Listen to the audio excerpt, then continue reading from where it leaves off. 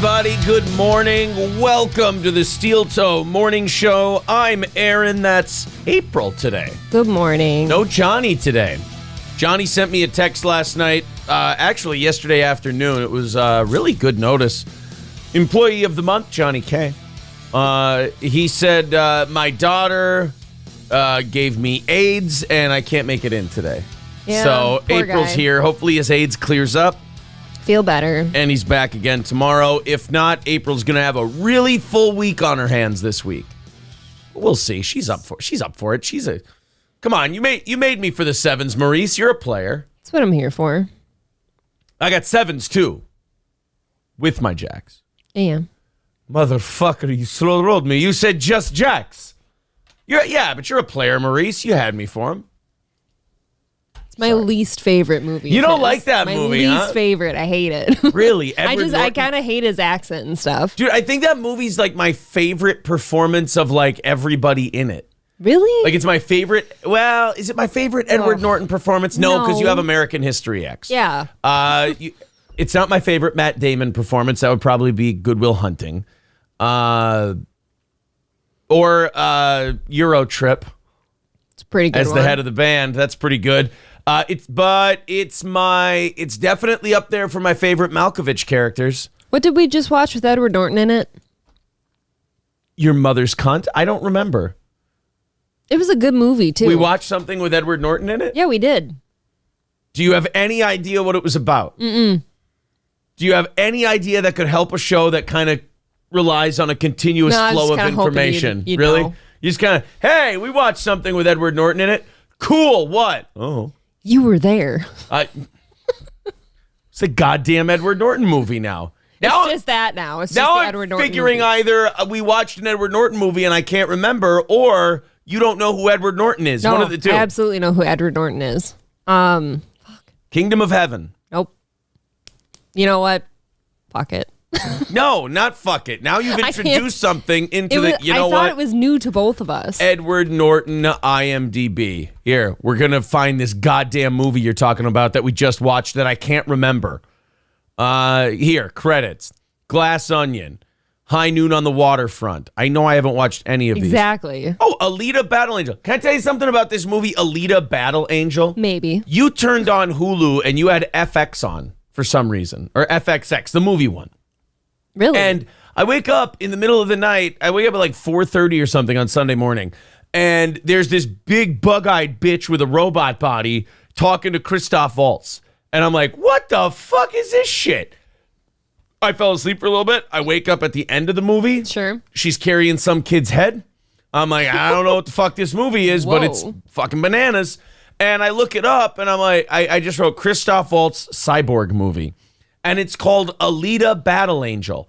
I have no idea what it's about. I just saw, like, Christoph Waltz plays this guy who does robot surgeries on people. Okay. And he's like a really kind, compassionate dude.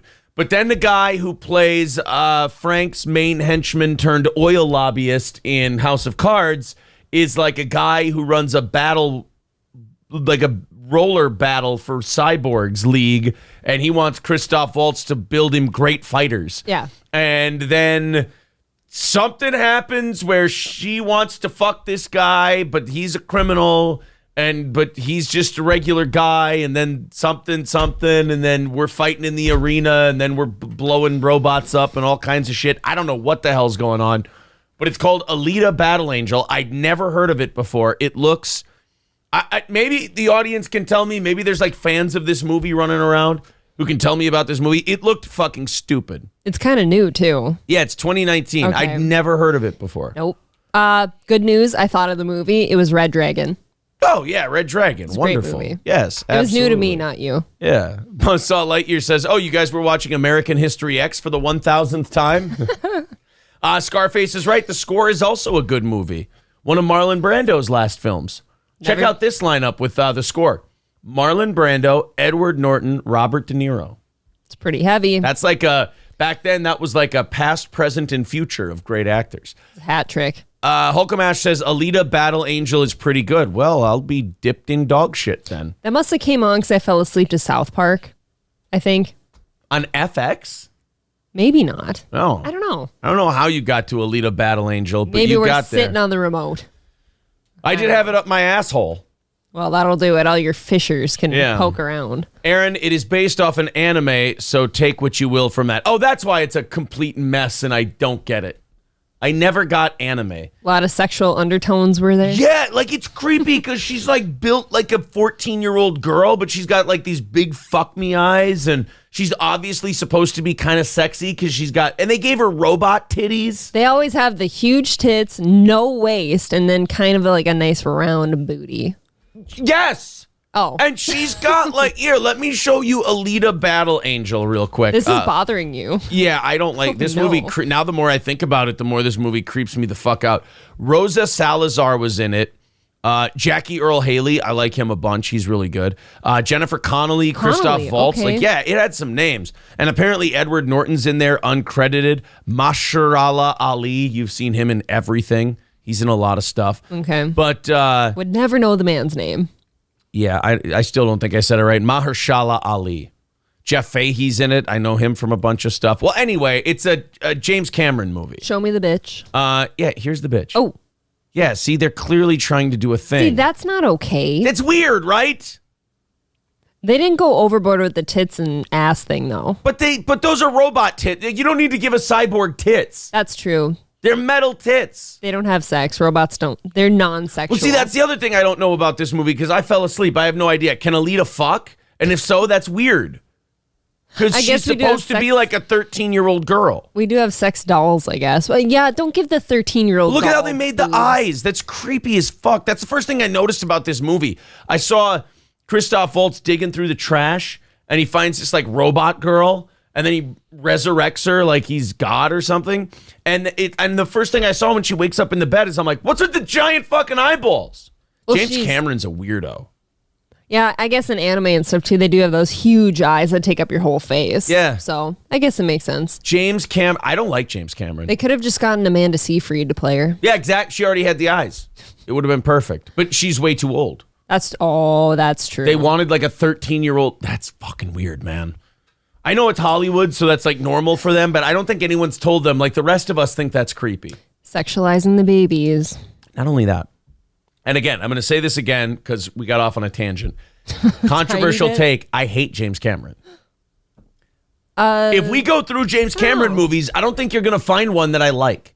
And not only... That's the Avatar guy, right? not Titanic guy too. Not only like all those, like not only you won't find a movie I like, you'll find movies that I have like clearly psychotic problems with.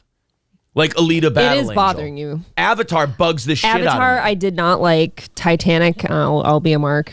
That's fine. James Cameron, IMDb. Has this asshole done anything that I like? I don't like him. Just a nerdy looking dude. I feel like he's trying to be a cross between Ed Cromwell and John Lithgow.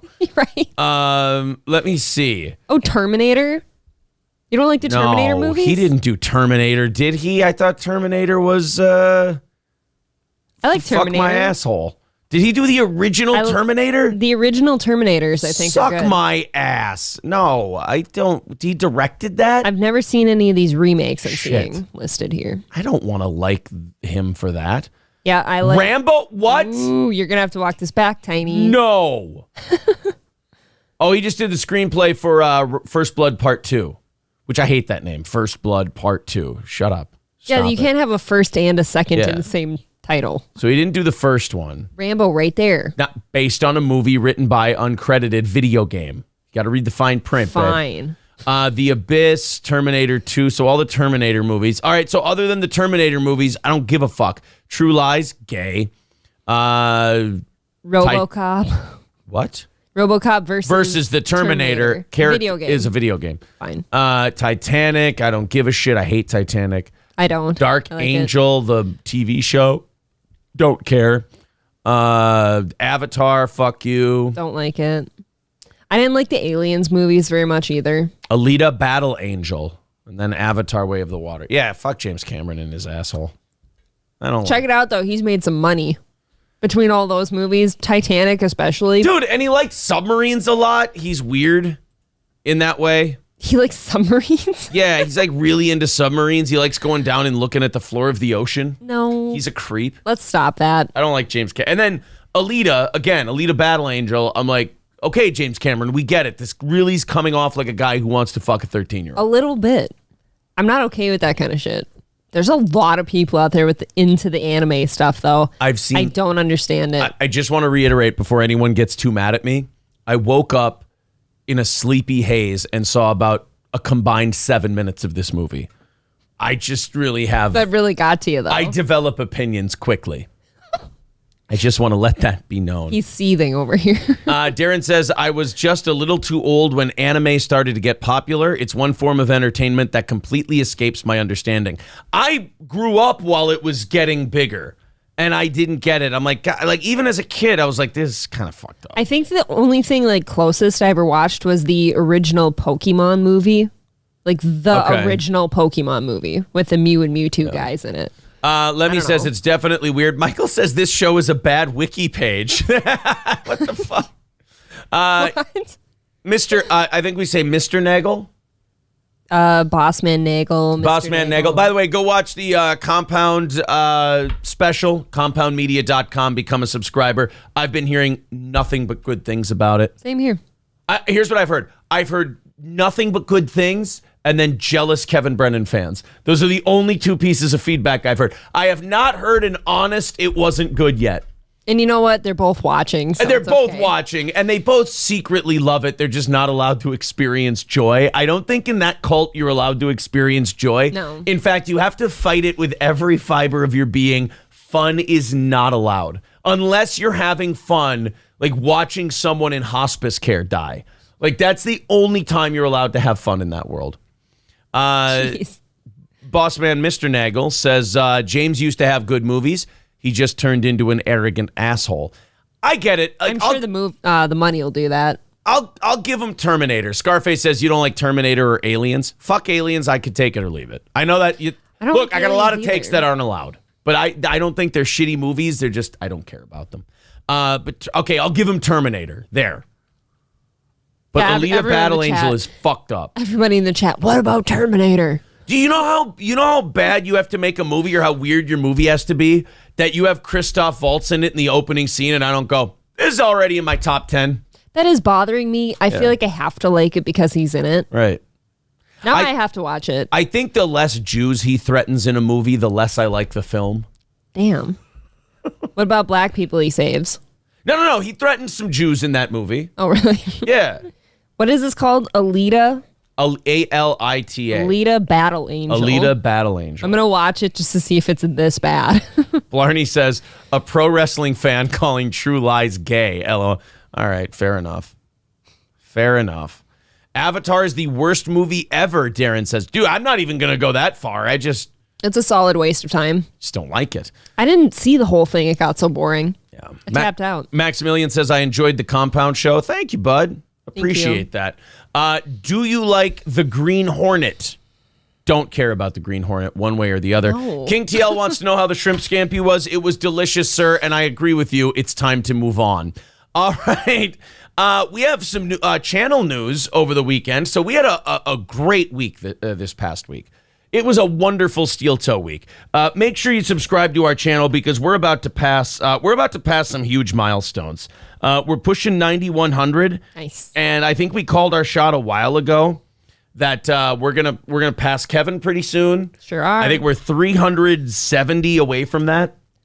It's really close. 370 away. And if you look at the last 30 days, if we go by that pace, we're about 30 days from passing him.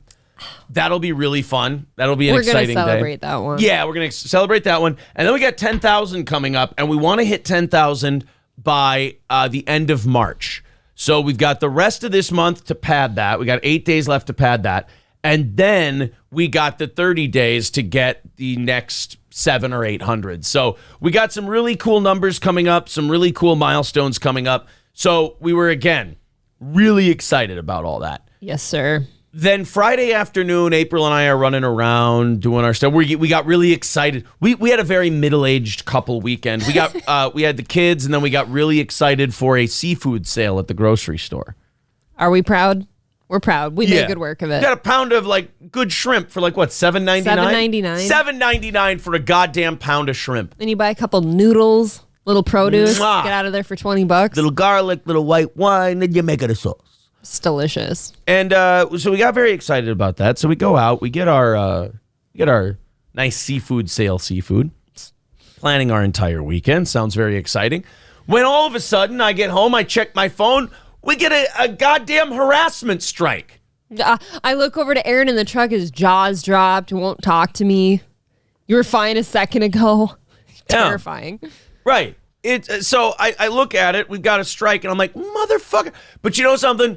Every time this shit happens to us, it bothers me less and less. Sure. Because we've put so many mechanisms in place to save our butts. To save our asses. So now there's Rumble, and we'll be like, hey, we made it for a week and a half with Rumble. So that's not a big deal. We'll be fine. Yep. But the second one, I was pissed off because I went downstairs immediately.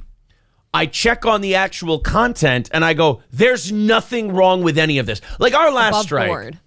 Our last strike was we played a Pfizer, it had to do with vaccines and Project shit like Veritas. that. Yeah, you're walking a line when you do that shit on YouTube. I got it. By the way, if Compound does want us back, I've already just started gathering stories. Like whenever I can't talk about anything on YouTube, I just go, boom. If Compound asks us to do a special again this week or next week, I got stuff already. Be pretty nice to have that outlet. Yeah. So we get the strike. I go downstairs. I look at it. I go, horseshit. And the appeals process is such that you write them a message. So I laid out timestamps. I go, we talked about this in this part. This is what we did. Mm-hmm. We talked about this in this part. This is what we did. And then I also wrote, this was a Valentine's Day special. Right. It was pretty innocent. It was pretty innocent. So we do all of that. And I wait about 20, 30 minutes goes by, and I don't hear anything back. And I told April, I go, this is good news. I think we're going to get this one overturned. Because the last time we had a strike, I appealed it. They came back within 10, 15 minutes and told us, you're fucked, take a break. Yeah.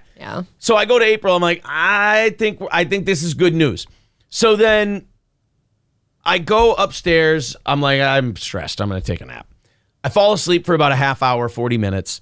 And I get an email from YouTube saying, our bad. It's been reversed, blah, blah, blah. Hey, if you'd like to communicate with our team further about this, and they sent me to this Google and there's all this other places where you can go, and I had to click 6 different things to send an email. I go, could you give me any information about what happened?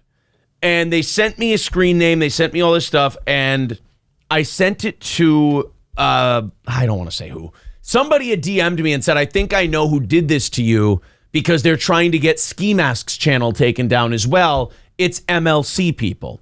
And I'm like, okay, that fits. I buy that. Yeah, that makes sense. And then I showed them who it was, and they go, yep, same guy. And I'm like, oh, that's cute. That's adorable. So then what do we do? What did we do? Didn't you inform YouTube that we are being targeted? Yeah. Well, no, I did that in the very first email. I was going to say, I was like, I don't that's know. Obviously somebody's going after us. So I let them know about that. And that's good because that lets them know that you're getting to, that lets you know that you're getting to them. And they obviously, I don't think they're doing a good job over there of hiding the fact that they're threatened and jealous.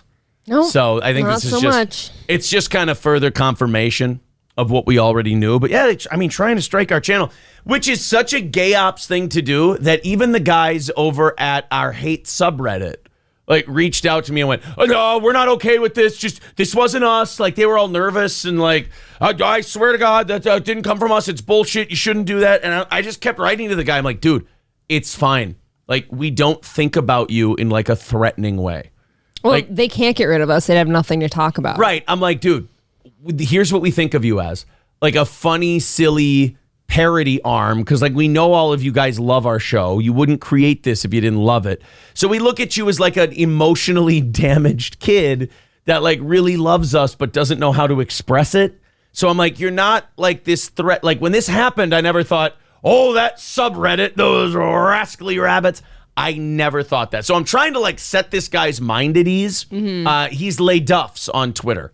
And I told him, I'm like, dude, it's okay. He's like, oh, I just want to let you know it's gay. I'm like, dude, I'm trying to tell you. Boy. You're fine. If somebody's sitting there messaging me that hard, that almost looks like it's the opposite of it. Mm-mm. I feel like you don't need to do that. I believe them because those guys are big fans of this show. They really like this show. And they just have to put on this front. And it's times like that, you see that. And they kind of, people will show you who they are. And that kind of showed me who they are. Fauci's Pangolin says, retarded parrots. Kind of. Yes, absolutely.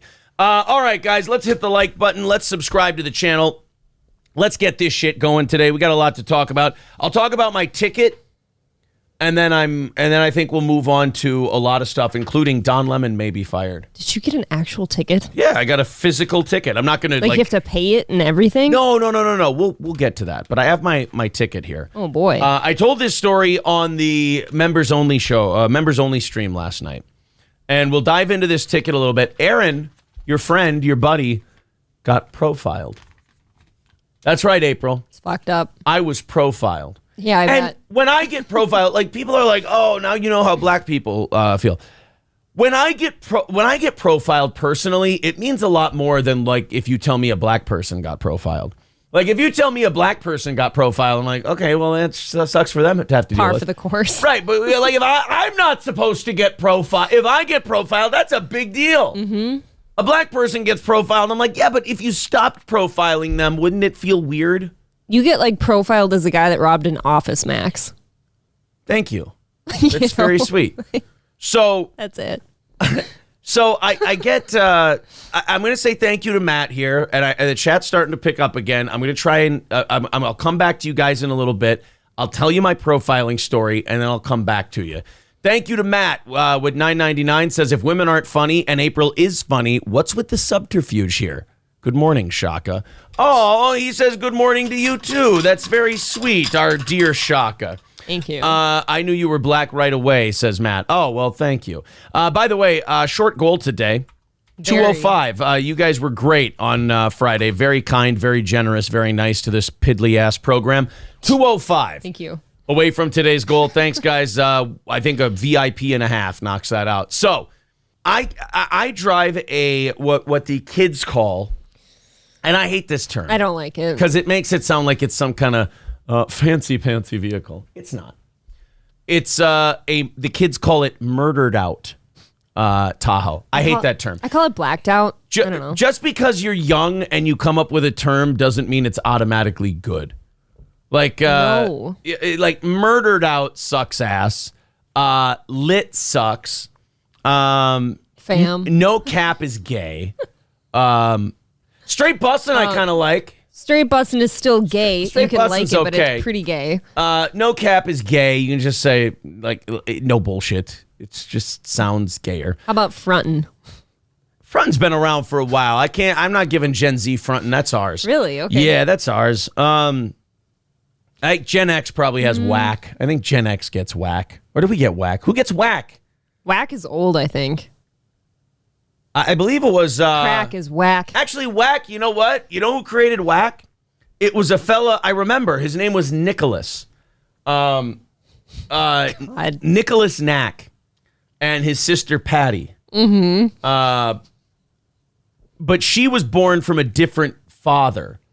And his name was Franklin Whack. Okay. So it was Nick Knack and Patty Whack who created the term whack, I believe. Is that correct? That sounds about right. Nick Knack, Patty Whack created whack alone. And then their old man threw them a bone. But they have different fathers, as you remember. There's Nick Knack and Patty Whack, and they created the term whack. And the term knickknacks for small little items. I think you should include that in your special next time. Have I ever told you the joke about a frog who went to get a bank loan? Nope. Yeah, there was a frog who went to get a bank loan, and he went up to the teller. Her name was Patricia, Patricia Whack. And he goes up and he says, "Hi, I'd like a loan."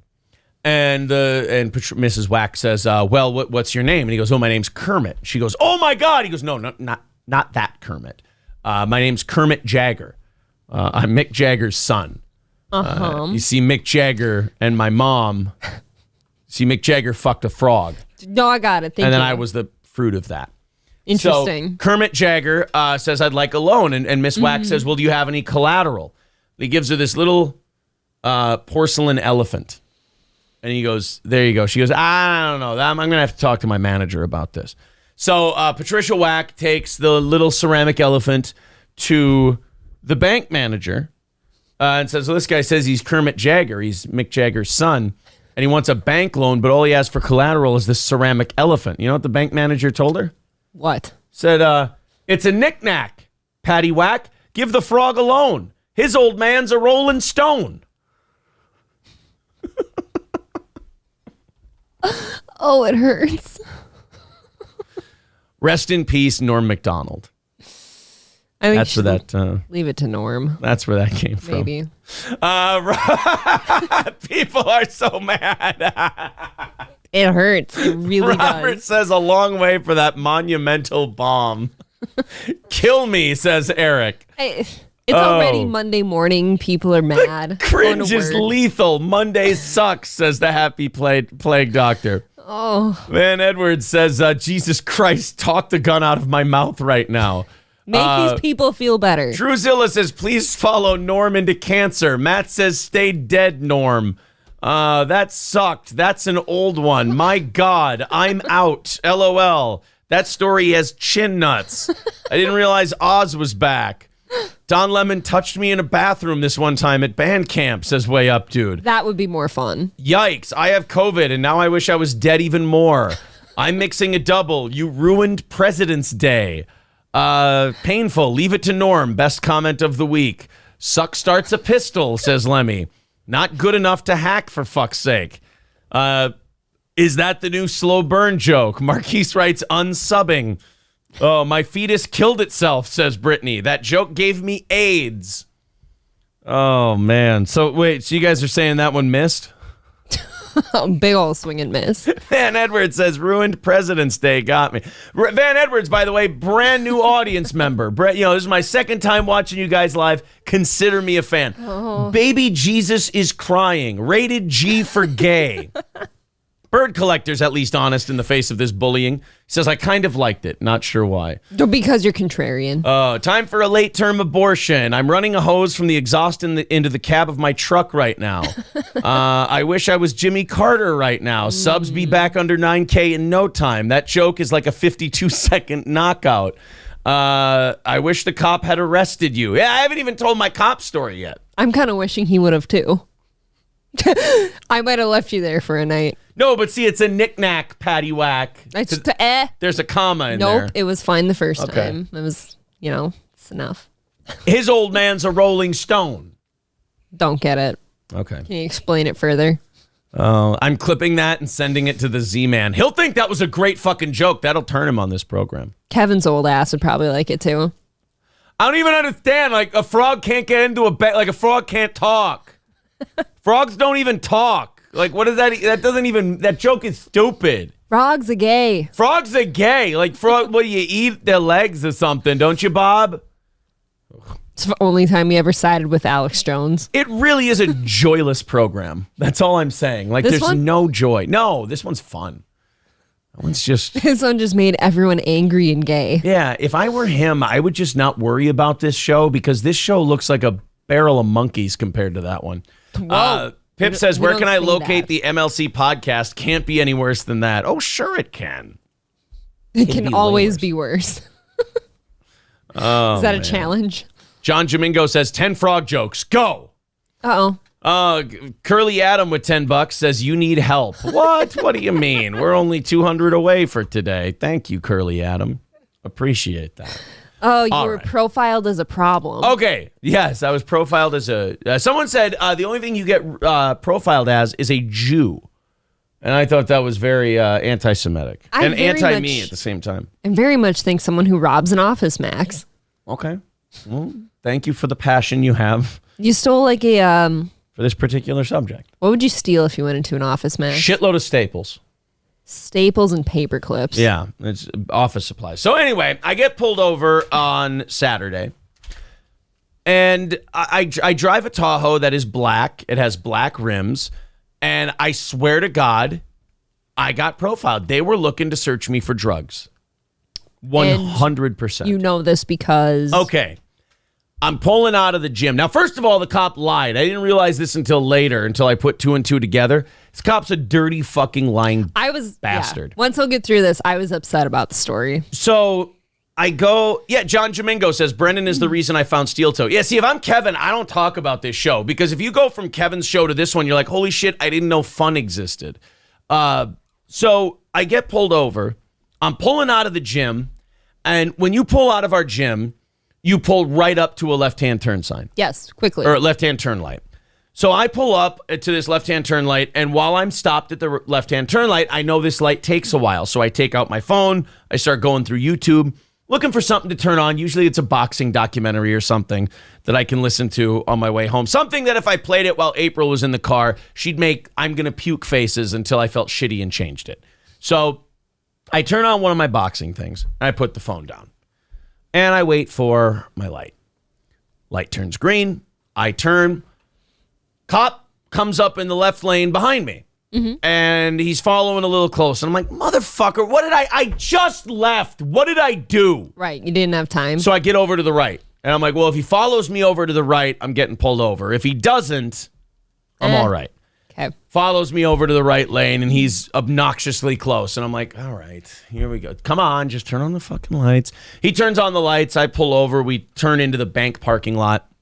God, and, you didn't make it far. No. So I turn into the bank parking lot, and he's like, license and registration. Hand him my license. Goddamn insurance is on my phone now, and I can't find the proper insurance. I find the old one, the one that expired in September, not the one that expires in March here. Okay. So I show him the September one. I'm like, you can take down the number. You can take a screenshot of it. Like, it's valid. It's good. It's, you can check on it. Whatever. And he says, do you know why I pulled you over? I'm like, I got to be honest with the officer. I have no idea why you pulled me over. Right. He goes, why'd you have your phone out at that red light? Like, you caught me lying or something. I've yelled at you for that before. And I'm sitting here going, and I was being honest. I'm like, you can't, if you're sitting at a red light, you can't pull something up on your phone quick. And he's like, no, you can't. I'm like, well, I was pulling up something to listen to on YouTube. Oh, really? Because I saw you with 2 hands on it. I'm like, yeah, it's right. The thing I'm listening to. I pulled that up. He goes, oh, so that's what you pulled up on your phone? Yeah, that's what I said. So I'm starting to get annoyed with this guy already. Maybe you just didn't like your pick. Something about James Toney. I mean, I love James Toney. So I'm telling him that, and then he goes, where are you coming from? I'm like, the gym.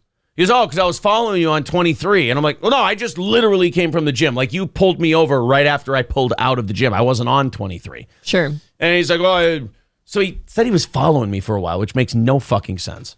And then he goes, blatant lie. Yeah, blatant lie. So then he goes, well, what were you doing? I go, I was at the gym. And he goes, do you have a gym bag with you? And I'm like, yeah. And I reach back, I show him the gym bag. I'm like, what the fuck? He's like, oh, because you had jeans on. I'm like, yeah, I change when I'm done at the gym. Right, I go to the locker room and I change my clothes. I take my soaking wet gym clothes off. I don't take my soaked clothes and wear them out in public then with my stinky ass. What an asshole. So he was, meantime says, because I was training, officer. Yeah. So he goes, well, have you been drinking today? It smells like you might have been drinking. I'm like, what? No.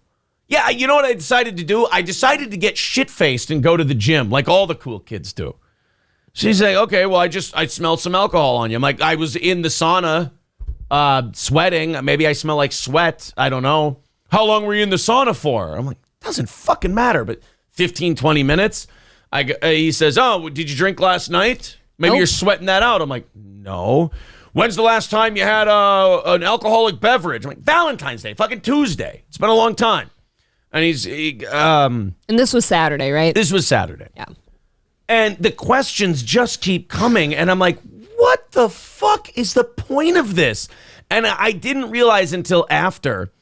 I'm like, this guy was looking for a reason to search my car. Like, this guy was anything to get you out of it, yeah. Something, anything. So he goes and he checks and he comes back and he goes, I'm going to give you a warning for the distracted driving. But I'm giving you a citation for the no proof of insurance. So now today I just got to go send an email to this email address on the back and send a screenshot of my insurance card and then be done with it. But it was like, I'm sitting there thinking about it and I'm like, this motherfucker wanted to search me. Yeah. Oh, Aaron and I were going out for a burger real quick to watch a little XFL for supper that night. And he forgot to tell me until later that night. So I'm hearing this story and that cop was completely fishing. He was completely bullshit. I told Aaron that he was a lot more polite than I probably would have been, and I don't have a problem with cops. I haven't ever. But once they start accusing you of like, oh, you smell like alcohol, and I clearly know I haven't been drinking all week long, like there's something wrong with you. Yeah. And I probably would have said something or called what is it? The complaint line? Yeah. Let's take a call. Call from Brittany. What's up, Brittany? You know, this kind of thing does happen.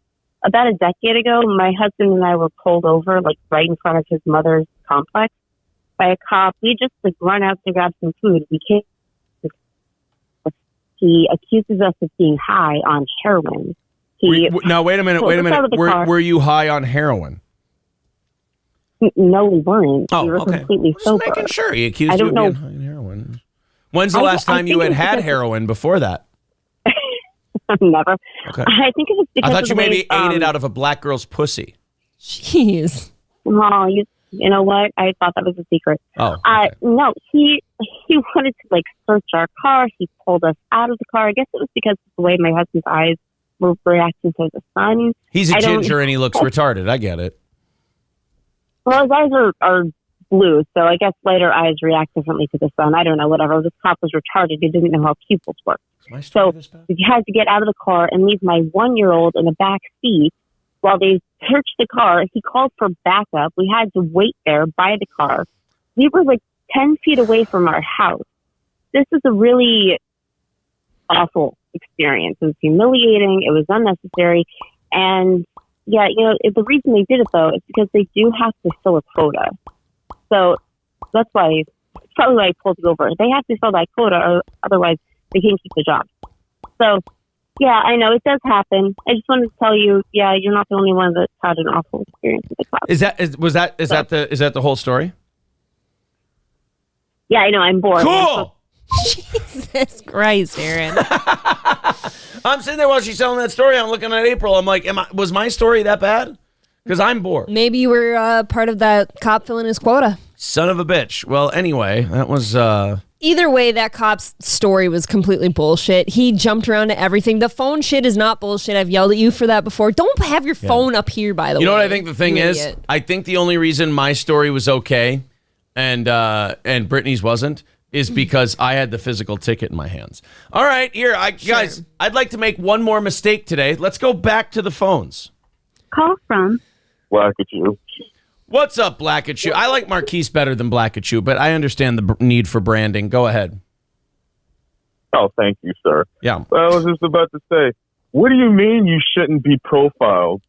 You're about as black as the rest of us. Just because you're light-skinned black doesn't mean you're immune to the daily struggles of the niggas. I hear you. You know what it was? That he probably heard me when April was gone just before we went out for dinner. That cop probably heard me listening to one of my favorite hip-hop songs of all time and rapping loudly and probably pulled me over for that reason. Also, could you be any more mean to that wonderful smoke show, Brittany? Look, just because you're into white girls doesn't mean I need to be nice to them. You know what? I was I wanted to, Marquise, there was something that I thought about you this weekend. And did you? You know, in bed. I was thinking about you and I had something I wanted to say to you.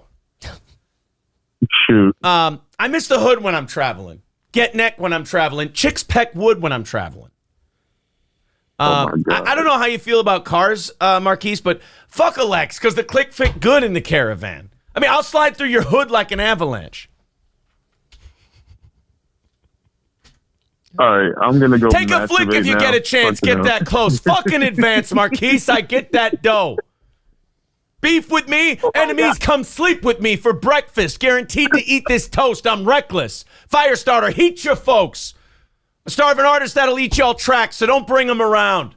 I be around Ricans, Vida Loca. They all got the toasters, don't need no gats. I got a six stash, leave them around. So I don't get left around. Haters around when I leave. In the winter, rock short sleeves, reason the pound. With the heat blasting, keep acting, the heat blasting, techno marine shining, marine fashion, backing them down. I can't say that word. All right. Anyway, how you doing, buddy? Bars, my nigga. All right, talk to you later. Jesus. Oh. Well, he's gay. Rock the Mic is one of my favorite songs of all time. Just from the, I'm a wrestling fan, so anything where you get a good pop at the beginning of the song, like just the first. So every song. The first few little beats of that song, you say, ding, ding, ding, ding. And you're like, oh my God, it's like a Road Warrior pop. Anyway, I like when I can combine wrestling and hip hop together. I feel less secure with you now. I think it's beautiful. Donovan with $20. Thank you very much, sir. 185. Away from doing an extra half hour for you today. I got more Ethan today. Really? For overtime. Yeah, Ethan's still being tardoed. Right. Donovan with another $10. What a sweet guy. Starting off our morning here. 180 away from knocking things out today. Okay, where are we at? Hulkamasha Baby says you're not on drugs. I know. But honestly, maybe the guy should have been rougher on you. There's a chance. I don't think so. Can April just do the solo show today? Son of Cornette got soul, says Dario Delfino. I'm skipping all the people who are saying mean things about my... That was gross. My poetry. That's just clearly you trying to get Marquise's attention. Dude, I can't help it. I see there's not many black people here. When I see a fellow Negro, I converse with my fellow Negro. Yeah. I really wish he hadn't said that to you, because now you're going to wear that like a badge. I'm half Negro. You're not. And Howard's half Negro. So anything you say bad about Negroes, you're saying about us. You understand? All right. Lip Ripper says that's why you got pulled over. He heard you rapping. Is that why he shot me too? God, I hope so. Yeah. I told him his mom, I said, the quote was, your mom's ain't shit. And then he capped me right in the leg. You probably deserved it. Fucked up. All I said, your mom's ain't shit. And then I got capped in the knees. But hoes and tricks. No, I saved that part. He shot me before I could say that. Yeah, Van Edwards says he relates to the black now after the cop sitch. Exactly, except I don't say sitch because I'm not a teenage girl. April's just wishing Corey was here instead. What are you After talking that about? tiny bit. How dare you? I've got Tiny a great bit. show planned for today. You know, if you guys aren't careful, you're going to miss out on a really wonderful show just because you couldn't indulge my hippity-hoppity nonsense. This is very clearly a thing between For a little two bit. gentlemen trying to have sex. Let's go over to the Rumble chat. Nizzler says, yeah, I found out years ago the only way you can have your phone out in the vehicle is if it's in park, because even though you are stopped, you're still in control of the vehicle. So it's like what do you call it? The drunk driving laws, too. It's like even if you're asleep in your vehicle, you still can't be in it. This is not news to you. I've told you this many times. And you're that weird kind of old man who like has to pull their phone up in front of their face with both your hands. I never understood that either. So everyone can see what you're doing. I never go on my phone unless I'm going to sit down here and like poke around at something just to switch to the next video. So I'm like Kurt Russell in The Hateful Eight. I got to put my little specs on. And I get never nice and understood close. that. By the way, April and I just started The Hateful Eight last night. I like it. I haven't finished it yet, but I like it. I like it so far. We've got like 2 hours left. Yeah, it's a long movie, but there's a lot of good names in it. It's a ballsy movie by Tarantino because there's not much scenery changing. It's just all dialogue so far. You have to make a lot out of a little. Yeah, it's kind of a ballsy film. And anytime I see Walton Goggins in a motion picture, I'm a happy guy. Plus the N-words everywhere and Aaron All loves over that. the place. Oh my God. And I love how Kurt Russell's like this hardened bounty hunter, but you say the N-word and he's like, whoa, let's take it easy. Got some lines he draws. Come on with the N-word. I don't know. It's just funny because like in the 1880s or whatever that was not a thing anybody ever said. It was like, hey, cool it on that N-word. Yeah. I don't know. There had to be one or two and he just was the one. Yeah, maybe he was. It's just you don't expect it to be a guy who takes people to the hangman. No. To be that person. Yeah, Carlos says it's Tarantino, so it'll have the N-word and feet 50-50. No feet yet. No feet yet in that movie. Scarface says, I hope Walton Goggins makes an appearance in the Justified series coming out. That's a fun thing to hope for. All right. He's a fun one. I like him. We got a lot of stuff to talk about. We have plenty to go over today. I just found this out, like, as I was going to bed last night. Don Lemon could be gone. Oh, yeah, I saw that. Don Lemon, of course, we talked about him last week. Do we want to play catch up with the audience, the Don Lemon, Nikki Haley thing? We should show them what happened. Here, yes. Don Lemon, Nikki Haley. Don Lemon said this, and he had to have a little argument with the gals about it as he... Let's, who's this creepy looking fuck? This is, I just picked a video from The Hill and this guy came up. I don't like this. Is he a young preacher or something? I don't know, but Ooh. Jesus. Oh my God, he reminds me of somebody from a movie. It's, remember the guy in Clerks?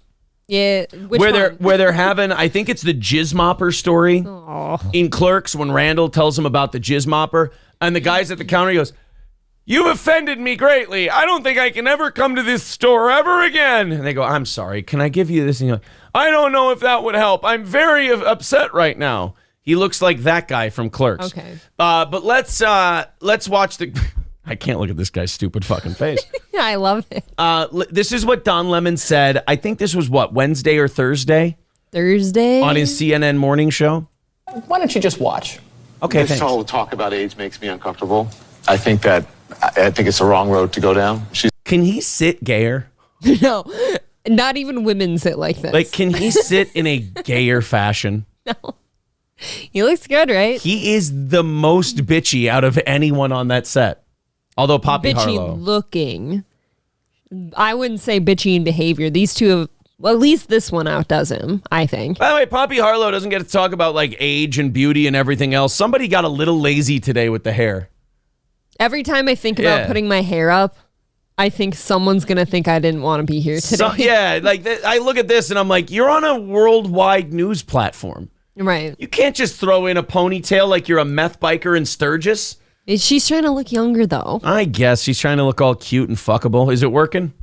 No. She's kind of got deflated tits, doesn't she? They look respectable. They've seen better days. Jeez. I feel like those tits have seen better. This one's definitely gunning for her gig. Well, she's also a decade younger. Yeah, like this one, she's trying to be the new fuckable. What's with CNN? Can they not afford tits over there? Are they that broke? There's some good tits in that suit. In this, I don't see good tits. That's because she has a suit on. Fox has better tits. Aaron's a tit denier. Yeah, Fox has better tits. That's for sure. Okay. Fox will give you the tits.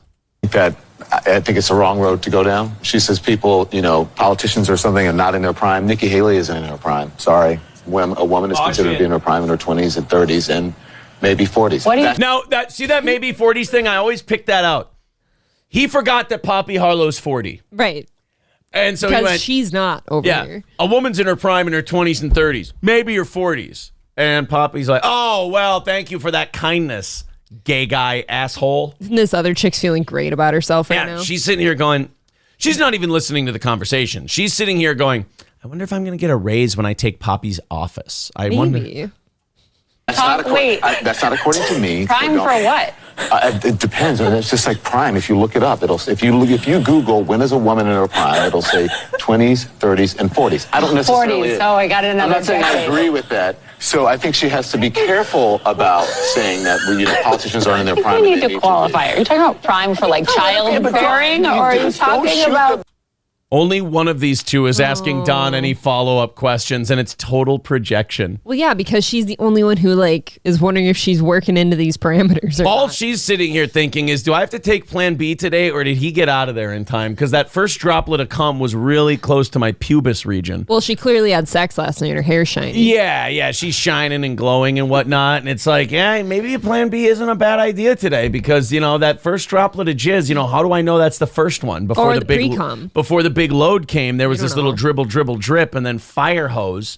I was working the lacrosse team over at Duke University, and don't go for lacrosse. Look, she likes the ones where she doesn't know if they're gay or not. So that's why she's staring at Dawn. Yeah, obviously. Ambassador, I'm just saying what the facts are. Google it. Everybody at home. When is a woman in her prime? It says 20s, 30s, and 40s. I'm just saying. When she punches a gay black guy in the face on TV, that's when a woman's in her prime. She'll get there. Unless Haley he's gone. should be careful about saying that politicians are not in their prime. And Clearly a woman in her 20s. Who can laugh about that? What is this show? Is this on TV? This was like it's like a morning streaming show on The Hill. It's a political website. Okay. People go watch it. You can always tell what age the woman is reacting to that, whether they laugh or whether they go, "Yeah, piece of shit, I hate him." She's in her 20s. Yes. Clearly. And he is Rick Astley's kid. I'm not really sure. That guy's troubling. I want him gone. He's so mousy and weird. Yeah, just for my own comfort, I want that guy to be away, just away from everything. Just go. So Don Lemon. So the result of that was Don put this really groveling apology up. I saw it on Twitter. I don't know where he officially posted it, but he gave this big statement about how it was inappropriate and wrong and blah blah blah. And did I mention I'm gay and don't fire me? Well, he's not slated to appear today on CNN this morning, as his future on the show continues to be discussed at the highest levels within the network, according to two people familiar with the matter. I'm guessing their secret sources are Poppy Harlow and the other chick. Probably. They all had a meeting in the bathroom. Yeah. Lemon, who was forced to make a groveling apology to CNN staffers on Friday after making offensive remarks about women and aging, had been scheduled to anchor this morning alongside Poppy Harlow and Caitlin Collins. That's her name.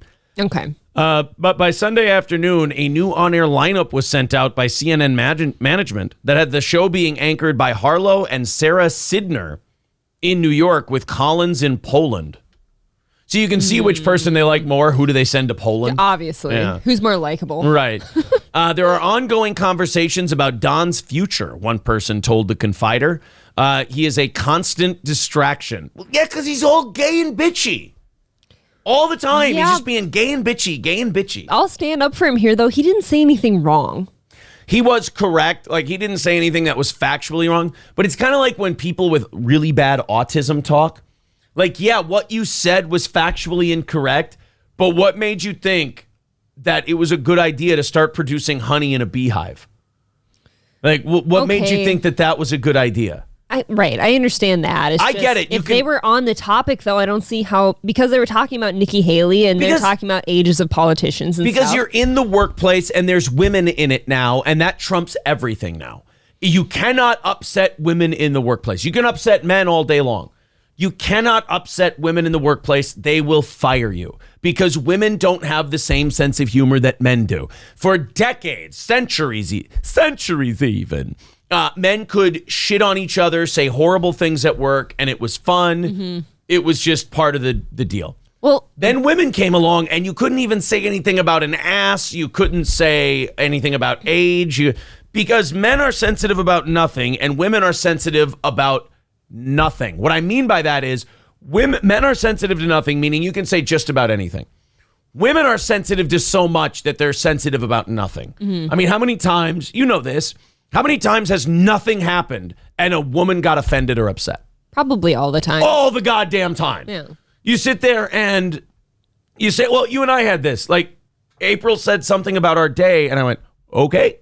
Like, I said it in like a weird kind of a voice because it was just, I was being playful. It sounded funky. And April goes, oh, what does that mean?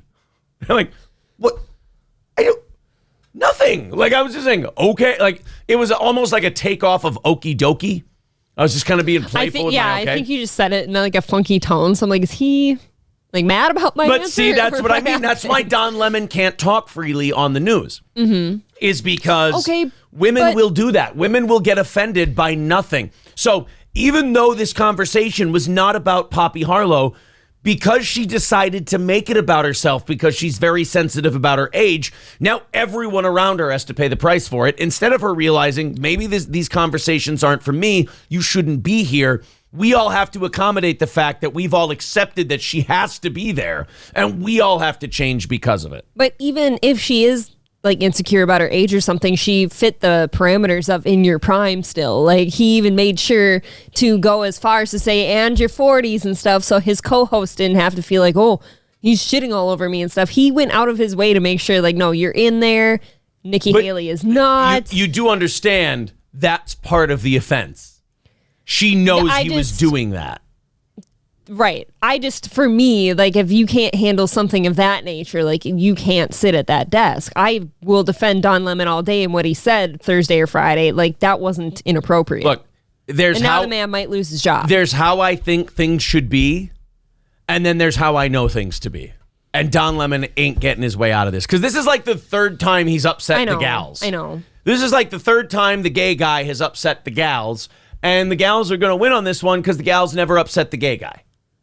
And if you upset the gals too much, you got to go. Now, is the show going to suck more? Of course. I don't want to listen to these two talk about anything. You know what? Nobody's ever going to watch their show without him there. No. Well, in fairness, I've seen the ratings and stuff. They're not watching him with him on. Like, CNN continues to be more and more of a dumpster fire. They will fire. extra not watch it now. They will. Yeah, like, they won't even hate watch it. They will not hate watch. It'll be gone. Stevie Lou says, do you guys think that when life gives Don lemons, that he makes Don Lemonades? That had no business being that funny. When Don Lemon is handed a hairy asshole, he makes Don Lemonades.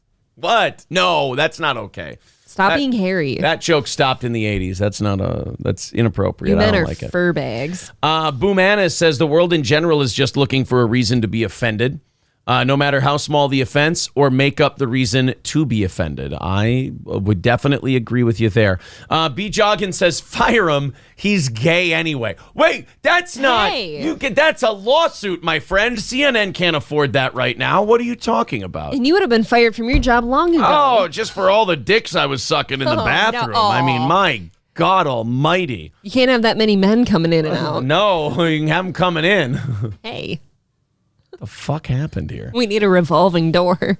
Scarface with $4.99 says if he does get fired, how long before he claims it's because he's black and gay? I was just going to say, do you think Don Lemon files a lawsuit? Check it out. If he gets fired for that miserable offense, I hope he does do that. Just to cause CNN a headache. Yeah, because there's nothing wrong with what he said. No. Like, what he said was factually correct. But it's one of those things where we live in the world we live in. So it's like, while I know what he said, there's nothing wrong with it. When he said it, I knew he would be in deep trouble. I understand that too, but what's even worse, in my opinion, is he was having a good conversation. Like, we shouldn't be having politicians that are not excuse me, let me rephrase. We should not be having politicians in office that are old grandmas and grandpas now. He was having a good conversation. Upsetting women is almost against the law at this point. And what I mean by that is, think about the punishment here. Don Lemon is probably going to lose his job. Yep. Don Lemon was off Friday. He's off now Monday. Don Lemon said a woman isn't in her prime in her 50s. That's like looking at a bruised banana and going, oh, this banana's not in the best shape it's ever been in. That's just a fact. I'm sorry. A woman in her 50s is not in her prime. I've got a soft avocado on the counter, and it's not as good as it once was. So okay, he says that. Think of all of these news people that said shit about COVID that wasn't correct, that turned out to be wrong, that turned out to be misinformation, that turned out to be and it hurt people. Like, people took this advice from the CDC and the news and everything else, and then 6 months later they go back on it. Mm-hmm. Okay? Nobody got punished for that. Nope. Nobody got held accountable, and that affected people's lives. Don Lemon said women in their 50s aren't in their prime, and he's going to lose his job. I just want that to sink in with people for a second. You can say things on the news that cause actual substantial harm to people, but you cannot upset a middle-aged woman. That's what I'm saying. His co-host wasn't even middle-aged yet. What I'm saying is pretty close. If 80s life expectancy, what's 40? She's 40. She was a decade off. So, to me, it tells me, the whole people teach you how to treat them thing. Society tells you what the rules are.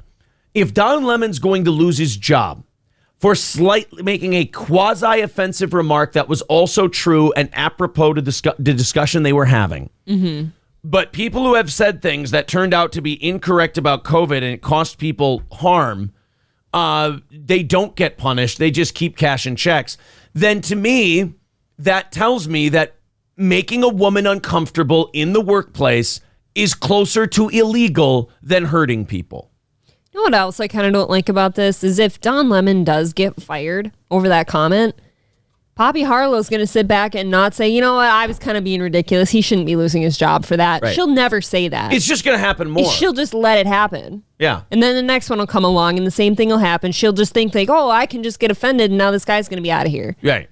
So, I mean, it's part of that thing about women that I don't like, where we're bad bitches, but also you hurt my feelings. Somebody punished it. Will some man please punish this guy for hurting my feelings? Well, which one is it? Oh. Because if you're just like us, for centuries, we busted balls and told inappropriate jokes in the workplace before you got here. So I think it should be up to women to conform to the workplace, not the other way around. Like, if you're going to say we're ready for the workplace, well, this is what the workplace is. It's conversations, it's jokes, it's all kinds of different things.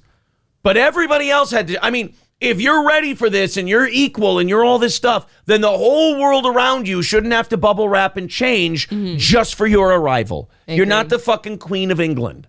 But don't you understand? Don Lemon is a queen. Yeah, he is. Don't you understand, Aaron, that the boss bitch move is that you can just have people fired? Right. My feelings were hurt. I think you should fire him. And then you get to say we're equal. It's like, I'm sorry, you and I are not the same. I would never do the shit you did. Right. It's like somebody who poisons someone versus a one-on-one combat. Precisely. It's really weird. Nicholas with $25 says more of an informer than a Negro. Okay. Jesus. Thank you. Thank you, Nicholas. That's very nice of you. Only 150 from knocking it out today. Thank you guys very much for your generosity. Marquis says, I totally agree with Aaron. The workplace shouldn't have to conform to the will of sensitive ass women. Sensitive anything. I agree. Sensitive anything. But he's gone. I think Don Lemon, this is either like a week-long suspension and he'll come back. Which that's inappropriate, in my opinion. No suspension for that. How about we get a little thicker skin? Are we doing a news show where we talk about the news? Or are we not doing a news show where we talk? Because if we're going to talk about the news, we have to be able to upset people. This is a strange place for me to be in, but I hope that if Don Lemon is fired, that people do bring him on like big shows and shit like that. Like Tucker has him on and shit and talks about this stuff, about how inappropriate that is. All right, guys. Welcome to Tucker Carlson Tonight. This is going to make our Fox News audience uncomfortable, but I'm bringing on a gay African-American gentleman. So just prepare yourselves and try to hold your eyeballs into your head. I'd watch that. I'd watch that broadcast. Don Lemon. Dude, here's the thing about Don Lemon. He may be wrong about absolutely everything, and he may be a dramatic play actor. But, like, he can get people talking with the shitty, dumb things he says. Yes, he can. I can't remember a single thing Poppy Harlow's ever said. No, except for being bitchy and sensitive. Yeah. You know? But at any rate. I'm not a Don Lemon fan, but I'm also not for watching somebody like him get fired for a comment like that. Rexdart parody account says, we need to have an honest discussion about this issue. Here's exactly what you can and can't say. Exactly. Give me a chart. Have it like on the teleprompter in front of me. I don't know. Richard Koski says it had nothing to do with the conversation. She said if you are old as fuck and a politician, they should make sure you don't have dementia. Then he was like, you're busted and can't have kids. That's not how I saw it. What I saw it was she said politicians that age aren't in their prime. And he goes, well, Nikki Haley, in your 50s, you're not in your prime. It was kind of an elaborate dodge on his part, but it did have something to do with the conversation. Like I said, he can have a shitty take. You're allowed to have a shitty take. Like, he was trying to spin it so he could attack the Republican. But even though it was a shitty take, it was vanilla. It was nothing. It wasn't a harmful take. He didn't hurt anyone with that comment except somebody's feelings. Corey Dinosaur with a great point, too. He goes, it's a morning news show. That show's demo is women in their prime. Of course he's getting fired. I guess. He's, Don Lemon is bitter fruit, says John Shamingo. It's very funny. That's a good place to leave it. Yeah. Yeah, I think he's done. They've been trying to get rid of him for a long time now. They kicked him off his primetime show. Obviously, there was something in his contract where they'd have to pay him more. He's been doing this morning show for almost a year. So maybe that contract is whittled down enough where they're like, all right, we'll eat the rest of this and just cut this guy loose. Maybe. Do you think just suspend him for the length of his contract and make him sit it out and pay him. That wouldn't be so bad for him, would it? He has time to shop around in case anybody might want him. Are you saying those people enjoy shopping? You're saying he'll shop for shoes? Look, he might do it looking like this and all that shit. That's fun. Like, I can't imagine sitting like this. I want to find a Walter Cronkite news broadcast and then transpose it with Don Lemon going, here's what Nikki Haley said, and that's kind of bitchy. Sorry. I want to go find Walter Cronkite here. Walter Cronkite. Whatever. I don't give a shit what it is. Here, JFK assassination. Oh, geez. Spoiler alert. Yeah. Guys, sorry, spoiler alert. JFK lost his head. And now for the next 30 minutes, as the world... Oh, they interrupted as the world turns. For viewers of the CBS soap opera, As the World Turns, back to the soap opera, but not for long.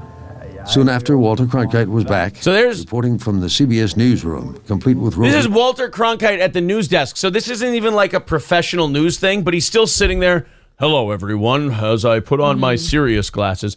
Could you imagine if in the 1960s, Don Lemon were like, all right, everyone, we've got some breaking news. Apparently, the president's been shot. This is wild, you guys. Sorry to bring you this horrific news. Yeah, you shouldn't be allowed to sashay on the news. No. Just an opinion that I have. Not even women sit like that. Yeah, I mean, I've had that opinion for a long time. I've just never verbalized it. You don't think you'll have to. I don't think you should be sashaying on the news. Yeah, Michael B. Snap. The president's dead, y'all. I just started doing the bend and snap from Legally Blonde. What the fuck? You can't sashay on the news. I think the only All right, everyone, look. I guess a bunch of Muslims crashed a plane into the World Trade Center. I know. When I heard it, I was like, what the fuck? And then everyone was like, no, seriously, you need to report this. And I'm just like, oh, what are we going to do? This is scary. Are you so good at that? Years of practice. Wow. I'm an impressionist. I think the only person who can sit on the news and talk like that is Jennifer Coolidge. Actually, you know what? Don Lemon can sit on the news, and he can take the news all the way up to the end. He can sit really deep into the news. Don Lemon. Poor Don. Yes. Oh. Yeah, Kane B. Oh. Breaking news, everyone. Kamala Harris is president. Yes, queen. Dude, I had to leave a TJ Maxx yesterday because of her. Yeah, I just love that there's like there should be a loudspeaker just like on the live broadcast, like, Don, what did we say about sashaying on the news? Oh, sorry, I'm supposed to. They're gonna end up like if Don Lemon comes back, they're gonna have to put handprints in the desk and just put like a really sticky substance in it. Like, puts his like fly here. paper, and he just puts his hands in it, and they just stay on the desk the rest of the show. This is uncomfortable though too. It's a lot more comfortable for the people watching than this is. Yeah, this isn't even comfortable for the person doing it. Don, excuse me. Yeah, guys, we're live. What? Stop being so gay, Don. All right, thank you. Brittany says, Aaron, before I leave, I know I can be boring. However, you know now how everyone feels during sports talk. Oh, see, now you know what that is right there? That's hurt people hurting people. Hurt people. That's what that is, Brittany. That's you done me dirty. Hurt people. That's all that is. All right, guys, whether you're watching on Rumble or YouTube, thank you very much. Hit the like button, subscribe to the channel. We try to get to 200 by the end of the first hour. The first hour is over. We haven't really pushed the likes at all today. But where are we at? Somebody hit the refresh button. Throw me a like counter. And let's see if we can make a nice little run to 200 on that, please. What are we at? Somebody's going to hook us up here. I don't like, when we do restream, we have a little bit heavier delay than we usually do. It's not 27 be jogging. There you go. Thank you, Stevie J. Ooh. 103. All right. Everybody hit the like button. Let's get that up to 200. 300 by 8 o'clock is a little greedy. I will say that. A little. 300 by 8 o'clock is a little greedy. But we could do it. Yeah, but keep hitting the like button. Let's get her up to 200. We're already at 127. Keep refreshing. Keep updating me on the number. If you like the show, hit the thumbs up button. If you're enjoying the show, also remember to hit subscribe. We love having new audience members. This show is growing like a weed, it is. And we are getting closer and closer to 91. Then we'll be at 92. Exciting. Then we'll be at 90. And pretty soon, we'll be at 10K. Sorry, Kevin. Yeah, sorry about that. So sorry about the footsteps. Those footsteps are us. They get louder. Yeah. I mean, our live viewership numbers, let's see, at our peak, we're 600 YouTube, 200 Rumble. Yeah, that's already more than you do. But the sub number will now start reflecting that as well. Sorry, buddy. Nothing personal. It's not our fault. We just did a better show. Sorry. Well, I guess we did a show. We did a show. Yeah, a show. I mean, it's not really hard to do a better. You just have to do a show.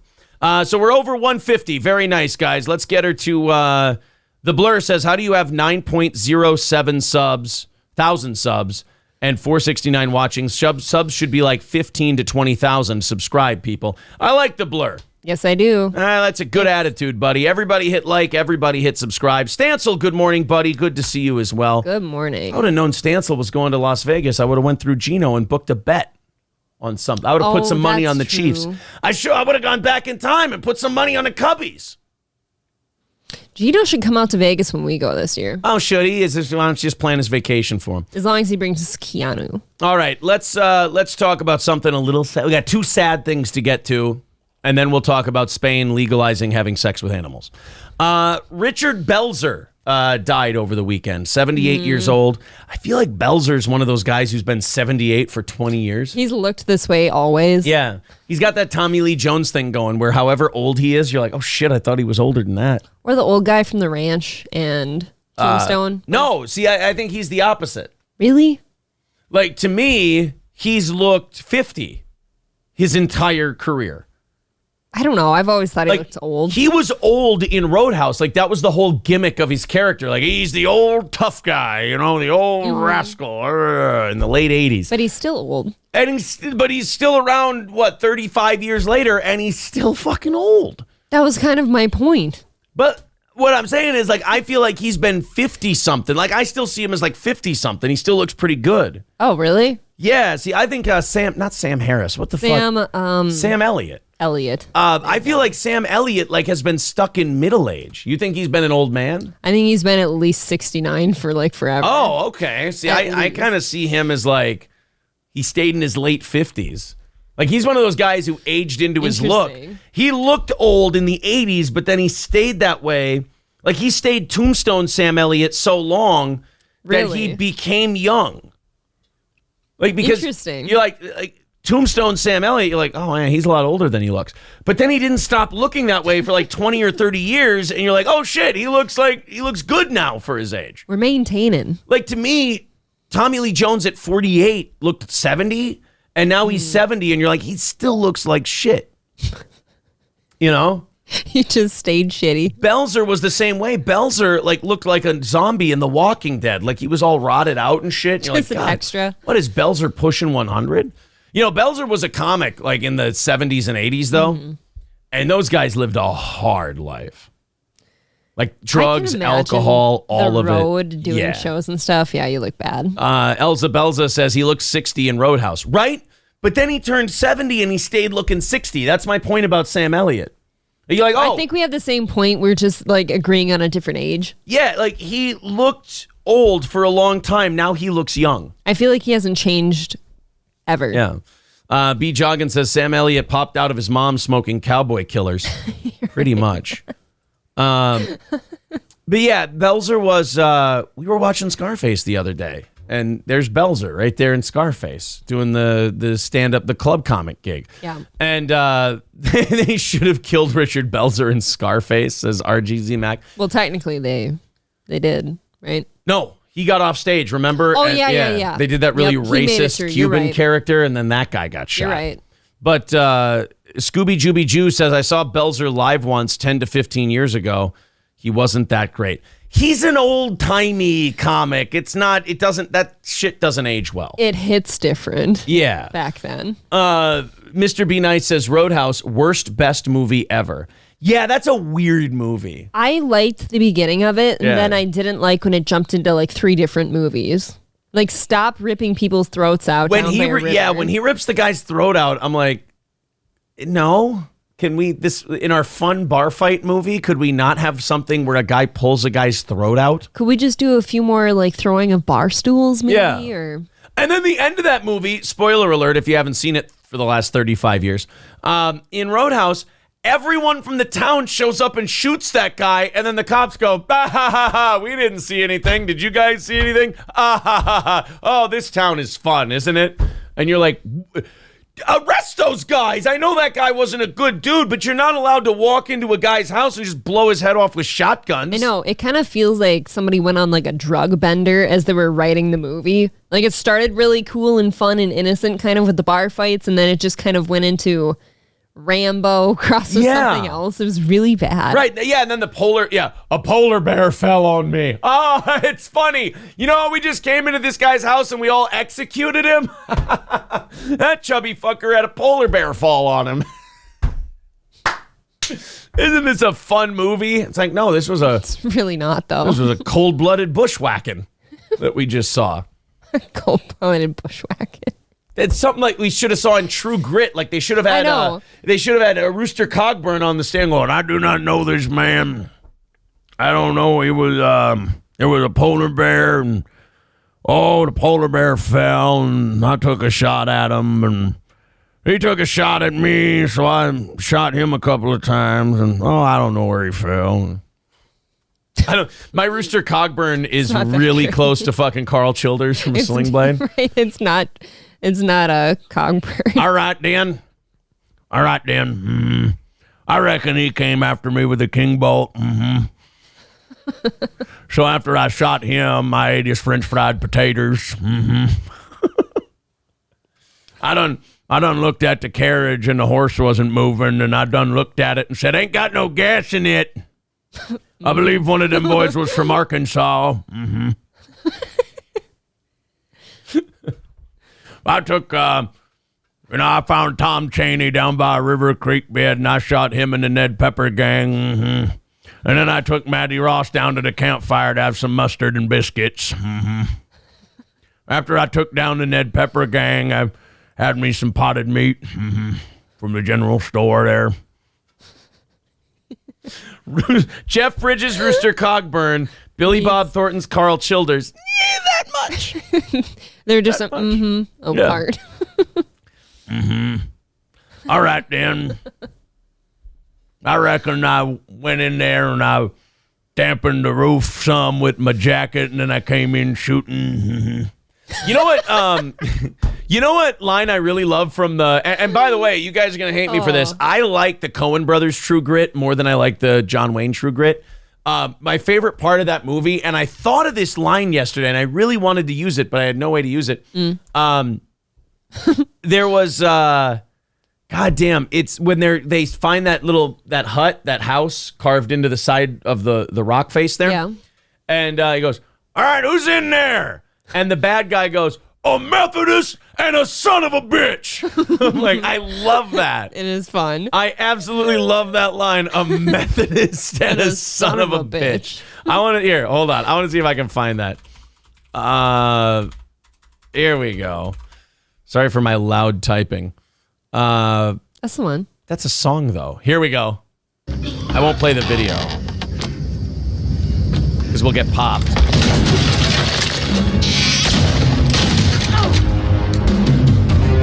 I'm a federal officer. Who's in there? A Methodist and the son of a bitch. I love that fucking line.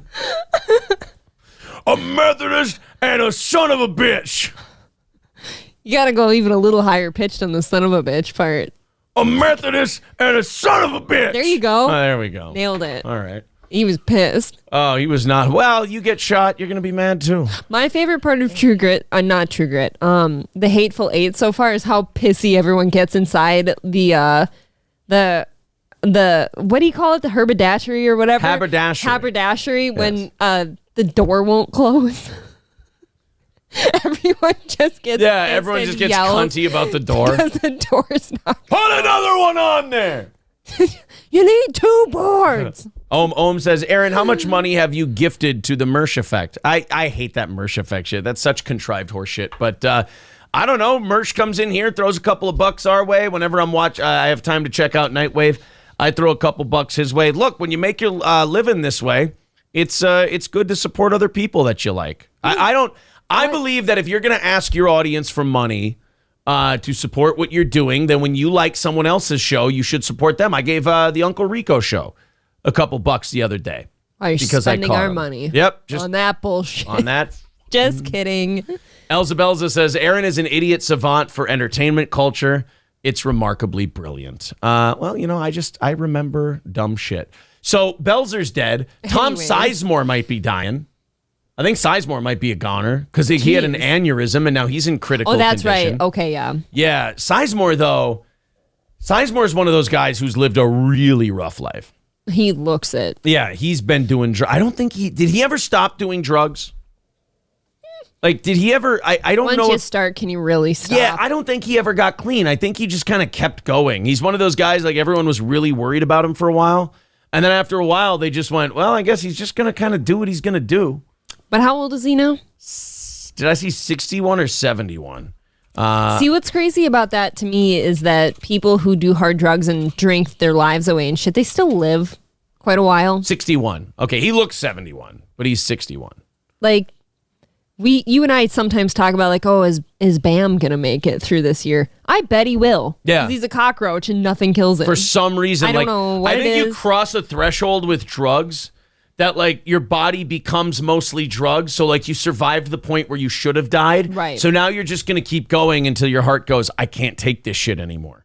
And then just shuts everything down. I mean, meanwhile, you'll get, like, young people dying from other drugs and shit, but somebody like Bam will make it forever. Saving Private Ryan line, we survive.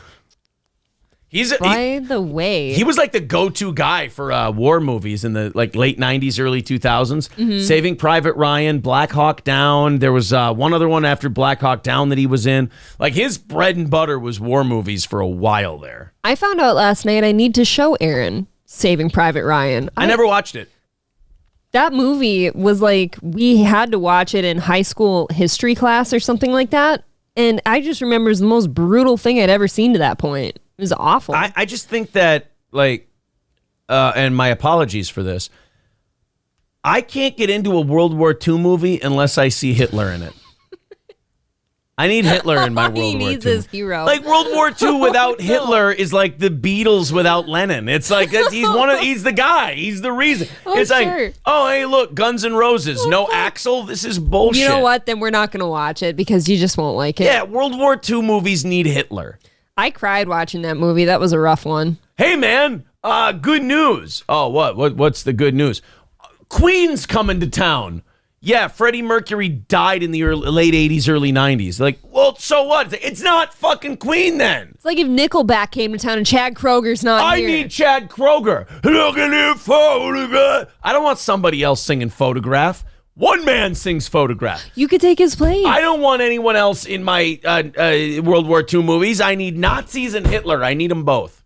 I need a scene where it's just Nazi boots. I mean, they'd prefer to do the movie without the other one. That's true. You know, I mean, the people who you're make harming the people who make the movies don't particularly want that element in there unless it can make quite a bit of money. Yes. Yeah, the Blur says, Aaron, you need to see Saving Private Ryan. It's a pretty good one. I feel like it's a classic. I was actually really shocked that you hadn't seen it before. Like I said, I need Hitler in my World War II movies. I feel like that's just... I need Hitler in my rom-coms, too. Like, I just feel like he'd spice a lot of movies up. Do you think he was a lover? Bro, Hitler in Footloose in John Lithgow's position. Like banning the dancing and shit, banning music. Boy. You know what I got told when I was working in Wilmer and I tried to do like an edgy morning show in Wilmer, Minnesota? I don't know how Hitler comes into play, but let's hear it. Because it's me. All the on-air people really liked that I was trying to do that. Yeah. And like all the soccer moms that they wanted to listen to that station fucking hated me and thought I was the devil. Makes sense. And I was doing a really good, well, no, I wasn't doing a really good show. Because they wouldn't let me talk about the shit I wanted to talk about. But I was doing a better show than they could have done. Yes. And the guy who ran the country station pulled me aside. I'm like, what the fuck is the management's problem? Do they not see I'm trying to burn out their old audience and bring in this better one? He goes, his quote was, look, man, this is Footloose, and you brought dancing to town. I went, you know what? That's when he gave me that speech, I was like, this ain't going to work out. Like, I'm Kevin Bacon, motherfucker. I'm sitting here, you know, Your face. I'm kicking off my Sunday shoes, and now these people are, you know, Jack, get back. You know, come on. Yeah. Look, the point I'm trying. No, you're cute. Keep going. The point I'm trying to make is I'm all right. Don't nobody worry about me. But you know what it really is? What? Everybody's just working for the weekend. You know what? And I'm going to mix movies here. I had the time of my life. I've never felt this way I've before. never felt this way before. You know what? He would work in that one too because they also did not want that kind of dancing in that movie. Oh, they didn't want that dancing. Yep. Or they didn't want children either. There was an abortion in that one. In Footloose? Dirty Dancing. Oh, Dirty Dancing, there was an abortion. I'm jumping too much. I'm jumping. Jesus. I'm over here. I'm over here now. Mr. Peanut, now they're putting Hitler in different shows and movies. 2.5 Hitlers. That'd be a fun show. You can still put John Cryer in it. Just give him a funny mustache. It'd be good. 2.5 Hitlers. Yeah, Hitler in a rom-com would be great. You're dating a what now? Absolutely not. I will not stand for it. 9. How I Met Your Führer. That's a good one. How I Met Your Führer. The one who says he's banging all the chicks and wearing all the suits, he's clearly a homosexual. Hitler's the only one who sees through Neil Patrick Harris. Oh, no. Bonnie is a gay. Purple dinosaur. Alien versus Predator versus Hitler. Oh, here's a good one. Mr. Be Nice. Third Rock from the Reich, or how about Third Reich from the Sun? I like that better. Would be a better one. That Hitler show. Oh, God. Gone with the Fuhrer. Gone with the Fuhrer. The Third Reich theory. Jurassic Reich. Oh, no. No, it doesn't work. It's all just Nazis eating people. It would be that 30s show. Yeah, I think that 30s show, that 40s show, either one. That's fun. Hitler Knows Best. Everyone, there's a good one. Everyone hates Hitler. Honey, I Gassed the Kids. No, Honey, I Gassed the Kids. I pronounced it wrong. Baza, that is very funny, but holy fuck. That is awful. 30 Reich, that's very good. 30 Reich is pretty good. 30 Reich's a good one. Yep, I am, says late to the chat, but keep growing that facial hair, Aaron. Looking good. All right, we'll see. Instead of The Office, it's The Trenches. I'm just looking at the ideas people have. Gone in 6 million. Adolf's Angels, Heil Improvement, All in the Führer. Passion of the Hitler, Demolition Führer, My Three Nazis, Mad About Jew. Boy, these are coming fast. Berlin Kenny. Führer meets World. Good. I love Topanga. You will not tell me I cannot date her. Mr. Feeney. Feeney. Fee-hee-hee-hee-nay. Fee-hee-hee-hee-hee-nay. He now becomes Eric Matthews. Adolph's Island. You know what's weird about Boy Meets World? I just want to get this off my chest. I've never been able to tell this to anyone. Eric Matthews goes from just like normal Big Brother to like by season 3, he's a retard. I don't understand that. Like he had a brain injury. Fresh Prince of Germany. Hitler's Heroes. Hitler's Heroes. I like that. Stalin the Family. Oh, that's good. Who said Stalin the Family? Poopsicle. Oh, Stalin the Family is great. 13 going on 6 million. Meet the Führers. Shit. There's something about Hitler. That's a good one. Yeah, I bet. King of the Hitler. I like that one. Hitler's Creek. Game of Führer. Adolf in Charge. Heil Improvement. When Hitler met Sally. Hitler in the outfield. I will be with your team always. We could do When Hitler Met Ava instead. Oh, that's a rom-com. Yeah. Failure to launch, but it's about the V2 rocket. Instead of totally different movie. Instead of 300, it's 6 million. Adolf and the Hendersteins. Oh my God, Brown Candy's Field of Shoes.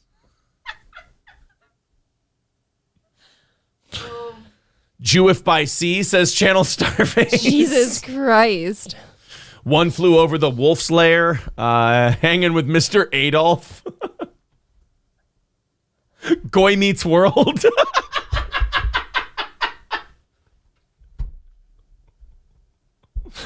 Oh my God. Some of these are just a little too on the nose. No, Matt Melt, I cannot say that.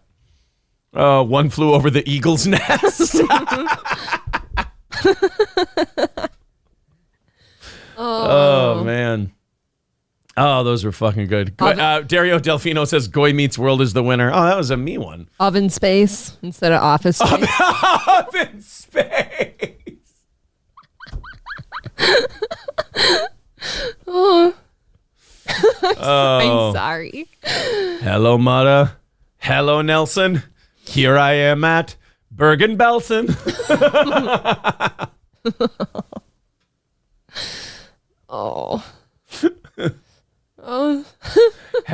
Hello, Mata. Hello, Mr. Stieglitz. Here I am at the Camp Auschwitz. I don't like it. Come and get... sorry.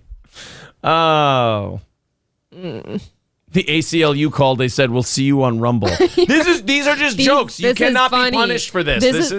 There is no rule we're breaking here. Some people deal with dark topics by laughing at them, right? Oh, man. I think we're out. I think now, rarely on this show do we do a bit and then pull out at the right time. I think now would be a good one. Are we ending at Oven Space? The Avengers. OVEN. Oh, Brian. Jesus. Oh, no. Back to the Führer. We gotta go back in time. Someone said this will make a great YouTube clip. Look, I'm not gonna push it. No. How did we even get on this? Someone just said Seizmore. I think this was Seizmore and Belzer. Oh no, Bergen-Belzer. Little Lemmy of Mice and Mine. All right, I think we're good. Mussolini wears Prada. I was trying to think of a Law and Order SVU remix because of Belzer, and I'm having a hard time. Doorman Jurassic Park. Jurassic Park. Okay. That's a really docile park. I'm not really threatened by that one. Although I always kind of go like this. That's all. Okay, guys, we gotta be done because you guys have been the little engine that did. well, look, we're being very funny right now, but I feel like it's gotta fall off, right? The Lion, the Witch, and the Wooden Doors. Jesus Christ. Lock, Stock, and 2,000 Cats. Jesus. Well, hit the like button if you're enjoying today's show and subscribe Recount to the channel. is just the same. You just keep recount and change the Oh my method. God. Are you just going through our Amazon collection right now? Yeah. Okay, fair enough. Oh. Well, I'm glad you guys enjoyed that. I'm just looking at the ones that are still coming in, and I think we've nailed it. Okay. Hateful 9. I feel like we're gonna. All right, guys. We're gonna get in trouble. 150 away from today's goal. Melissa Lynn says, I wanted to drink water, but it's not worth dying over. Well, I know. You know what? You'll never swallow. Unless you're a good one. Take your sip of water. We're good now. We're okay. 150 away from an extra half hour today. If you're on Rumble, hit the thumbs up. If you're on YouTube, hit the thumbs up. Thank you guys very much. How close are we to 200? Let me know. Stoney's Bar in downtown Rockville. Our friends at Stoney's with the best dive bar in the area. If you're in central Minnesota, nobody better than Stoney's Bar in downtown Rockville. Great Bloody Marys, live bands on the weekend. Great place. If you're still into football, man, great place to go watch the XFL on Thursday, Saturday, and Sunday this week. Yeah. That's Stoney's Bar in downtown Rockville. And All Care Towing, 320-253-5203. For All Care Towing of St. Cloud. That's All Care Towing. If you go in the ditch, there's nobody quicker than All Care Towing. 320-253-5203. allcaretowing.com. Elza Belza says this deserves 6 million people watching. I agree, guys. Look. And 6 million subscriptions. I'm still pretty young. She's much younger. This show's going to get there. I don't think there's anything that can derail this program other than me. So Hitler had a younger chick, didn't he? Yes, he did. Yeah. What are you trying to say? Absolutely nothing. Oh, okay. Thank you very much. Iron Cross Morning Show. No! It's not okay. All right, we'll move on now. One more death to report. It's hard, though. One more almost death to report. Jimmy Carter is not long for the world. The 98-year-old former president has officially entered hospice care. And that's never good, right? You don't come out. Hospice care is your life's roach motel. You check in, but you don't check out. So, I mean, you never like to hear that shit. Yeah. I almost wish people wouldn't tell me. Can you just tell me when he dies? Right. Just tell me when. I'm just sad. And I don't like it when people it's a weird political time we're in too, because I haven't seen this yet, thank God. But I don't want people just sitting there going liberal president, blah, blah, he was terrible. It's when they die, that's not the time to talk about it. No, I think he just kind of put that aside. He's just a sad old man. He's on his way out. Yeah, he's dying, and he's the thing about Jimmy Carter is he was a nice guy. I think the thing about Jimmy Carter is a lot of people didn't know he was still alive. Oh, see, I did. I knew him as the super oldest president. Because H.W. died a few years ago. Mm-hmm. And Carter's the oldest one. And then I think after Carter's done, I think Clinton's the oldest guy. Or no, or maybe Trump. Who's older, Trump or Clinton? I think Biden's older than all of them. How old is Bill Clinton? He's 76. He's younger than Trump. So Trump is our oldest former president, and Biden is our oldest president. I don't like that trend that we're going on. I don't like that our former president years ago is younger than our current president. Yeah, dude, our president 30 years ago is younger than our last two presidents. That's not a good trend, in my opinion. And I think Obama's barely 50. Look at the people you also search for. It's just Hillary and Monica next to each other. How old is Barack Obama's 61. Okay, so he's a little bit older than I thought. That's appropriate, I think. So he got elected at 46, just like Clinton. Yeah, they were young, man. That's appropriate. Adam the Man 69 says Carter did great humanitarian work in Africa after his presidency. Yeah, like Carter's the best after president. Like all of the other ones kind of they either retired or did New World Order-y type shit. Or just kvetching on Twitter. Yeah, whereas Carter's like, I want to build a bunch of houses for poor people. It's like, oh, that's very sweet of you. And then he got to be 80 and he's like, I can't do this shit anymore. Somebody else do it. And then a bunch of other people just took up the mantle from him, and now they're building. And that's a big deal. That Habitat for Humanity. They're building houses for fucking poor people everywhere. No, so that's good. Yeah, Assman says, for the love of God, keep Clinton away from Africa. That's what I mean. Like, Clinton and Daddy Bush did like a lot of New World Order, Bilderberg Group shit after they left office. Bush, I feel like George W. just kind of went to his ranch and fucked off with a chainsaw. Kind of. Yeah. Barack Obama, you can tell that Barack Obama really did believe the bullshit he was saying when he ran for president. And they clearly told and showed him some shit that made him really jaded. Because like he wants nothing to do with any of it now. Unless it's a Pfizer commercial. Yeah, they all got together. With the other presidents. Look, I think that was purely money. God, I hope so. Yeah, like Pfizer put a lot of money in those guys' pockets. But that's what I mean about Obama. I think he really legitimately hated that part. Because as soon as he got out of office, man, he didn't even want to endorse anybody. I feel like his wife has done more talking than he does about anything. Yeah, and she's another one who she's genuine. She's just annoying to me. I agree. Like I think she believes what she's saying. I don't think she's like a shill or anything. I just find her really annoying. And that's the thing. I think if you find someone annoying, that's a good sign that they're being genuine. Right. For better or for worse. Because if they're not being genuine, you're supposed to like them. Like you're supposed to like go, oh, that's interesting. That's nice. But if you're like, God, shut the fuck up. You're like, at least that person's being honest. I guess. And like Obama clearly got told or shown some shit that made him go like, oh, fuck this. Once I'm out of here. He maybe just saw how politics works. Yeah. Think and about he's like, that. I hate this shit. Yeah. Flashy Vic says, Aaron's trying to overcompensate a little. It's no good, Aaron. The progressives will still hate you. That's not, it has nothing to do with that. It's literally just, I hate politics and I hate that it goes into everything. Like, I'm even worried that a former president's about to die and the guy was a good enough dude. And people are like, yeah, he sure was a shitty president. It's like, I didn't like it when they piled on Nixon when I was a kid, when he died, because I think he died in like 94. I was like 7 or 8. People wanted to bring up Watergate and all that shit. It's like the guy just fucking died. You guys hammered this fucker while he was alive about Watergate forever. I think we can now talk about his life after he dies. But I can see that. I feel the same way about like Carter and all those guys. Ohm says, Aaron is a raging lib. Yeah, that last bit we did about Hitler really shows what a lefty I am.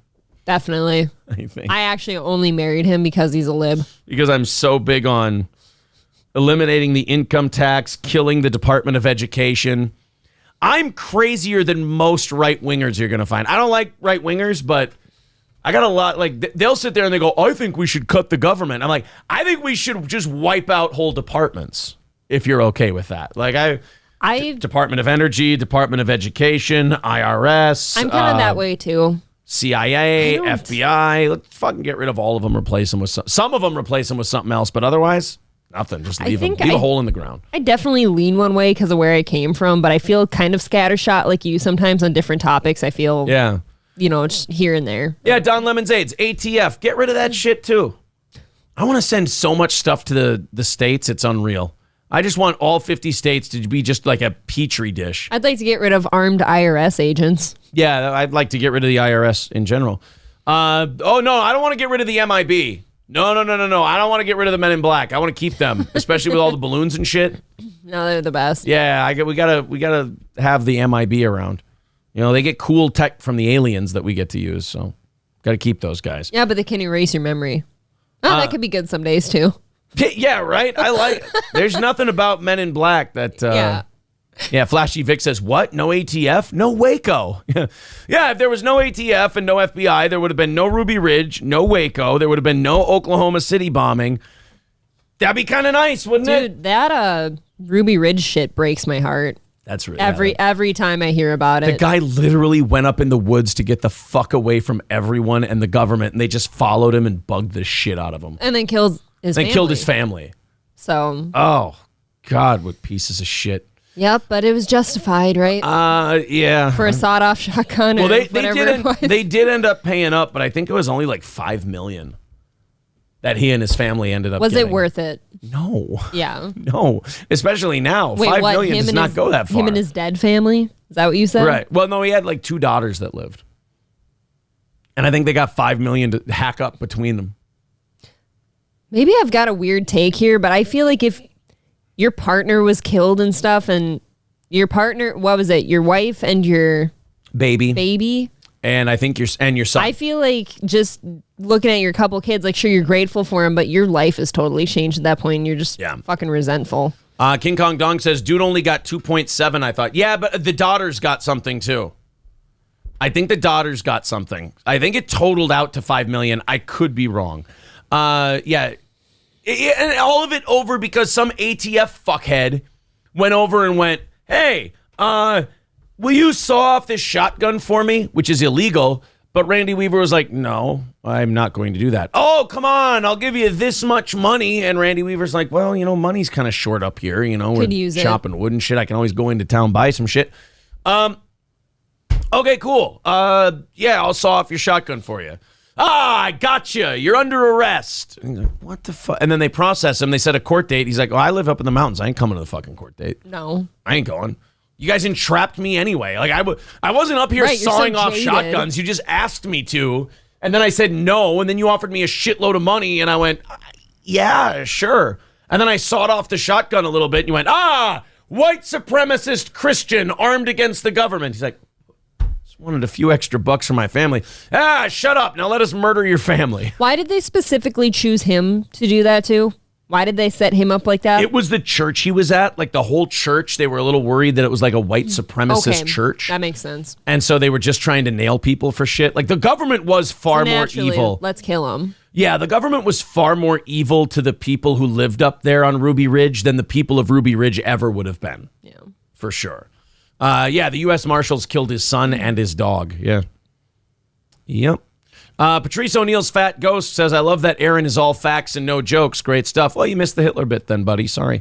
Patrice O'Neill's Ghost, by the way, huge fan of the show. Cannot leave it alone. Aww. Thank you, buddy. Learn how to express your love in a healthy way, though. Like, I feel like this is probably a big problem in your real life as well as your internet life. Just that inability to express your love of something. Sorry, pal. Or you're just a fan of a show that we're about to pass up. Sorry about that, too. Again, steel toe footsteps are very loud. So we go to the Spain story. I've been teasing this for a while now. Apparently in Spain, they're going to let you have sex with animals now. A what now? Yeah. Like they're going to just allow that? Yeah, it's not like it was... it's not like it was illegal, or like it was legal... And they're like trying to pass a law to make it illegal. And they're saying, no, we're not going to pass that. It's not like Wyoming. It was 100% wrong a week ago to fuck a horse in Spain. As it should be. They are now going to make it legal to fuck a horse in Spain, which a lot of people would see that and go, well, we're going backwards. We're going backwards. I have so many questions, starting with why did this become a thing we'd like to reverse, Well, there was a zoophilia march in Germany. It's age restriction on YouTube. I'm not going to put it here. Okay, fair enough. The Spanish zoophilia affirming law was pushed by Lone Belara Urtiega, the Minister of Social Rights and 2030 Agenda. I have no idea what that shit is. This seems like high level, above the brain autism shit. Yep. Now let's pause a moment and think about that. There's actually a ministry of the Spanish federal government with the words 2030 Agenda in its title. The 2030 Agenda Ministry also oversees family affairs, minors protection, disability, and prevention of youth crime, adoptions and foster care, and the promotion of cultural communication and youth association. So there's a 2030 agenda ministry, and they basically control the laws around every part of private life. So the having sex with the animals is like just the beginning. And I'm guessing the 2030 agenda is some kind of like New World Order-y shit. It must be. Yeah. Mm-hmm. Oh, boy. Yeah, Druzilla's right. Time to move to Portugal, fuckers. Yeah, it might be time to get out of there. This isn't good. You'll note that there's nothing climate-related in the list, and it's mostly related to children. So here's the update to the law. The person who by any means or procedure mistreats a domestic or tamed animal, an animal that is usually domesticated, an animal that temporarily or permanently lives under human control, or any animal that does not live in the wild, causing injuries that seriously impairs its health or subjects the animal to sexual exploitation, shall be subject to a minimum of 3 months and a maximum of 1 year in prison. He or she shall be prohibited from 1 year to 3 years from a profession or trade that is related to animals or from the possession of animals. That's the old law. So if you do anything to sexually exploit an animal, you go into jail for 3 to 12 months, and you can't work with animals from 1 to 3 years. I feel like once you stick your dick in an animal, you shouldn't be able to work with them ever. Or have them. Yeah. I feel like being allowed to possess a pet after that is really bad. Then again, they let Mike Vick own dogs again, so. Yeah, I don't agree with that either. I guess, people do. So here's the new version. Yeah, give me the new version because I'm confused right now. Here's the new version of the Spanish law. The person who by any means or procedure mistreats a domestic or tamed animal, an animal that is usually domesticated, an animal that temporarily or permanently lives under human control outside of legally regulated activities, including acts of a sexual nature, causing injuries that require veterinary treatment to the restoration of its health, shall be subject to a minimum of 3 months to a maximum of 18 months in prison, and then 1 to 3 years you can't work with animals. So it's no longer subjects the animal to exploitation. That part's not illegal anymore. Only if it has to go to the vet to be fixed. So as long as you just have sex with your pet and you don't hurt it and nobody knows about it, that's it's the new fine. law in Spain. But if you blow out its anus, you're fucking your little Chiweenie at home. Yeah. And you give it anal fissures and he's anally bleeding. Yeah, you have to take it to the vet, then you go to jail. It's like, hey, you fucked that animal too hard. You're going to jail. You had sex with that goat's ass too vigorously. We're going to have to take you in. So I guess you got to go for livestock. You can't hurt them. Come on, man. We didn't say you can't have sex with your livestock. We said keep it within reason and don't hurt the poor thing. I don't understand. This is absolutely going backwards. Why does anyone want to have sex with a creature that's not human? Look, there's a lot of questions that should have been asked about this before it was even discussed that I feel like we just kind of glossed over and went right to, hey, as long as it doesn't need stitches, play ball. There is absolutely a group of people that were totally into having sex with animals that just needed this reversed. Yeah. Somehow. I mean, that's a powerful lobby. This doesn't come out of nowhere. People who want to have sex with animals are to Spain what the drug companies are to America. They just lobby hard enough, they get what they want. Can you imagine the diseases you could be passing back and forth? A lot of by them. the way. Yes, very many. It's a public health issue. Despite whatever mental disease you've already got. Yeah. Matt Joe with $7.99 says, I wish Spain all the best with their animals and all the other stuff they do, like weird soups and broths. No. They're making new ones. I guess. That puts us 145 away from a half hour of overtime today. Thank you very much, buddy. Appreciate that. Very nice. WATP most recent episode was on zoophilia. I saw that. I did get a notice from that yesterday. Oh, man. I must have missed that one. Everybody's talking about sex with goats. That is so odd that, the audacity of, okay, first of all, wanting to have sex with animals. That's fucked up enough. Feeling like you should put out a podcast about it. How dare you even think that the world needs to hear about your need to ass fuck a goat? You know what that is? That's looking for somebody to be on your side so you're not alone. And apparently people in Spain, there's got to be a group of people over there that are totally cool with this or this law wouldn't have happened. Right. God, just even the logistics of that are really troubling. I don't want to go playing with my. I don't want to go into it that cord far. Here. I just wanted to report the news to the people. Why would an animal stay there for that? And move on. I don't think they expect it. I don't think the cow's sitting out in the pasture going, I'm probably getting a dick in today. I don't think so. Do you know what I'm saying, though? Like, you got a poor little pet or something. It's just going to sit there for it? Doesn't it bite? Patrice O'Neill's Fat Ghost, you had a chance to tell us your love for the program, and you didn't do it. Sorry, buddy. I apologize. Guess what, Patrice's Fat Ghost, whatever. We don't need unhappy campers here. Yeah, here's what we did for you, buddy. We helped you. Yeah. Like, now you don't have to watch this dog shit program. You're free. That between Rumble and YouTube, nearly 1,000 people are listening to right now. I'm sorry. April is... yes! Phoenix is right. You're blaming the victims. I'm not. I want them to retaliate. I want them to stand up for themselves. Bite. You're saying that this law is how we get Animal Farm. Yeah. Yeah. This is how that happens. The pigs rise up and just eat the humans while they're fucking a goat. Terrible movie, by the way. Holy shit. I don't like it when people are like, oh, why don't you just read the book? I'm like, oh, because the movie's so much easier and I'm done so quick. And even it's though efficient. even though the animatronics in that were fucking terrible. Fucking Phoenix. I would never. You are you're blaming the animal victims. You're like, why would the animals stay for that? Because there's a pen and they feed them. Wait, so for some slop in my trough, I get dick? Yeah, that's like saying, oh, that guy who's getting molested in prison, why doesn't he just leave? You're not allowed to. At least cover your bum. Don't let it happen. I got bad news for you. Sometimes when there's people that want it so bad, they'll cut a hole in your hip and just fuck that. Are you saying these animals don't get enough sex, so they'll take anything? No, I'm saying they can't leave. They need a Clarice Starling to come in and set them free. They have teeth. Gnash the dick. Gnash it. The problem is that these animals trust us more than they should. And they don't feel the need to do it. Animals, okay. Like do you think Gordy would sit around for you? Like George Carlin said, animals. Like George Carlin said, animals are decent people. Animals are decent people.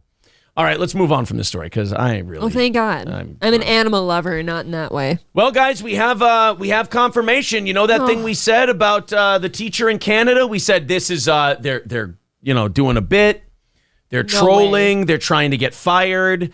They're either trying to get fired or they're like mocking. They're openly mocking Canada's rules on trans people. Yeah. There is now a very heroic neighbor of this teacher, Kayla Lemieux, that's come forward and said, motherfucker dresses like a dude and just walks around the neighborhood. You have to be kidding me. Nope. And you called this from the word go. I did. I said, like, either they're trying to get fired and sue. Yep. Or they're just openly mocking Canada's whole trans thing. And I kind of didn't believe you. I thought this was a shoot. Yeah.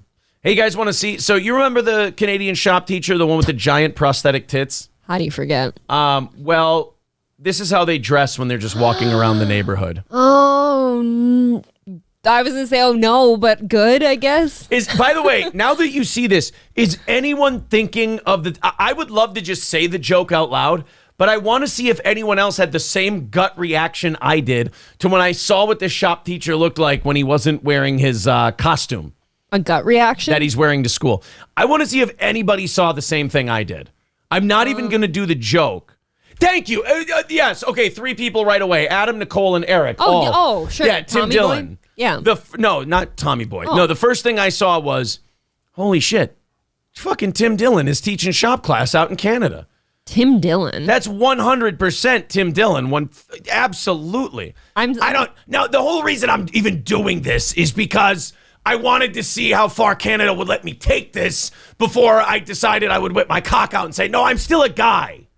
That's almost Gilbert Gottfried. That's not really Tim Dillon. Interesting. A Canadian teacher who made international headlines for wearing gigantic prosthetic breasts rarely wears them outside of school, raising questions about whether the vulgar costume is just an act. Ooh, scandalous. This keeps happening over and over again, and then just transgender finally gets like not booted. What would the word be? Outed? No, I feel like this is kind of what he's trying to do.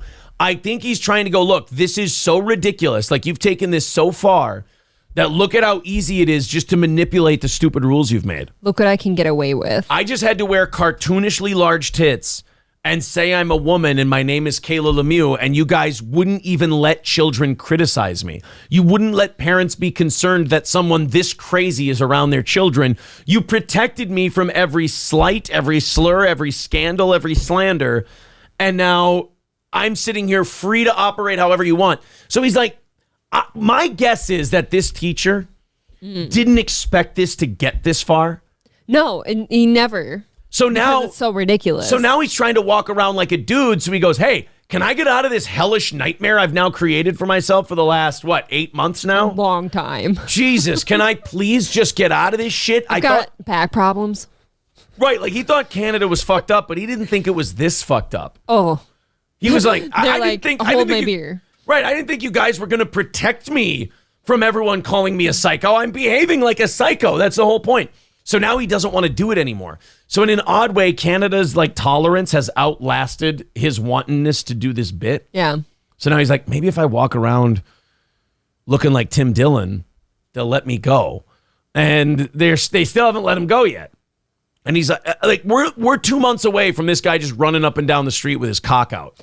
Look, guys, no, I have it still. Yeah. It's here. I'm a dude. While parents have raged about trans teacher Kayla Lemieux being allowed to wear her Z-cup prosthetics in front of students, the shop teacher was spotted ditching the controversial fetishistic fashion after work and stepping out in public dressed as a man. He wears prosthetic breasts extremely infrequently, a resident of Lemieux's apartment complex told the Post. So this is how he dresses in front of the kids at the school. And this is how he dresses when he's at home. Again.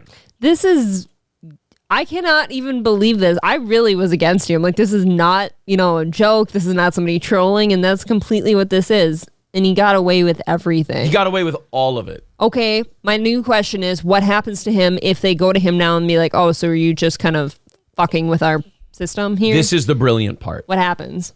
The brilliant part is what he's exposed is how stupid and arbitrary and unenforceable these rules about trans people are. Because they've become so afraid of trans people that they can never call bullshit. It's kind of like people who do GoFundMes for cancer and they don't have cancer, but you're scared to call them out. You can't be that guy. So now this guy has basically exposed Canada because they can say, hey, well, wait a minute. You're not wearing the prosthetic tits out when you're out in your neighborhood. We're going to fire you because you're pretending to be trans. And he can go, oh, well, gender is fluid. And sometimes I feel like I'm a man and sometimes I feel like I'm a woman. So now you're letting me go because you're saying there's a right way and a wrong way to be a trans person. Oh my God. You're saying I can't express my identity however I feel. And you're going to they can't let him go. They've let this go too far. Nope. And they've let it go so far that no matter what, they're going to be fucked. Because they've been so tolerant and so nice and so giving that no matter what they do to this guy, he's got a case. We've allowed everything now. Yes. Yeah, you're right. It's over. We've allowed everything. Spain's allowing zoophilia. Zoophilia sounds like a sequel to the Zootopia movie. Poor animal buttholes puckered everywhere. Poor Judy Hopps just has to get over a really terrible thing. Yeah. Oh, poor Judy. According to Lemieux's neighbor, who has asked not to be identified for fear of backlash. Could you imagine those tits whipping around and just hitting you? Ow. The transgender teacher was first seen parading giant prosthetic breasts while walking along a busy road in their neighborhood last May. I was driving past. You can see the breasts from so far away when you're driving, he said. But now they're finding this guy just walking around the neighborhood, no wig, no tits, no nothing, looking like Tim Dillon. Well. And I mean, apparently there's not really much you can do. Everyone needs a break from those. Yeah, I mean, they are heavy. You want to wear those all over town? You've seen Trisha Paytas before, right? Yes. I found out yesterday she's like a 38H. Yeah. For a shoot. She had like a Can terrible... you imagine like a Z But not only that, she had a terrible tit job. Like her tits are all scarred up and they look like they've been chewed on by a Rottweiler. I was watching a video of hers yesterday and she's thinking about like how much of her body's probably plastic. She's like, I think I'm like probably 8% plastic. She is a fun train wreck though. I like her. Like I don't think she's hurting anybody. She's nothing like me and I think that's why I like watching her. She's out of her mind. Yeah. Like she's legit a crazy person. I will say she does seem a bit different after she had a kid. Fingers crossed. Like in a good way. Yeah. She seems different. Fingers crossed, man. Yeah. TT says, I had G-cups after my kids. Motherfuckers ain't a joke. G-cup tits. That would hurt. I can't imagine. Man. I am so remarkably average, and if those things ever swell for any reason, that hurts enough. Oh, no, thank you. The Blur says, oh my God, she had a kid? Yeah, she had a kid. After making like years worth of videos about, I can't have children, like, my thing with Trisha Paytas is she's such a cry for attention. You can't take anything she says seriously. She got some magical Moses dick, and she finally had a kid. That magic Jew sperm got in her, and she was just all knocked up and shit. Got the job done. It is horseshit when she sits there and like, I can't have children. That's something dramatic women say to sound interesting, because the second she decided she wanted children, pregnant. You don't go from I can't have children to like, oh, the first load I took from my husband on our wedding night, I'm knocked up. It's like it takes years and money. It is interesting. Yeah, usually you go through like treatments and stuff. She's a very dramatic girl, that Trisha Paytas. She's a bit fucky. But I think that's why she's fun to watch. That's why people enjoy watching her. Absolutely. I don't mind watching her because she's totally the opposite of me in that regard. They don't watch her for her take on geopolitics. Like nobody's turning on Trisha Paytas going, I wonder what she thinks about the Ohio tanker spill. You know? They're like, oh man, what's she doing today? Did she dye her hair red and like paint her face with period blood? Like that's kind of why people watch Trisha Paytas. Or I watched her spend $730 at Target. Or you're remarkably autistic like Tommy NC. Trisha Paytas has got it going on. Have you guys ever seen that? That Trisha Paytas has got it going on video that Tommy NC made? God, it's been such a long time that I've even seen it. Yeah, Tommy NC 2010. He used to listen to our show, by the way. Yeah, he's still kicking and stuff. I follow him. He's still out there, but he's still doing shit. When we were on Twitch, Tommy NC was a big Steel Toe fan, and he would call into the show every once in a while. And I hate that we've lost touch with Tommy because he was. He sent us a comic book. Yeah, he sent us a comic book. Man, I love that guy. Oh god damn it! Now I miss. Are you sentimental? Yeah, I miss Tommy because. Do you want me to reach out? Yeah, reach out to Tommy. Tell him to call into the show again sometime. We miss him. Tell him we're on YouTube now. It should be fun for him. We were always really nice to Tommy too. It wasn't like a Jake thing where he annoyed us and yelled at us, and we were like, "Well, then fuck you then." I have a pretty direct way of contacting him. This shouldn't be hard. Okay. Yeah. Tommy sings Trisha Paytas has got. Yeah, this is Tommy's Trisha song. He's so cute. I love Tommy. Dude, Tommy NC 2010 is the shit. Hey, you're trying to grow one of those? It's me, Tommy NC 2010. Hey, buddy. And I thought of this song today. As you know, I have a crush on the Instagram model, YouTube model, Trisha Paytas. This is a parody of Stacy's mom. Fuck yeah, Tommy. And I'm going to be doing it rough, so, you know, there's not going to be any music in my ear.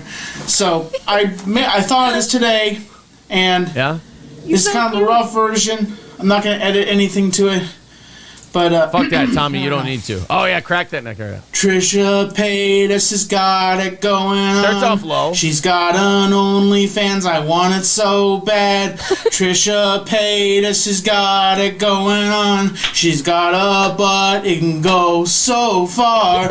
Trisha Paytas has got it going on. She's the woman of my dreams, and I want her tonight.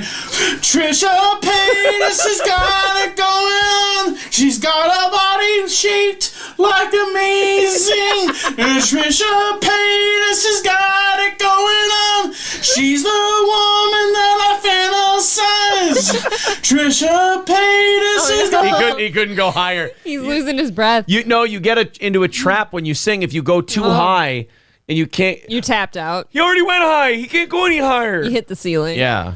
It going on. She's all I want, everything I want. Trisha Paytas has got it going on. When she sits by the pool. There's a part in this song, and I'm waiting until we get to it, motherfuckers. Yeah. Hit the like button, subscribe to the channel. Go check out Tommy, too. And go check out Tommy's a good man. There's a part in this song where he clearly runs out of lyrics and just starts humming. I gotta get to that part. I love that fucking part of this song. I still prefer her butt. It goes so far. Her butt can go so far. She's got like a Stretch Armstrong ass, according to Tommy NC. Cool, and she's all real.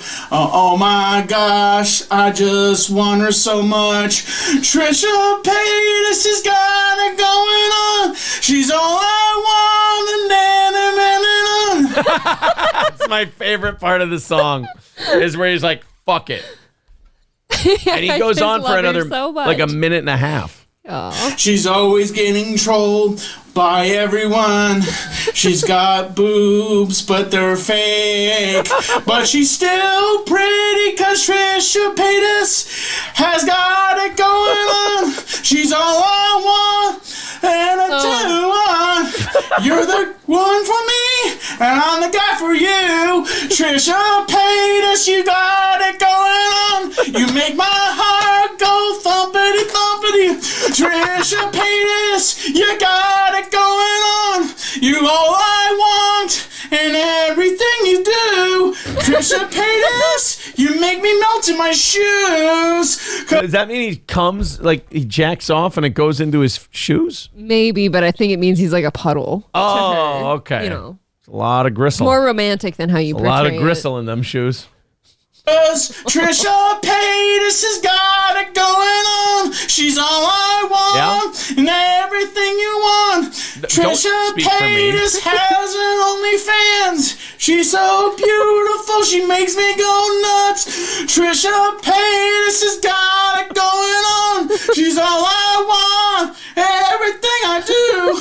When she sits by the pool, I melt in my shoes. Trisha Paytas has got it going on. She's all I want, and all it's to do. Everything I know is cause Trisha Paytas is on my mind. Oh my god. Fuck yeah. Keeping you on the inside fact. What do you think? Solid He's work. way better than the guy with the hair. Solid work, Tommy. I liked it. The time goes by so fast when he sings. A part of me really hopes that she's seen that before, and like I hope she smiled. Yeah. Anything. I hope she gave him a hand job for that song. Hey. It's pretty good. Don't put her through that. Oh, man. 18 to 30 inches of snow, says Chevrolet JB. Yeah, you guys... Don't look. We live in Minnesota. It's about to get fucking nasty in here. We were so goddamn spoiled. For like a week and a half, we had like 30-degree weather.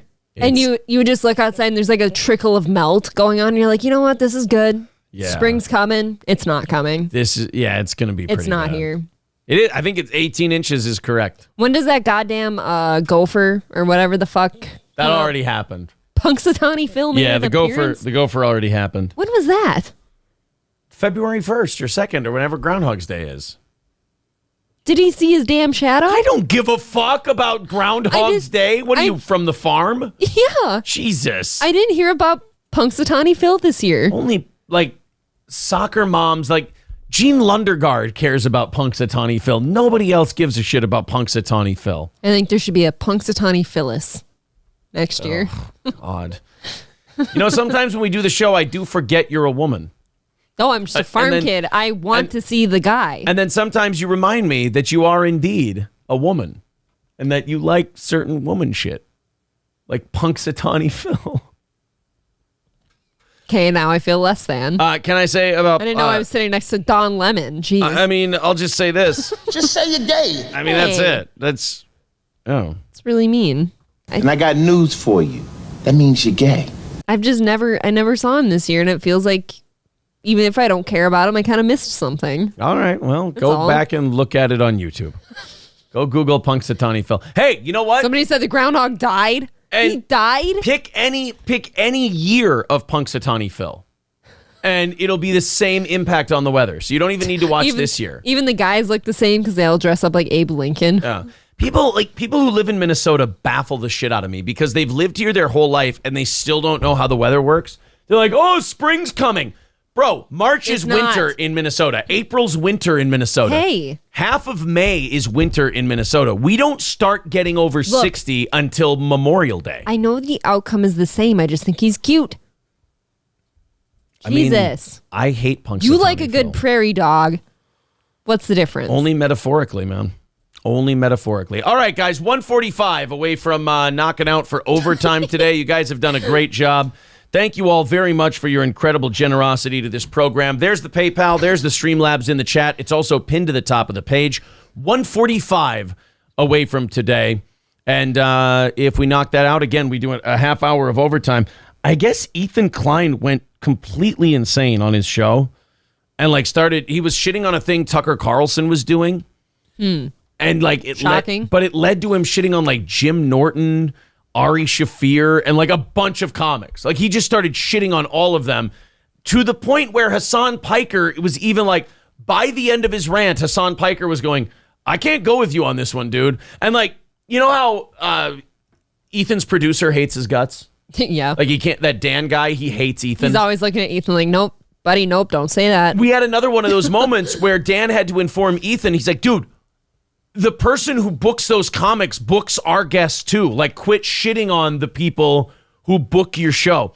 Like, Ethan Klein cannot stop self-owning. Ethan Klein is quickly becoming like a more successful Chad Zumach, where you don't need to respond to Ethan Klein anymore because you just watching Ethan Klein is the victory. Yeah. Like, you watch Ethan Klein destroy himself. And it's, again, they both seem like they're entertaining themselves, so everybody wins. We get to watch a guy continue to fuck himself right in the ass on a daily basis, and then they seem like they're having, like, I know it's not fun because they're miserable, but like what equates to fun for them. Yep. So that's kind of nice. April's Giant Dump with 199 says, I like a good prairie dog too. I be crowning. See, you two have that in common. I be crowning. Let's talk about this Tiger Woods thing. This was so stupid. The Tiger Woods deal. I need clarity on this. Tiger Woods pulled an innocent prank on Michael. Oh wait, no. That was was another person who complained. It was Justin Thomas. So they had the other famous guy. Yeah, they had a Genesis Invitational this weekend in the PGA. And Tiger Woods, like, golf is one of those games where, you know, there's little ribs you can pull and there's little pranks you can pull and there's little shit talking that goes on the course. And Tiger Woods has always been a shit talker. Mm-hmm. Justin Thomas is walking down the fairway. Tiger Woods is walking down the fairway. Tiger Woods walks up to him and slips something in his hand. Somebody snapped a picture of it, which is creepy to begin with. That is weird. He handed him a tampon. Like, I'm guessing it's his way of saying, you know, you golf like a bitch. Exactly. You know, like maybe there's a body of water on that hole and you can maybe drive over it, but he decided to lay it up. So Tiger comes up to him and goes, hey, there you go. There you go. It's for your pussy, you girl. Can you imagine you just took a tampon from somewhere and you're carrying it around as a man? How great is that, right? No. How awesome is it that Tiger Woods, like, that means that Tiger Wood brought tampons with him so that he could trash talk another golfer. That's fucking awesome. The guy brings his own props. So apparently Tiger Woods outdrove him on that hole, somebody's saying. And he walked up and he goes, here you go, you bitch. There's a tampon. Funny. Ha. Yeah. Not funny if you're Justin Thomas that took it. I mean, even if you're Justin Thomas, that's like a thing. What do you do with it? This is another one of those deals where allowing women to have an opinion kind of backfired on us culturally because women traditionally make things less fun that the things men are doing. They make them less fun. Like, there's no reason for a woman to comment on what Tiger Woods did at all. There's no reason. Thank you very much for bringing me this story then. No problem. So there's no reason that anybody should have had a problem with this. It was a guy talking shit to another guy. But all of a sudden, because it's the internet, we need drama and all this shit. Any woman with a lowbrow, dipshit, over-offended take on the tampon thing got pushed to the front of the algorithm, front page news, headlines. Tiger Woods causes controversy for insensitive, sexist joke. It's like, no. Tiger Woods did funny prank on Golf Buddy. Internet spurgs out. That's the real headline. I think it's very funny. I was just like, oh, how embarrassing. You got handed a tampon. Well, the legendary golfer is being raked over the coals for pulling off the tampon prank. And by the way, both of them joked it off. They both laughed about Tiger Woods giving him a tampon. Yeah, but then I saw he had to do some kind of apology about it. We'll get to that. A women's group and Olympian Michael Johnson, who, by the way, was a sprinter. Who gives a shit what Michael Johnson thinks about Tiger Woods handing another golfer a tampon? What's next? Ray Kroc's family weighs in on it. Who gives a shit? I do feel like if it wasn't your sport or you weren't there, stay out of it. Yeah. Oh, did you hear what Michael Johnson said about it? That's so arbitrary. Hey, did you hear what Scott Steiner said about it? Nobody gives a shit. Well, the tampon can hold 3 times as much fluid as the Tampax tampon, which is 2 times as much as the Pearl can hold, which, as you know, Big Papa Pump says that if you can hold 87% more liquid and more blood than the other tampons can, then you got a 97% chance of stopping whatever nosebleed or vagina bleed that you might have. So you take that 97% and put it with that 80%, you got a 177% chance of pissing off some kind of whiny bitch cunts on Twitter if you hand someone a tampon. Nobody can, it doesn't matter. You could soak up one of them little bodies of water that you chip your ball into on accident. Yeah, there you go. It's it's just a little puddle. That's not a violation. Let me throw a couple tampons in. I can play it from there. Soak it up. Yeah. That's fun. Exactly. Why not? I just... you plug a hole with it. Yeah. I mean, the Tiger Woods thing is so silly. Michael Johnson apparently was not okay with it, which who gives a shit? But golfer Paige Spiranek defended the 15-time major champion against cancel culture. So not only does she have great tits and a nice ass and love golfing, but she's also got a sense of humor. You should. There's nothing offensive about this. It's funny. So the sprinter is a cunt about it, the male sprinter. The woman goes, yeah, is it a secret that women use tampons and men don't? Is that some secret we weren't supposed to tell? And I'd like to sit here and say, too, that there's nothing less sexy than having a man white knight for you regarding a tampon. Oh. There's nothing less sexy. So if you think that's getting you points with women, it's not. Is there anything that makes you look gayer, though? If you're Michael Johnson, where you're like, I'm going to get out in front of this and I'm going to say this is offensive. And then a really hot female golfer goes, yeah, I don't give a shit. It was actually kind of funny. Yeah, those actually come in handy. I'm going to go to Tiger Woods now whenever I need one. Right. At least I know Tiger Woods and Dylan Mulvaney will always have a tampon for me. That's what women learn. Yeah, shouldn't that be the whole vibe of this thing is Tiger Woods is feminist friendly. If you ever start getting blood snatch in the middle of a round, you can always go to Tiger for a tampon. He heard Justin Thomas was identifying as a lady that round, and he was wearing his white pants that day, and he didn't want him embarrassed. Exactly. During the first round of the Genesis Invitational on Thursday, Woods handed fellow golfer Justin Thomas a tampon. After Woods gave Thomas the tampon, they embraced and laughed about the joke as they walked off the tee. All right? Look, what's the problem? Here's the clip of it. I think it stayed on the ground. It did, and this one's headed a little left. Oh, he went into the tall grass. Cabbage. Yep. Rough is not very long at all, so no issues. So here comes Tiger. And he threw it on the ground. And they're fun laughing. It's fine. Try to find me anything wrong with that. I want to see more of that in sports. I might watch golf more often. Yeah. It's funny. Tiger's handing a guy a tampon. Woods apologized for the prank after it went viral online. It was supposed to be all fun and games. Obviously, it hasn't turned out that way, Woods said. Dude, you've got hundreds of millions of dollars. You've fucked every Denny's waitress from here to Tokyo. You don't need the real Grand Slam. Right. You don't need to apologize to these people. No. You can sit there and go, it was a funny prank. Shut up. I want him and Justin Thomas to get up on a podium together and be like, we both thought it was fucking funny. Yeah, it was hilarious. Here's Paige Spiranek. Here's a really hot white girl. I want her up there too. Yeah. Yeah, she is hot. If I offended anybody, it was not the case. It was just friends having fun. As I said, if I offended anybody in any way, shape, or form, I'm sorry. It was not intended to be that way. It was just we play pranks on one another all the time and virally. I think this did not come across that way, but between us, it was all right, let's play the fucking thing because I have no idea what he's talking Your about. joke with JT from 9 yesterday is kind of going viral. Can you kind of just explain your thoughts behind it? You know what? That is a guy going, I shouldn't have to fucking talk about Was this. he crying? His eyes looked red as shit. No, he's exhausted from going, it's a fucking prank, you guys. It shouldn't be a big deal. In my opinion, that should have just been between him and Justin. Am I wrong? I don't know, but why is he kind of like slowly aging into Mr. Cooper? Yeah, it was supposed to be, all fun and games, but obviously it hasn't turned out that way. And if I had offended anybody, it was not the case. It was just friends having fun. And as I said, if I offended anybody in any way, shape, or form, I'm sorry. It was not intended to be that way. But who's allowed to be offended by that? Nothing happened to you. Like, you're not allowed to get offended because you saw a tampon. What is this, 1914? If you're a man like that sprinter, you certainly do not have grounds to be offended. Right. If I offended anyone, how? The only person who's allowed to be offended by that is Justin Thomas. Yes. If he gets he pissed, called me that's a bitch. one thing. Yeah. Like Tiger called me a bitch on the course. It was embarrassing. Mm-hmm. He didn't. Stop getting offended for other people. Let them speak for themselves. This is going to be the new thing at golf courses now for golf outings. Some dude in the group is going to bring tampons out. I hope everybody just starts handing out tampons on the golf course. In some fantasy world where I somehow outdrive Aaron on one of our holes this summer, I'll slip him one.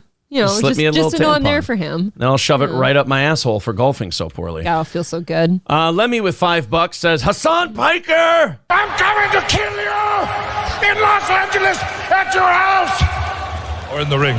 No, in real life. Thank you very much. 140 away from overtime today. Thanks, guys. There's the PayPal and the Streamlabs in the chat if you'd like to contribute. There you go. His third or fourth account now, Patrice O'Neal's Fat Ghost, says, I love Aaron's terrible bits. Am I appreciating you correctly? Yes. Was that so hard? I appreciate that. They all bend the knee eventually. It's just some people got to learn the hard way. I love Aaron's terrible bits. Now you're being the fan that we know you to be. God, just so stingy and bitchy. I ought to hand him a tampon. Probably. Yeah. And they're so dedicated. They have to do the 4 accounts because they just need daddy's love so much. Yeah, so now you got it. There you go, buddy. No. Now you're okay. God, that is heartwarming. If I would have known that's all you wanted, I just would have, helped you out a little more. Just say you're gay. Yeah, look, man. Just say you're gay. You're Patrice O'Neal's Fat Ghost. That's perfect for you. Just say you're gay. You can act like a man. What's the matter with you? I love that. Gatlinburg Bears with $4.99 says, now if you handed him an extra small condom, would this be a controversy? No way. No, because guys wouldn't fucking care. They wouldn't give a shit. I'm telling you, that sprinter only spoke up because I swear there's some irrelevant celebrities or athletes and shit that are looking for something on the outskirts to stand up against. And I think that's one of those things. You saw a tampon equals women equals offended, and this is something I can speak out against. And they're waiting for their spot. Yeah. They're 15 seconds of fame or something. Otherwise, why Michael Johnson has an opinion about this, Nobody I have knows no who idea. you are. Yeah. There you go. Patrice O'Neal's Fat Ghost says, I'm glad we can come to an understanding. There you go, buddy. Was that, again, fun? Was that so hard, sweetie pie? I don't think so. See, now you're a good boy. Chevrolet JB becoming a member. Thank you. I love how annoying we are to people who don't like us. Just we out obnoxious them to where they're like, ugh, fine. Thank you, Chevrolet JB, for becoming a member. Only all of a sudden, 1:30 away from knocking it out today. Thank you very much. Interstellar Fella says Kevin Brennan is watching. Yeah, I know. He has to get tips on how to do a fucking show. I wish he'd take the advice, though. Patrice O'Neal's Fat Ghost says, I'm so happy to be accepted. I feel like one of April's other stepkids. Well, good, Alex Stein did say, I'm America's stepmom. America's stepmom. What? If any of you out there need a mother, I'll be that mother for you. There you go. See that, Patrice O'Neal's Fat Ghost? See, I would have thought, seeing as you're black, that you would have needed a dad, but I had no idea. I'm sorry. A stepmom will do. A stepmom will do. You can be his daddy. I already am his dad. I'm all these guys' daddy. All of them. They love me so much. I don't go looking for them, but boy, do they come looking for me. They come looking for their They all need guidance. Yeah, they all need me. Warm hug. They all need me. Senator Bernie Sanders blasting Nikki Haley. I love this. So Nikki Haley came out and said that she whacked an elderly hornet's nest by saying, hey, we should probably have mental competency tests. I think she said after 75.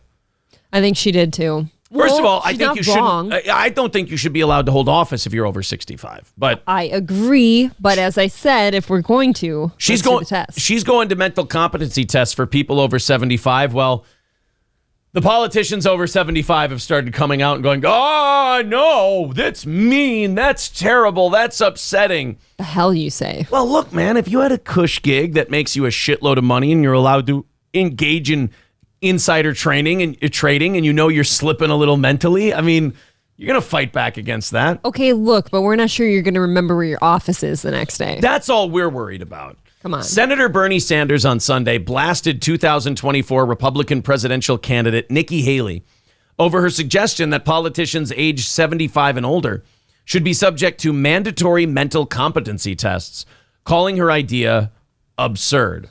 By the way, interesting enough, if you're wondering why he called it absurd, Bernie Sanders is 81 years old. And to be fair to Bernie Sanders, if he took a competency test now, he's a socialist. So he's been dumb since he was 19. Right.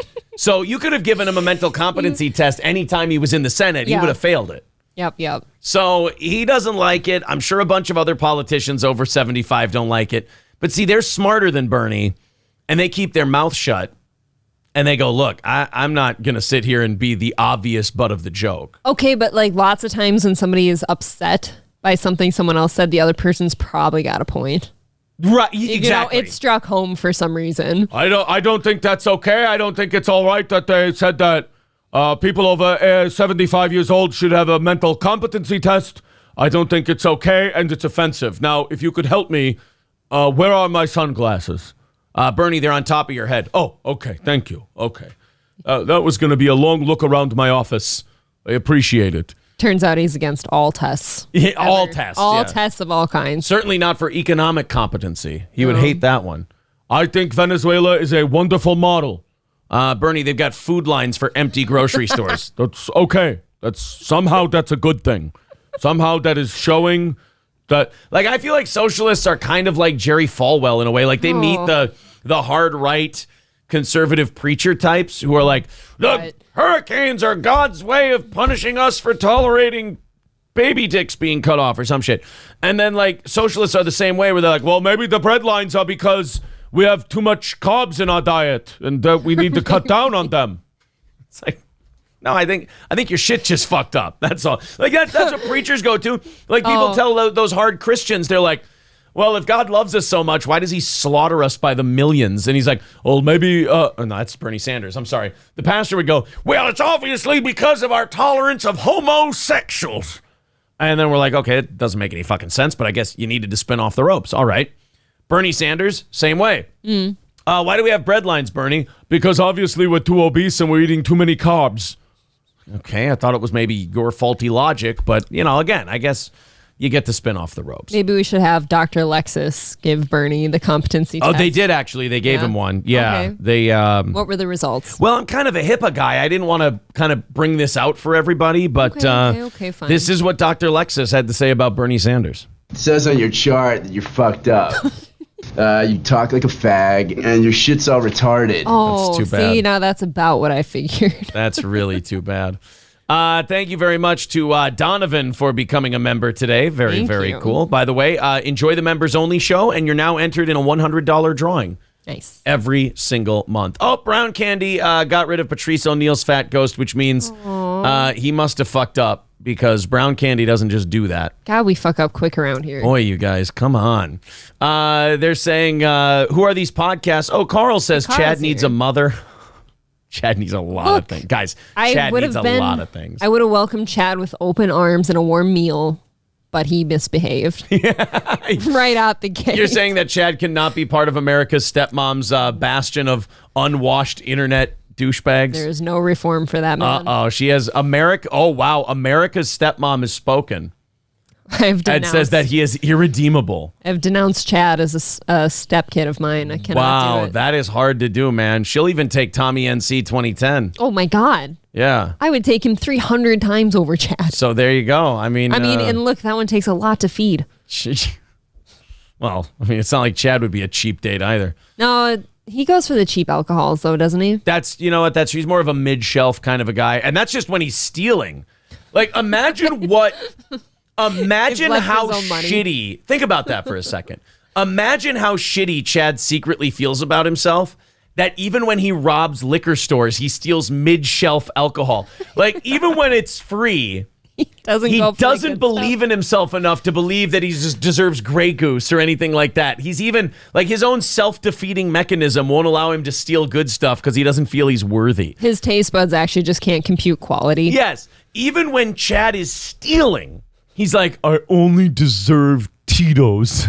And what kind of food did he steal? Like, didn't he go to some kind of bar? Yeah, it was just a bar and weird grill. Bar food and just not pay for it? Yeah, and was shitty to the server and everything. Oh, boy. So, yeah, even when Chad can steal it with someone else's money, he's like, I deserve mozzie sticks and an overcooked cheeseburger. Probably those tiny, like, deep-fried taco bites. Yeah, like, he's like, I deserve Super America deep-fried tacos, and I deserve, you know what? Just give me rail alcohol. Just whatever looks the same going in is coming out. Imagine how much you have to. There's some psychology shit right there. Like, even when it's free for this guy, it's got to be shitty things because he just doesn't think very highly of himself. I think we've exposed him, Carl's exposed him, but also the Korn interview. Sure. I feel like exposed him quite a bit. Let's go to the phones before we get into the 7 o'clock hour stories. Call from Jim Florentine. God. Yes, Jim Florentine. What's going on? Hey, well, listen, Aaron, I need to talk to you about Chad because I was just hanging out with him last night and it was all bad. And Chad's saying he's going to, commit the big and hero and do himself in. And I think there's only one thing we can do to help him. It's not me or you, but it's up to April. We need April's help. What kind of help do you need there, Jim Florentine, for Chad Zumock? What can I do? Well, what kind of help do you think Chad needs? I mean, a lobotomy would certainly help. Mental, physical, you name it. Well, I mean, I just know that he's always there when I call him with all my problems, so the least I could do was try to get him with April.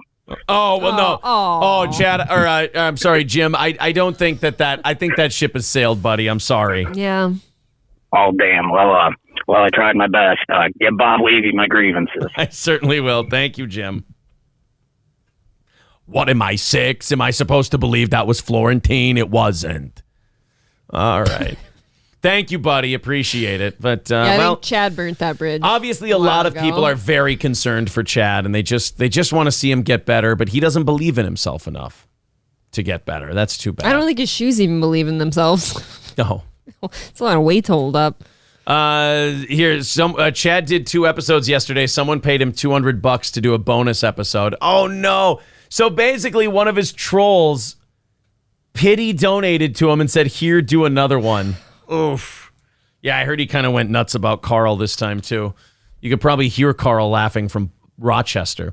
All right, guys, let's echo. We have another race faker in our midst. A race faker. Yeah, April's pretending to have been Cherokee this entire time. Hey. A high-ranking diversity leader claims to be an ethnic Arab Muslim, but her own mother claims she is, quote, white as the driven snow. Oh, no. Mom, I told you to stay out of this one. Mom, I told you I'm a Muslim today. Ma'am. But, ma'am, I want to be a Muslim. So, this woman claims to be ethnic Arab Muslim, like born in the Middle East. Yep. High-ranking diversity leader, like total, it's Rachel Dolezal on repeat. And then the parents go, yeah, no, 100% white kid from the suburbs here. We grew up very well. And like some people just go into hiding and they like try to give a half-assed excuse and then disappear like Rachel Dolezal. Mm. Some people get caught. This is a weird thing to say. Some people get caught being white. How dare you? Because you can get caught being white now. Well, you're glaring. Some people pretend to be black and then they get caught being white. And then they make excuses. Like Sean King is a black activist and he had pretended to be black his whole life. And they kind of exposed him. They're like, here's your birth certificate. That's your mom. That's your dad. They're whiteys, bro. Right. His excuse, like he basically, in order to defend him being black, and you guys correct me if I'm wrong, if I'm missing this. In order to defend himself from the racial attacks, the accusations that he got caught being white. Okay. And they said, well, here's your dad. He's a white dude. Here's your mom. She's a white lady. And that's on your birth certificate. He went, oh, no. You see, my mom lied on the birth certificate. She fucked a black dude and then had me like, you accuse your mom of being a whore. You accuse your dad of being a cuck. You accuse them of raising you like in a non-traditional way, but you're really black. Like, and then your true dad stepped out, apparently. Right, just say you're white. Like, just say, look, I got caught. It wasn't good. I shouldn't have lied like that, so on and so forth. Don't make the lie worse by then throwing your mom under the bus. No, I don't know if people know this, but angry mothers are not usually quiet. I guess so, yeah. Josie Masters says, yep, Aaron, that's the story. Okay, I figured I figured I remembered it the right way. Yeah, Talcum X is what they call it. Talcum X? Talcum X, oh, yeah. Boy. Yeah, and he's like still around. He's still like being a racial activist and shit like that. And he just lied. Yeah, and then he went, my mom just took black dick on the side behind my dad's back and then had me. It's like, I don't know. No, that's not how it works, brother. Interesting question, I guess, on my side. If you can identify to be whatever gender you want to be, or even an animal some days, like, you know how there's like furries out there pretending to be cats now and shit? Yeah. Why can't you be different ethnicities? That's kind of the argument, isn't it? Like, if you allow one stupid thing that's not based in any kind of science or logic or anything like that, what's to stop people from just, like, claiming that you identify as black is just as legit as claiming you identify as a woman. That's kind of what I'm saying. Like, they're both based in the same kind of psychopathy. So, yeah, I mean, that's a good point. Why can't you? Yep, right. I don't see the problem here. I see the problem in general as a whole, but if you're going to okay this one and sign off on it, you've got to do this one. Rex Dart parody account says, just say you're white. That's it. Have you ever seen Sean King? Nope. You tell me if this is a black guy or a white guy. Okay. I mean, pretty white in most of the pictures. I don't know if that third one in there. That's lighting. Maybe, but it's a lighting thing. Yeah. That's a white dude. That's a white guy named Daniel, is what that is. I mean, he's trying pretty hard with how he does his facial hair and stuff, I guess. Or I mean, the nose is iffy. He does. I'm sorry. Like, maybe I'm breaking a mold here. He does look a little iffy one way or another. You think his mom might be a little hoe bag? Something's a little iffy, but that's a pretty light-skinned black man. Is Sean King white? King has written extensively about his experiences as a biracial person and has also written about the Black Lives Matter movement gaining prominence following the shooting of Michael Brown. Addresses race reports. Yeah, 2015. Says he has a white mother and a light-skinned black father. But again, that's not on his birth certificate. Yeah, if your dad is light-skinned enough that he considers himself white, I don't think you get to be... I don't know. I'm confused too now. Interstellar fellow, we get it. We're going to catch your boy's show. You're really upset about it. But April's forehead is big and I'm balding. We got it, buddy. Either just admit you're a fan or admit you're scared. One of the two. I'll let you go in a little bit, but honestly, it's kind of sad, Interstellar fella. You got to go to a show that has, let me give you some advice on how to do this. You got to go to a show that has nobody watching it. You can't have a show that between YouTube and Rumble has more viewers than your show and then talk down to it. It doesn't work. And you have to shit on it in that way. Like, if you do it to us, you're just watching hundreds and hundreds, almost 1,000 people having a really good time. Mm-hmm. And they're like, look at me, look at me. And everyone's like, yeah, I get it. There's a retard in the chat. You don't want to be that guy. You want to operate from a position of strength. But I mean... Neither of us are people that haven't commented about our foreheads before. But if you even if we did have big foreheads, that doesn't take away from the show. Yeah, Interstellar fellow, everybody kind of sees what you're doing and they go, oof, this guy's cringe. I mean, and now here's the test. When we let you go, are you going to make another name and come back? Because that would be like the saddest thing in the world. He'll be extra discreet and call it just the large forehead. Yeah, Kyle says to Interstellar, Just say you're gay. that's it. That's all you got to do. That's all you got to do. But the Sean King thing, Rachel Dolezal, and the weird thing about this is the media is kind of like on the transracial thing, the way they're on the transgender thing. Mm-hmm. They don't really like calling it out. Like they ran Rachel Dolezal through the mud, but they kind of let her off the hook after that and just went, okay, we're done with her. And like Sean King, they still pretend he's black. Like it's very strange. So it'll be interesting to see what they do with this one, because this woman's like, I'm an ethnic Arab Muslim. And you know the media doesn't want to touch that. No, that one's complicated. But if she's white, she's white. I call her Rachel. Oh God, another Rachel. I call her Rachel. I don't know why she's doing what she's doing, said Raquel Evita's mother told The Intercept when reached by telephone. I'm as white as the driven snow, and so is she. Progressive group roiled by accusations diversity leader misrepresented her ethnic background. Dude, and these people go a long way, too. They basically do blackface. They put, like, bronzer on. See, now, that I don't understand either. I'm like, why do you... Like, I've never felt that urge to be the other thing, like another person that way. Members of the American Friends Service Committee, a prominent Quaker organization known for its progressive values and social justice. This is a fucked up story. Social justice advocacy in the U.S. and abroad have raised an alarm about a woman holding a leadership position within the organization who they say has misrepresented her ethnic background for years and who they fear may be working on behalf of groups seeking to undermine their organization. So she's like going deep cover Muslim. I guess so. Raquel Evita Saraswati, a Muslim activist who for years has encouraged people to believe that she is a woman of color, including Latina, as well as of South Asian and Arab descent. Holy shit, she really went for all of it, didn't she? Raquel, like, look at her name even. Yeah. All three parts of her name are those different things. She's like, she went to the race buffet and just grabbed a little bit of everything, you know, just like they can't call me out for all of it. A little seasoning of each. She is the Chief Equity, Inclusion, and Culture Officer of the group, a senior position that gives her access to the files of dozens of the organization's staff and volunteers. But Saraswati, who was born Rachel Elizabeth Seidel, is not a person of color. According to completely irreputable source, her mom, Carol Peroni. Was she a Muslim woman or was she Peroni's? I call her Rachel, Peroni told The Intercept. I don't know why she's doing what she's doing.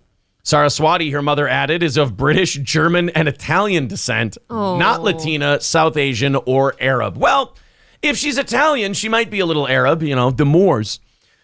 I'm as white as the driven snow, and so is she, added Peroni, who also shared with The Intercept photos of Saraswati as a child. In the photos, which the mother asked not to be published, Saraswati's complexion is significantly lighter than the bronzed look in more recent photographs. Peroni also shared with The Intercept her Ancestry.com profile and a photo of Saraswati's biological father, who is deceased. Another relative who asked not to be identified confirmed that Saraswati is white. And she is not, so I guess she hasn't responded to any of this. Sure. But I guess all you can really do, like, you either have to admit it and go, all right, I'm out of here. People, by the way, people are already calling her Raquel Dolezal. Can you imagine, though, if you're white and you decide you're going to pretend to be something else and you go for Somali or something like that? Something weird. She went South African. That's... Well... Any of those countries, where you don't really have. You gotta make it so it's like not so you're beyond question. You know, you gotta make it so people will be so uncomfortable to call you out, they won't do it. So if you go, I'm South African, South Asian, Arab, and all, like, who's gonna call all that out? Like, you'd have to be the person who would call you out would go, oh no, you'd have to be completely clinically insane to make up something like that. Right. What I'm saying is, I'm thinking it's just probably not best for your quality of life. It's been great for her so far. It's been awesome. She's got a high-ranking position. Weird. She's making good money. But the mom comes out and goes, yeah, she's doing what now? Yeah, no, she's a whitey. That's, to think that you're going to get away with that is just, I mean, it takes balls in a weird way. Catch me if you can, I guess. Yeah, it takes really big balls. Like, you just throw on your bronzer. Like, suppose there's an emergency at the place and she has to do an emergency Zoom meeting right away and she doesn't have her face on She has yet. nothing on yet. She doesn't have like the hijab deal on. Yeah. Does she have to do like a Mrs. Doubtfire where she dips her face in a cake and like comes out and is like, oh, it's my evening mask deal. She has to do one of those deals. She actually just has a charcoal mask on. She has a charcoal mask. She's like, well, the friends and the darkies are gay. Well, the sun shines bright in my old Kentucky home. They're like, are you wearing a charcoal mask? No, it's just the lighting in my room. See? Mommy. I'm just really tan right now. Okay. Daniel Hudson with $10 says, on behalf of all white guys named Daniel, we deny any culpability with Sean King, excuse me. All right. Thank There you go. Sean White too, actually. Sean White, I mean, they detest Sean White as well. 120 away from knocking today's 30-minute overtime goal out. 120 away and more than an hour before we even rattle the cans and do our filthy e-begging. How about that, guys? Thank you very much.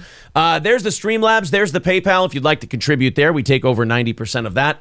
We take 70% of YouTube, whichever way you feel like going. Works for us. Just, again, thank you all very much for joining the show. They want to know Shaka's opinion on this. Aw. I'll tell you this. I'll tell you why I'm not doing the voice. Oh.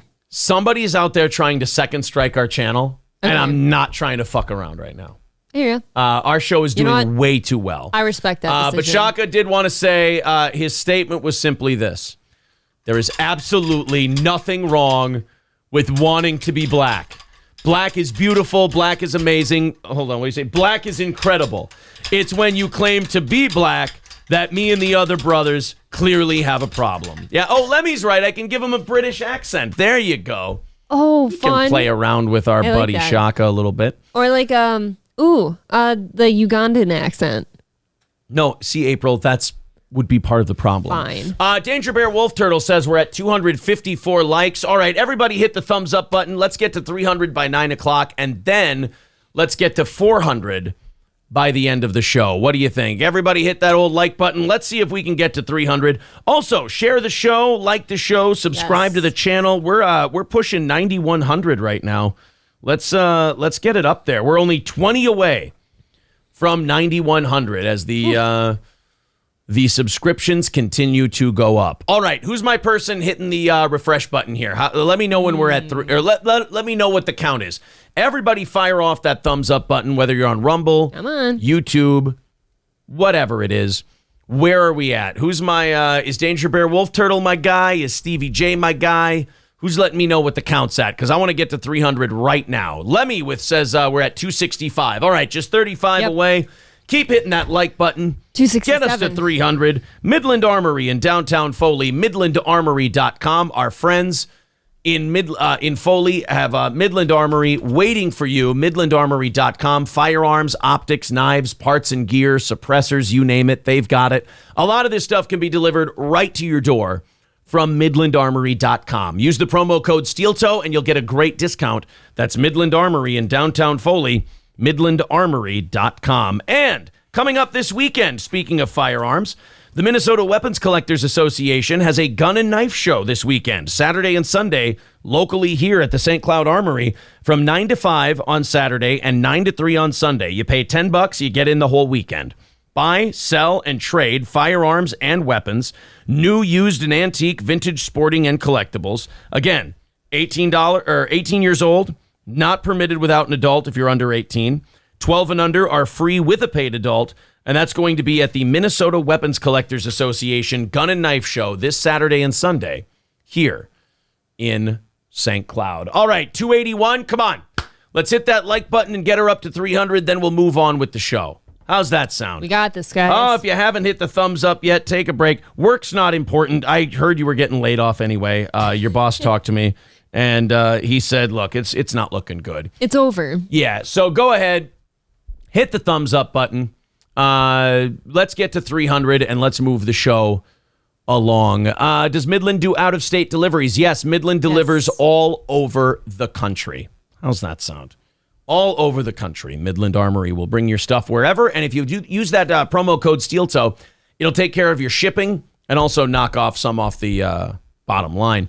D Gulag says we're at 283. All right, guys, keep updating me on the count because I've decided I'm not moving on until we get to 300 here. We got to get to 400 by the end of the show. Holiday today, right? President's Day. President's Day. We got President's Day today. Does anybody even get off for that one? Yes, they do, and I'll tell you why. Kids don't have school. So the adults have to be off. The adults are going home to take care of their kids. Okay. Churrin'. Just a Dabbler says we're at 288. All right, guys, 12 more, and then I can move on. We're going to get to 300 likes before we get to 9 o'clock. It helps the algorithm. It helps the show. And again, Algoy says, imagine asking for thumbs up. Yeah, weird. It's almost helps. like, I just kind of do my show the way I want to, and you are under no legal obligation to enjoy it. How's that, buddy? So don't be so miserable. Stop it. We're having some fun, getting the audience involved. It's a good time. Don't be so... I don't like people like you. I feel so bad for you because you're just such a bummer. Like your whole life is just... You hate everything. Yeah. You're like that guy who, when people are talking about like a movie they really enjoy, you get this weird feeling inside your gut where you like have to shit on it. It's like just can't stop yourself. Yeah, just be a human. Try it. Yeah, Mad Joe says, relax. We're just having fun. And there we are. We made it. Woo. There you go. We're a fast-paced show that talks about a lot of shit back to back to back to back. It's kind of nice to take a break from that once in a while. It's a little goal. It's fun. Yeah, it's fun. Yeah, we got $120 to go before we knock out today's goal. We'll do a half hour of overtime for that. A race to 400 likes. Yeah, see, Happy Days says to that guy, I was once like you. Miserable guy. And as our show gets bigger and as our show continues to grow and catch up to these people's shows that they like, they're going to continue to come in and go, I don't like this. And we'll just continue to giggle at you. Yeah, see, Al Gold's one of those guys where he goes, got him riled. Dude, not in the least. Are you riled? Look at this. Everybody's giggling at you. This is that cope that guys like him do. The miserable guy cope where they go, oh, see, everyone's shitting on me and making fun of me and laughing at my expense. Oh, that just means I got him riled up. No, I believe it's an entire room of people taking pity on you. But hey, you know what, sweetheart? Whatever you need to make yourself feel better. How's that? You'll figure it out. Hey, I interjected myself into this show, and now they're using me as a prop to make fun of like a comic does a heckler. Oh, I really showed those guys. Thanks for the free material, asshole. They always spin it, though. It's like, oh, look, no, your whole show's about me. Well, otherwise they have to be embarrassed that they made a fool of themselves, and then they're going to have to look inside themselves and change. And dude, with these people, that's never going to happen. Al Gold, he's going to die the same way he is right now. Poor guy. It's unfortunate. But anyway, guys, like somebody in the chat says, take a Xanax, relax. You'll enjoy the show. I think if you enjoy the fun we have on the show, you probably won't be so miserable all the time. That's true. You'll feel better. It's a cleanse. It's a detox. A pro Black Lives Matter teacher has been forced out of a South Carolina school for claiming that reporting theft is white supremacy. Well, now she may be fired from her new Maryland school that she went to because she's accused of concealing a student's gender issues from their parents. Oh, God, she's just a problem. She's really textbook. Oh, and by the way, you know how they found out about her? You know how she exposed herself? You know what she did? Oh, no. Yeah, how did they know that she was doing these things? Facebook? No. Fuck, I don't know. Where do they catch all these fucking people? TikTok. Damn it. It was a now deleted TikTok video. A pro BLM teacher forced out of her job at a South Carolina school over a video that stated Black Americans built this country and thus have the right to burn the motherfucker to the ground, has a new job teaching middle schoolers in Maryland. However, it does not look like that is going to last long. And by the way, you can predict what this woman looks like. She believes black people built this country, so they should be allowed to burn it, and that reporting black people for shoplifting is white supremacy, and it's not okay. And now there was a kid confused about their gender, so this teacher, instead of going to the parents and going, hey, this is something you should know about, decided, oh, I'm all fucked up too. I'll make this kid fucked up with me, and then I won't feel so alone in the world. Right. You can imagine what this... anybody want to guess what this woman looks like? Ooh, can I go? Go ahead. White, probably a multicolored hair, maybe a septum piercing, thick framed glasses, kind of hippie clothes, that type. Did you mention the any particular markings or any particular accessories she may be wearing? I said a septum piercing. Yes. Okay. Good. Algol says you do a pretty good Kumia. I'll give you that. Thank you. He's a big influence of mine. So if I remind you of him, that's awesome. See, Algol, I told you were a fan of this show. Oh, but then you're just a cuck because you're a Kumia guy. Look, that's fine with me. Algol's a fan of the show and he loves me. That's great. I turn these guys so quickly. It's amazing how quickly they get upset, then they get cunty, and then they kind of surrender. I like that. Thank you, Algol. I appreciate that, bud. Your turnarounds are impressively fast. I know. Aren't they quick? Yeah. All these people turn around so quickly. So let's take a look at this woman and... okay. Is it... Okay. It's everything. No. What did you guys think? I'm about to show you the result. Tell me if it's not as bad or worse than what you thought. Here you go. It's everything I thought she'd be. That is everything. Textbook. It is textbook. It's right down to the multicolored hair, the glasses, everything. Septum piercing. Oh, man. Do you know what those earrings mean? The XE earrings? Something about chromosomes? No. That's Zay. That's probably her gender. Zay. She's literally wearing her gender identity on her ears.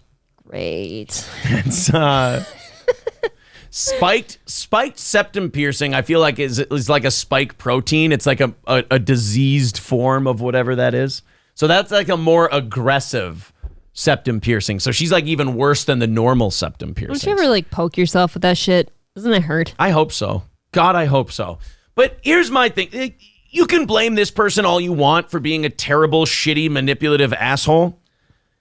No school should be hiring anybody that looks like this. That was my next comment is I don't know how she made it through interviewing. Right. Unless they didn't. Unless they're so short on teachers that anyone who gets themselves a degree from a 4-year college, they're just fuck it, come on in.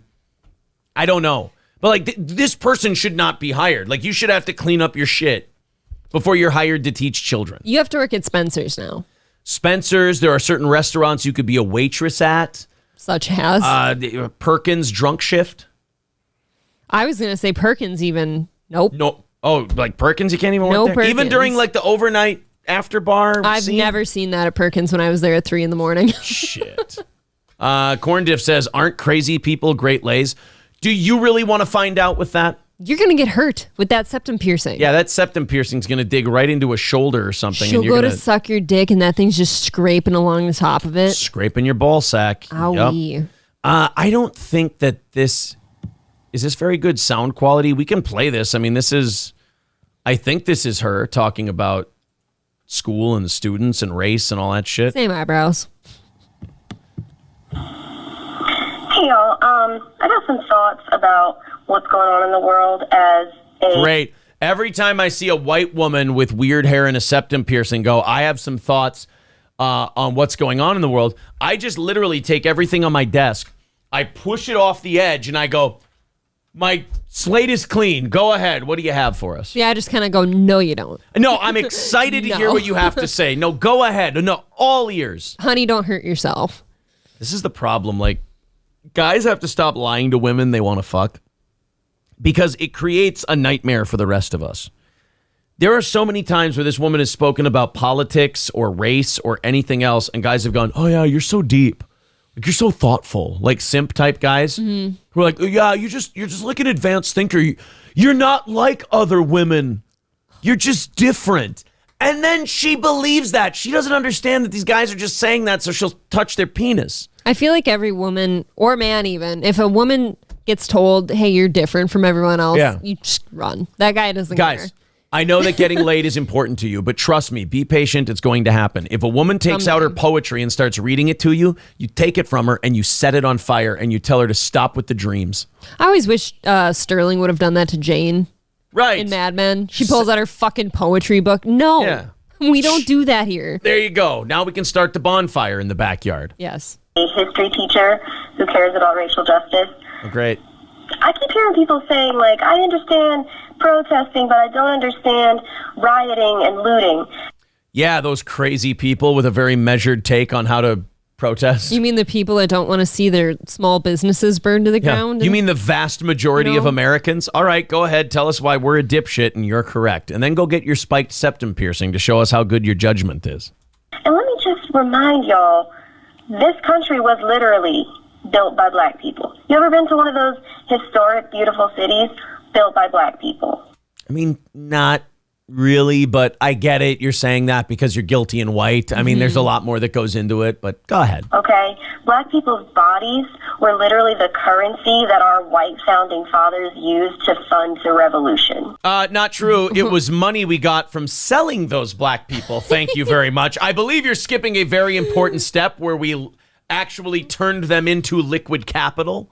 God. It's not good, Aaron. Some people just have no understanding of basic colonial time economics. Let her talk. So as far as I'm concerned, as a white person and as a history teacher, if your ancestors built this country, you have the right to burn the motherfucker to the ground. No, that's not how property or anything works. No. That's good. My grandparents used to own the land that Runnings is on here in St. Cloud. I don't have the right to burn down Runnings. But you're also not black. Oh, shit. So you have no voice here. Looks like it's a country music day for me. But I'd like to ask this woman, so if you own a house that black people built back in the day, but you own it right now, they can burn it down. They can come back and burn it down because they built it. Boy, you know who would really be against her take? The National Association of Realtors. They'd be like, that's going to kill business. Nobody's going to buy a house if at any time people whose slave parents who bought it can just come by and burn it down. Everyone's got to build their own house now. Jesus Christ, man. That's going to kill the economy. If just rampant arson is okay because a bunch of slaves built the courthouse. Yeah, but construction companies are going to be going gangbusters. That's very true. Because it got to have white people building it, can't burn it down. And then the construction members' families, 200 years after they build that, can come by and then burn it down. Because that's how we run a functioning society, you hippie bitch. And white people, I'm going to need you to do better because your opinion on this is at best irrelevant and at worst literally propagating white supremacy. All right. Okay. You and your Eugene Levy eyebrows have a great point. You know what? I'm going to change my whole opinion because this fucking buzz cut white girl told me to. Who is it? Like, who's her best friend? Eliza Blue? Oh, don't bring that up to her. They talk the same way. They both kind of do that, like the black scent thing. They do the black scent thing. They say things like motherfucker and think they sound tough. And all y'all white people acting like they're not one. And I like how she thinks we're just white supremacists if we're not for rioting and looting. Yeah. Burning things down. Milk Cricket with a great point. How long has Minneapolis been around? Yeah, Minneapolis was not built by slaves. No. We were a non-slave. We're in the north, by the way. And we were a state, like, right on, like, when the Civil War was breaking out. And we were a non-slave state. So, yeah, sorry, no, the George Floyd riots don't get to happen because y'all white people, y'all need to just listen, white people. I would love for her to have like a rally in Minneapolis and just see how it goes. Yes. She'd find a new baby daddy. Riz Digga says, motherfucker is a top 3 curse word to use against someone and not be racist. That's true. That's true. Familiar Human says, Royce Lopez is back from rehab. Pop over to Daywave and wish him well. Is he really? Should we go over and say hi to Royce? I think so. I think we should. Daywave Radio. I'm going to get the link for you guys here. We were praying for him and everything. Is he live yet? Oh, jeez. No, why isn't he live? Oh, man. Yeah, we can't say hi if he's not live. Guys, we live. can't say hi to Royce if he's not live. Maybe he's not back yet. Oh, does he go on the other Daywave channel? Which channel is it? God damn it. There's a different one. I think it's called Daywave Live. You're subscribed, aren't you? Just go into your subscriptions. There and see we which one's go. Live. Here we are. 1004. Because I've always heard. Here's what I need from you folks. I'm going to put the link to Daywave in the chat. You go say, welcome back from rehab, Royce. You know, just wish him a happy recovery. Glad you're back. Put your own spin on it. Go say hello to Royce and wish him a happy recovery from Steel Toe. There you go. So wish him a happy recovery from us, and let him know that we're riding with him.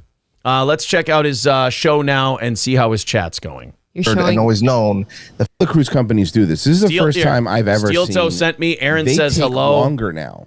Guys, right? make sure you're wishing him a welcome back from rehab. Drinks, and it feels like it's welcome back, Royce, you drunk brown fella. Steel Toe says congrats on the recovery. Rehab cruise, right? And welcome back, Royce. It feels from the like Steel Toe crew. it's on purpose, right? Hey, Royce, I heard you related to Bam Margera. I sat there. Hey, Royce, welcome back. Steel Toe sent from Steel Toe.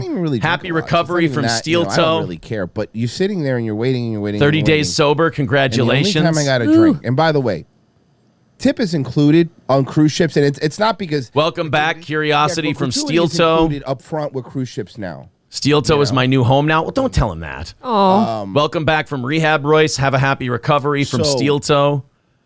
You go there. Here you go, guys. I'm going to put it in the link in the chat one more time. $20 bill. Unban me, Steel Toe. Oh, Goose Clues. I'm sorry. I thought you were being cunty. You know. Somebody else banned you, not me. I'll unban you today. Yeah, he took like this. Hello. Yeah, like Hope you had a reading. He's not reading them. You're showing everyone that you don't subscribe, by the way. And blah, blah, blah. He was talking. He was a really nice guy. Oh, I subscribed to his other one. There, now I'm subscribed to that one. Slaves. And they are. And then he was at the Steel Toe wishes you well.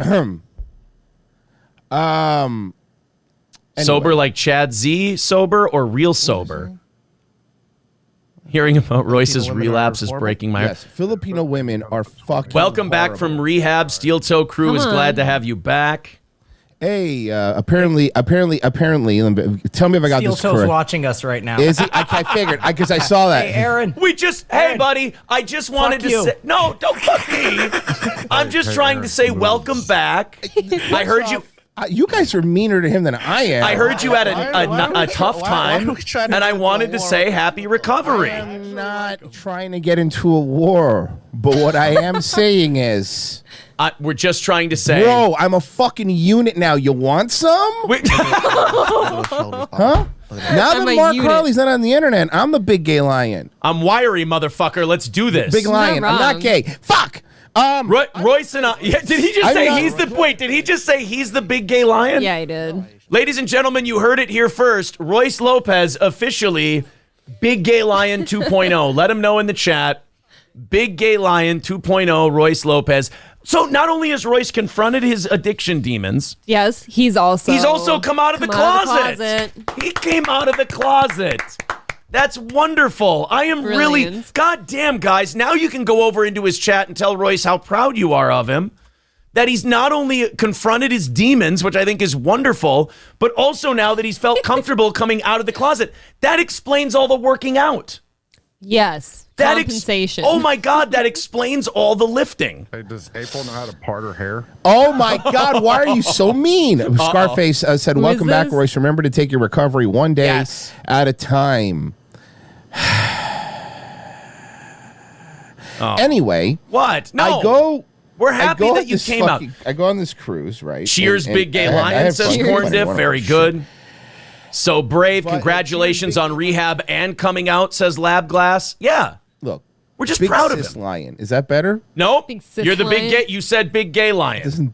I know it doesn't sound as good. No, you're in the North America. So you're happy you're gay from Steel Toe. Yeah. No, actually, Big Gay Florida Panther, because we actually have Panthers in Florida. Oh, yeah. He said Big Gay again. Big Gay Panther. Big Gay Panther. There you go. You also have I thought it was monkeys. too. I guess depending on the lighting on what bar I walk into. What's like the national animal of Puerto Rico, where Royce is from? Oh, let's find out. Big Gay Cougar, some people are calling him. Nikki Fruit Loop says Steel Toe is mid. You motherfucker. Leave your ball boy. All right. Secondly, once you go in the water, guys, we can. All right, we can leave Royce alone now. There you go. The Puerto Rican Cokie. It's a frog. It's a frog. All right, so he's the big gay Cokie. There you go. All right. Well, was that JJ Stoner who asked about the part in your hair? Boy, that I don't even know what a JJ Stoner is. That was a low blow, you son of a bitch. How dare you talk to my hack. Nobody talks to my wife that way except for me. I always challenge these people. What's a better way to part my hair? What is the way to part my hair then? What if JJ Stoner got super gay and actually came to you with a really creative, like Christian Bale in American Hustle, and he gave you this elaborate paste and comb thing? Where I have a lot of hair. I'm not sure, I guess, how to part it to your liking. Well, there you go. JJ Stoner, the gauntlet has been laid down. This is my natural part, by the way. It sits this way, so I'm going against nature if I do something else. I don't think the being defensive about it is a good look. I don't care. Like, clearly, if I cared, I'd change it. Here's what I think. I think since the gauntlet has been laid down, I think JJ Stoner should come up with an elaborate new way of doing things. Yes. And then I'm guessing you're more than willing to hear him out. I completely am. You're wonderful. I'll try it even. Yeah. If you got a little more volume, you might actually be able to do a Mark Harley. You might actually have kind of the same poof. A poof? That he does. I don't like Mark Harley's hair, though. Oh, come on. He's Big Gay Lion #1 versus Royce, Big Gay Lion #2. People are saying down the middle, but my hair doesn't part like that naturally. I'm going to be going against nature here. Going to be bad. Dario Delfino, yes, that's true. JJ Stoner's observations may be under the influence. I believe he's inebriated a large majority of the time of his existence. And all I take from that is some guy named JJ Stoner knows who I am. Aren't you honored? You should feel good. He knows my name. I love how Royce is like, oh, apparently Steel Toe's here. Hi, guys, whatever. Oh, I'm Jack now. You want to go? And then I love that JJ Stoner always takes it to 11. He's like, yeah, you want a fucking war? We'll kill you. And you're like, Jesus Christ, I'm sorry. Her hair is dog shit. You know what? Clearly this was a mistake. I'm going to back out slowly. I want you to just keep your hands right here until I'm gone. I'm feeling threatened. Yeah. They're saying it's because of JJ's ball cancer. Well, you know what? I'd be aggressive too. If you had ball cancer? If my nuts were riddled with cancer. Will you please tell everybody your stance on ass cancer and getting checked for it? I just don't want to go through it. Like, if my asshole is going to rot my body from the inside, then I feel like you're just due. You know? You're just due? Yeah, like that was just God's way of calling you home. Aaron has literally told me, so like, what, you were 36 years old, you're 9 years away from like early colon cancer screening. That's what they say. And he has told me that he would rather be eaten away by ass cancer than get checked for it. So I do the thing where you can like shit in a bucket and send it to him. Like that one I don't mind. You want the shit in a box thing? Yeah, isn't there a thing where you can like shit in a bucket and send it to him? Imagine you send it. Not a bucket. Like imagine you send the bucket to the wrong address though. And like all of a sudden this person gets a bucket of shit and they're just like, what the fuck did I do to this guy? You know? So you want like that little commercial on the TV where there's a cute little box sitting by where all the housewives like are jogging by it? That's the one you want? Is that what the commercial is? Where everyone's jogging by a box of shit? Is that a real commercial? The mailing your shit in a box, yeah. You're kidding. No. Hold on. You can't see the shit. Is it colon cancer screening commercial? Yeah. No, it's not one of those. Okay. Easier than ever? It's this little box guy, the Colagard. Oh, this one right here? Okay. Well, I don't know if that's the jogging one, but it is Colagard. All right. Things you start when you're 45. Coaching, new workouts, and screening for colon cancer. Yep, the American Cancer Society recommends screening starting at age 45 instead of 50 since colon cancer. Why are they here? I don't know. There's no reason for these two to be here. Because they're 45. Isn't this an us thing?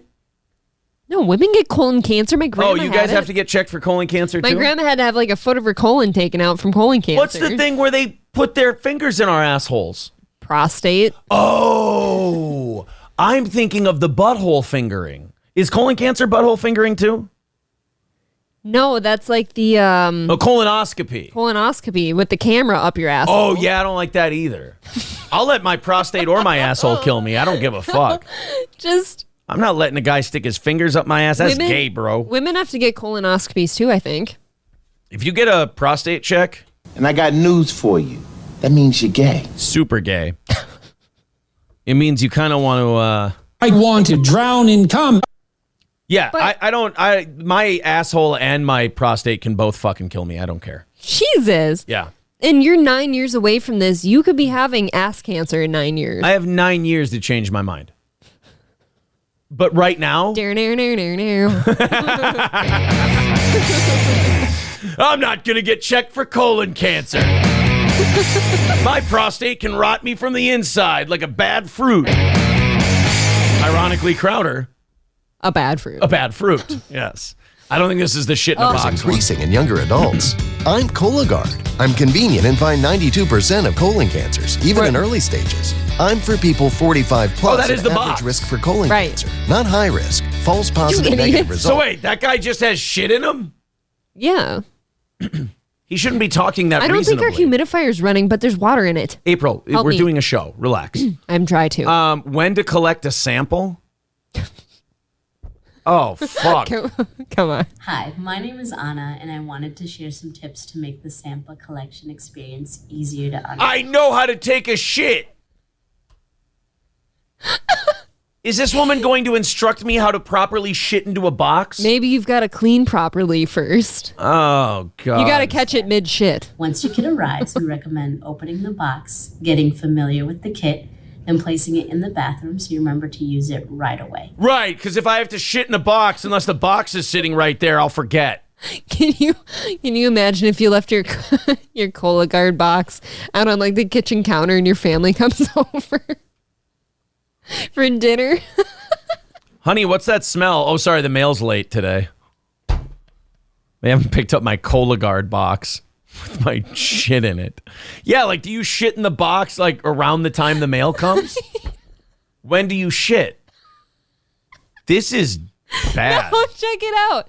You have to go to a post office to ship a box. Yeah, I have to bring a box of shit into the post office. You understand the only people who do that are serial killers and rapists. Like, those are the only people who bring boxes of shit into a post office. Hey, where do I go to mail my shit? God. And then what if you get your Colagard box and you had like Mexican food the night before and now you're just water shitting? You gotta send them soup. Like, here's some soup for the Colagard box. I'm gonna piss myself. Can I get a guy, please, to tell me about this? I want a trucker to tell me how to use the Colagard You want box. like a buzzy? Yeah. I feel bad for any post office dude who has to ship a Colagard box. Oh. Because what if the person didn't wash their hands before closing up the box or something? Here's and what I want. Shit on it. Here's what I'm gonna do. Oh my God. I'm going to find out who's taking that box. I'm going to go up to him. I'm going to give him a 20. And I'm going to be like, sorry, I had Thai food last night. This is for you. Oh, I went to Kohinoor. Yeah. It is also a great time to review the instructions inside the collection kit and check out our how to use video. A good It's thing to keep shit in a mind box. before collecting your stool sample. It's is my planning shit for in a timely box. return. Plan to collect your sample when you know you can return it to UPS later that same day or the next day. Yeah, thank you for the advice. Don't let the box of hot shit rot in your house. Thank you. I would have, if you wouldn't have made this video, I would have just sat there with a bucket of my own shit collecting until Tuesday because I just liked the aroma. I can't. Oh my God, dude. You like fermented shit. Then again, I guess people can't figure out what fucking gender they are, so you do have to make these videos. Because you're going to get some asshole who will sue, and he'll be like, they didn't tell me that I had to mail the shit the same day, it stunk up my house, and I had to call a guy. What's the over-under that they, like, request that you eat certain foods? They're going to. They're going to tell me, don't get runny shits before you poop in a box. Some people even like to put it on their calendar to commit to getting it done right away. Stop scheduling your shits, you fucking psychopath. Hey, honey, we should have shits today. No. I hope you find these tips helpful. If you have any questions, we are here to help you 24/7 at the number on your screen. They have a how to use the Colagard box video. I'm in. Can you imagine calling from the bathroom? Oh, you subscribe to Colagard. You do it. Do it. So your healthcare provider has ordered Colagard for you and you've received the collection kit. that may sound complicated, but we're going to... No, it doesn't. Here, shit in this box. How is this complicated? What retards are you sending this to? That you're sitting here going, hey, we gave you a box to shit in. I know that's confusing. It's like, no, it's not. Well... If you would have installed... I have a couple questions. If you would have installed like a mousetrap kind of configuration to get the shit into the box, yes, you can send me directions. I have a question. Yeah. Do you just is there like a collection mechanism that you put inside the toilet so you sit on the toilet and shit into it? Or do you shit directly into the box? It's people like you that are making it so we have to actually have these videos. I know you think you're being funny, but you're actually causing more of these to be made. I would like to cut out the middleman in my shitting Thanks. experience. Make it easy. Colagard has no special prep or changes to diet or medication. Oh, that's Neat, good. right? We'll show you in a few simple steps. Collect your sample and ship it to the lab where it'll be tested. You may receive a few phone calls from Exact Sciences laboratories to remind you to... Oh, wait, they're saying you don't shit in a box for Colagard. Hold on. Zen Rhino sent me something. What? But you don't shit in a box for Colagard. You wipe your butt and you send the stool sample in the box. And you really need to look up on that, Aaron. You don't want prostate cancer or colon cancer. It's a long, drawn-out process and a very painful way to die. Okay, so thank you, Zen Rhino, for telling me that, because if I didn't know that, then if I would have done Colagard at some point in my life, the people there just would have gotten a box of shit and been like, what the fuck is wrong with this guy? This person is a lunatic that we're dealing with.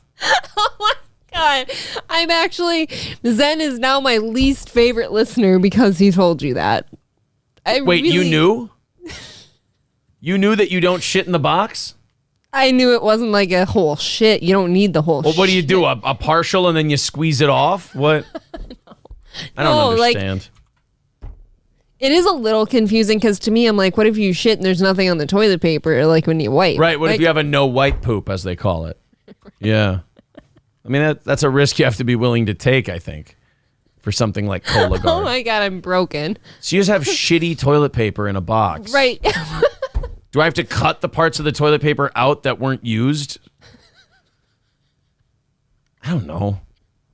All right. You know what Colagard is for? Colagard is for people like me who don't want things shoved up their ass, and they explain it to you, and then you go, all right, fine, just shove the thing up my ass. Right, John Satara says, Aaron is why these instruction videos exist. That's true. See, you would have shit in the box. I would have taken a shit in this box and sent it to them. And your shits are typically 1 to 2 flushers, so you said a whole fucking thing. Chad Zumach's probation officer says they only take the sample if it's full-on diarrhea. It's almost like they made a video to explain it to Aaron. It says, fuck you, dude. Milk Cricket says, what about the blood, though? Cerberus with $10 says, I thought I had testicular cancer. Turns out it was just a hydrocele from an injury. As for the poo box, just squat and poo. No, apparently it's not a poo box. By the way, guys, 1:15 away from today's goal, half hour away from rattling the cans. There's the Streamlabs. There's the PayPal. If you'd like to contribute to the show, we do appreciate that. 1:15 away from doing overtime for you today and adding on another 30 minutes. I wish you would have just, I'm kind of sad you saw Zen's thing first because I wanted you to keep watching the video. And then they would have got around to like, oh, you know. Trucker 18-wheeler just writes, I've got a bucket of diarrhea. Who just has a bucket? Ready to go. This show is like med school for idiots. Yeah, fair enough. I'm crying. I am actually going to piss myself. Do you have any more reads to do? Here, no, I don't. God damn it. Here, go piss. I can do a show. I'm writing down Colagard. We're clipping a lot of stuff today. You might have colon cancer. You're so cranky. Well, I don't know. Give me a box to shit in. We'll find out. I really am upset that anyone told you that that's not how you do it because I could have had Aaron shitting in a box for everybody to ship into. Okay, Guy Sartell says, I can sell you some clean shit. What if you do that? What if you just send someone? You're a you colon send cancer clean shit. Yeah. You know you've got it already, and it's like you're a denier. You call up the Colagard people. You're like, hi, yeah. Dark blood, is that bad? Because I know like light blood is like fissures and like tearing of the actual anus or hemorrhoids. Like it's nothing to worry about. But like dark blood, you're saying that's horrible. Okay, well, it might be too late then. Do you mind if I just don't send the sample in? Because I feel like I'm pretty much a goner. Okay. Talk to you later. I'm going to go back and shit blood. All right, bye. I've got tarry stools. What do I do? Yes. Yeah, my stool looks like the thing the dinosaurs drown in. Please advise. I've got La Brea tar pits shits. It's the La Brea tar shits. Oh Please my advise. God, Jesus. Yeah, my shit looks like currant jelly. What do I do? David Chandler says, what are you doing with my turkey baster, Aaron? I have to get my shit into the box. Even worse, he has a diarrhea day. He had a beef and bean burrito, and he just puts the baster directly into the anus to just suck it out. Yes, Mr. Imholt. Yes, this is Dr. Singri Pak from the Colagard. Yeah, Mr. Imholt, I have good news and bad news. The good news is you have tested negative for colorectal cancer. Yeah. Yes, that's great news. The bad news is you don't need to send us a whole shit. Yeah, we were all a little taken aback when we opened up your box to see that it was basically filled to the brim. Next time, just simply some toilet paper will work. All right. Thank you, sir. Bye. Then they call you back the next time. They're like, sir, Mr. Imholt, we told you not... You just sent us a roll of toilet paper in the box. Like we said, we meant you had to wipe your ass and get the sample on there. Yeah. You know what? Just next time, try again. You got to use like the Cottonelle deep ripples one to really catch it all. Good. Can you picture the visual of just you? You've got your Colagard box, right? It's just sloshy to the brim. Imagine if you went to med school. And now what you're doing is you're sifting through people's toilet paper and grabbing it out of boxes and testing their shit. It's like, this is not the glamorous life I thought I was going to live. There's some things like, if you've got like bowel issues and you go to like a normal doctor for it, they'll actually ask you to like shit and like somehow capture it and either put it in like a Ziploc bag or something or a Tupperware and freeze it. Yeah. See what I do with the Colagard box is I just have my previous shits up like shawarma and I just kind of carve it off. Just send it in. I figure I'm good. What? See you later, April. Oh. Talk to you later, alligator. She's still laughing. I walked April. Hey! That's pretty good. That's pretty good. April had to go start her car. Yeah, if you're one of the people who like wrote one of those two guys who wrote shitty stuff to the show today, like wouldn't you this is what I'm talking about. Like wouldn't you rather hang around and then just get something like this and go, "Wow, what a fun time I'm having." I don't understand why you'd want to be gay. It doesn't. Chad Zumach's probation officer says, "Oh, April's going to do her Colagard sample." Yeah, there you go. Shane M says, "Can we move on to another topic, please?" I mean, I was trying to, in fairness. Was trying to move on to another topic, but April insisted that I get checked for colorectal cancer, and that's the only way I know. I hope you guys enjoyed it. Even More says, good old April. Nothing makes her laugh harder than some poop jokes. Simple country folk. That's it. That's all it takes. Shane F says, yes, Steel Toe. This is Colagard. Thanks for the shitty condom. Your poo is perfect, but your lover's cum is AIDS. That is not supposed to be what any of that was for.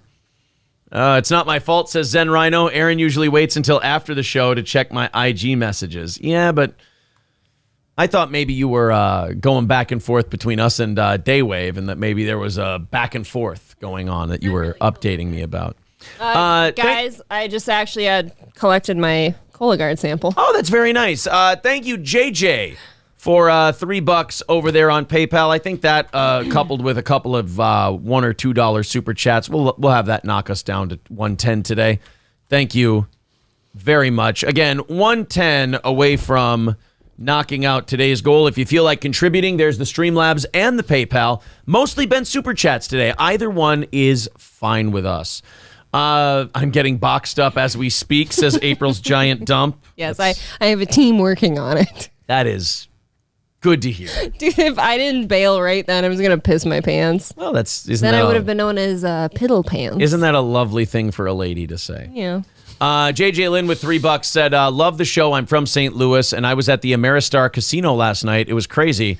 Everybody was talking about the Battlehawks. Caw is the law. I don't know if I did that right or if I'm a piece of monkey shit. You want to try one more time? Nope. Oh, I forgot my ring's in the bathroom. I don't want to try ever. Why you? My ring got stuck in the sample. Was that how bad of a shit you took? Is that you had to take your ring off? No, I take it off before I go to the bathroom because I don't like washing my hands with it on. Water gathers under it because it's just so big. I understand. I feel the same way about my dick.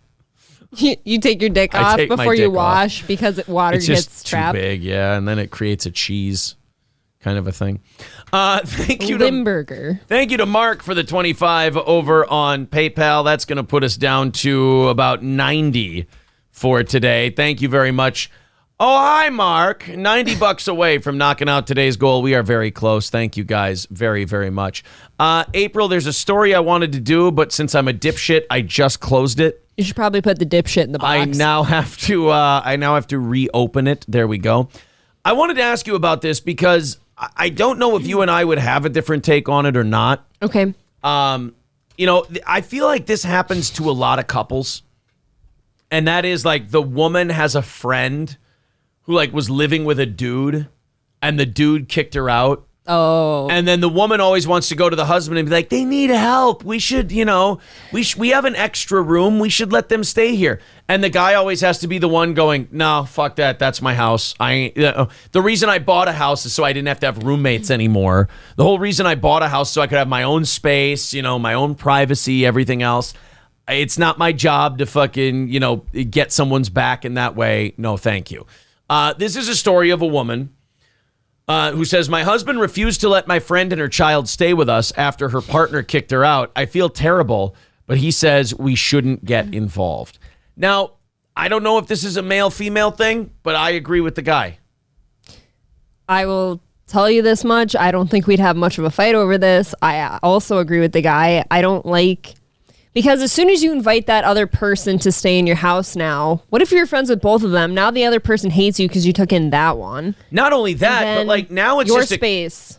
Not only that, but it's also now just a countdown to like, when the fuck are you getting out of here? And what if they don't? Right, you want to be nice and you're trying to like help them out and everything, but you're also like, okay, this was supposed to be temporary. When the fuck are you leaving? So, yeah, like Richard Sasek says, high risk, low reward. Precisely. It's true. I've actually been in this position before with friends where a couple friend of mine was having problems and the other roommate I had wanted the guy to move in with us to be nice. And that just seems like while you want to help your friend out, it's kind of like, well, now my personal space is invaded. I don't know when you're leaving or how long this is going to take, and I don't want to be the one to ask. Yeah. And like it just kind of puts everybody in an awkward position. It's kind of like asking your family for money too, because now then they're like, okay, well, when you paying it back and all this and that, and what are you using it for? It kind of violates everything private. I had a friend of mine who I don't even know if I ever told you about. I don't even know if it got to the part where we talk about it even, but he was interviewing for a teaching job in Royalton. And he was like, oh, should I, I might get this teaching job in Royalton. If I do, would it be okay if I stayed with you for like a month while I found an apartment? And I was like, well, let me know if you get the gig and then we can talk about it. This was recent? Like a couple of years ago. Yeah, I do believe that you had ran that by me. Okay. And yeah, so a couple of years ago, we were living in this house for about a year, I guess. I think you did mention it to me and you're like, well, the kids aren't always sleeping here and stuff. So there's like... Yeah. It didn't go very far, though. The conversation never went far. I don't believe in that shit. Like, you can be, like, I think women... Ooh, this could be a fun one. Skip Bayless stepped in shit this morning. And a Bam Margera update. Oh, shit, we're grabbing a lot of stuff from this TMZ story I was about to do today. Fuck that story, fuck that story. All right. But it's one of those things where, like, women... don't have, a lot of women don't have this middle ground thing. It's either I have to help, so I have to do everything, even if it inconveniences me greatly and like even harms my relationship or whatever. Whereas guys are like, oh yeah, I totally support you, buddy. And he's like, yeah, can I have a place to stay? Oh, fuck no. Right. Like, I love you, buddy, and I support you, and I wish you the best. And he's like, oh, so I can stay with you? No. I'll tell you why I don't think that's like a good idea, because it's kind of like starting to live with somebody. Like, you start to find out little things about that person that you didn't know before. Suddenly you have problems with how both of you do things in the house. You start fighting. Yeah. Bills and all that shit. It gets really dicey, and it can ruin a friendship, a relationship, everything. Now, if it's the girlfriend or wife's female friend, and she's remarkably attractive, and you guys think there's totally a lesin out possibility, then you probably roll the dice on that. Oh, that's not the direction I thought you'd go. Oh, I thought you'd think like, oh, the wife maybe would be against it because, well, what if he cheats on me with her? Right. No. If it's an ugly friend of your girlfriend or wife, then you absolutely pass and you say no. If she's really hot and you feel like there's some weird sexual tension between your chick and her, then you kind of feel things out. You still kick her out after 6 weeks. 6 weeks and no lesin, yeah. If there's no lesin, especially, then you do it in 4. But if there's some lesbianic activity, you give it 6. Okay. Scott Richard Saska says vulnerable women act a fool, too. He's right. Vulnerable women are all gay. They've all got gay tendencies. Anyways, you called me something weird yesterday. Why did you do that? A lesbo. He called me that. I'm next to him with a ring on my finger from him, and he still calls me that. You can be, hey, man, everybody's gay once in a while. Spit that shit out, man. God, I had a really good point to make, and you wrecked it. I'm just like a little boy playing with his dick when he's nervous. Why are you stroking it like that? That's what he did he was cleaning his gun in Tropic Thunder when he said that. Oh, right. Okay, sorry. Yeah. Here's where I think you maybe could get by with you could salvage your friendship or relationship if you take somebody in. You have to have rules first. What are you doing? Mike asked where the dancing black puppet was. I wanted to show it to him. No, I think you're right. I think you got to have some rules. Rules first. I think you should just say fuck no. Honestly, Yes. my opinion is don't do it. But Shaft says, a friend wanted to stay at my house. I solved it by throwing money at him instead. Yeah. Right. There you go. Con says scissoring for rent and then puts the scissors thing in there. That's fucking adorable. And if I let go too soon, that's where the scissoring happens. Exactly. Yeah, if like that person has no other option at the moment and you care about them enough, you're like, okay, I think you got to have some kind of weird contract where this is the time frame. This is how we're going to split shit up. And here, like, tell me things you have problems with in house and I'll tell you mine. And we're going to get all that cleared up right now or this isn't happening. I like That's it. I like, oh God, who was it? I like Shaft's idea. Just throw money at him and hope they I like go that away. too. Yeah. I think you should go through the steps of saying no, throwing money at them, and then a contract. Yes. Like, that's the steps you need to go through. Exactly. So thank you, Scott Richard Staska, for the $4.99. Just 85 away from today's goal. $15 away from, as Just a Dabbler calls it, the super chat music, and 85 away from just knocking it out outright and doing a half hour of overtime. Feeling pretty good about that, guys. Nice work. Streamlabs and PayPal. There's the links in the chat. Super chats and memberships count as well. Guy Sartell says, you're a shitty friend. Better get Colagard. Damn. Yeah. Hey, guys, congratulations. Brittany Griner got a contract to play in the WNBA. How do you like that?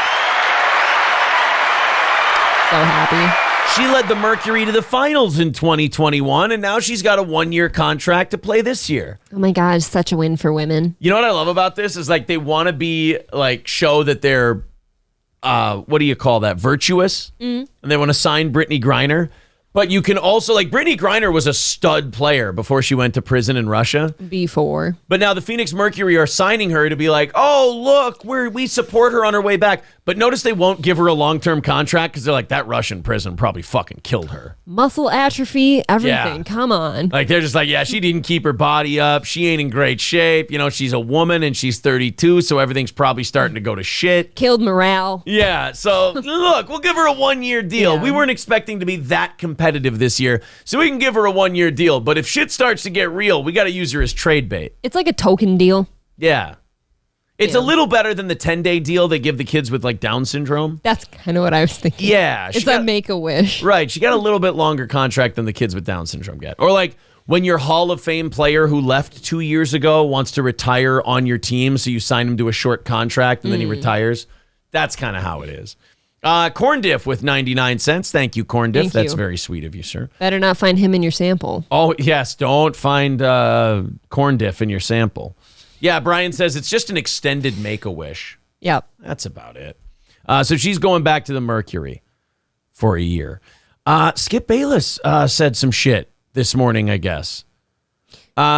He said some stuff about black coaches. Yeah, I think he actually did this over... Oh, this was over the weekend? Okay. I thought I sent it to you. I just saw it now on TMZ.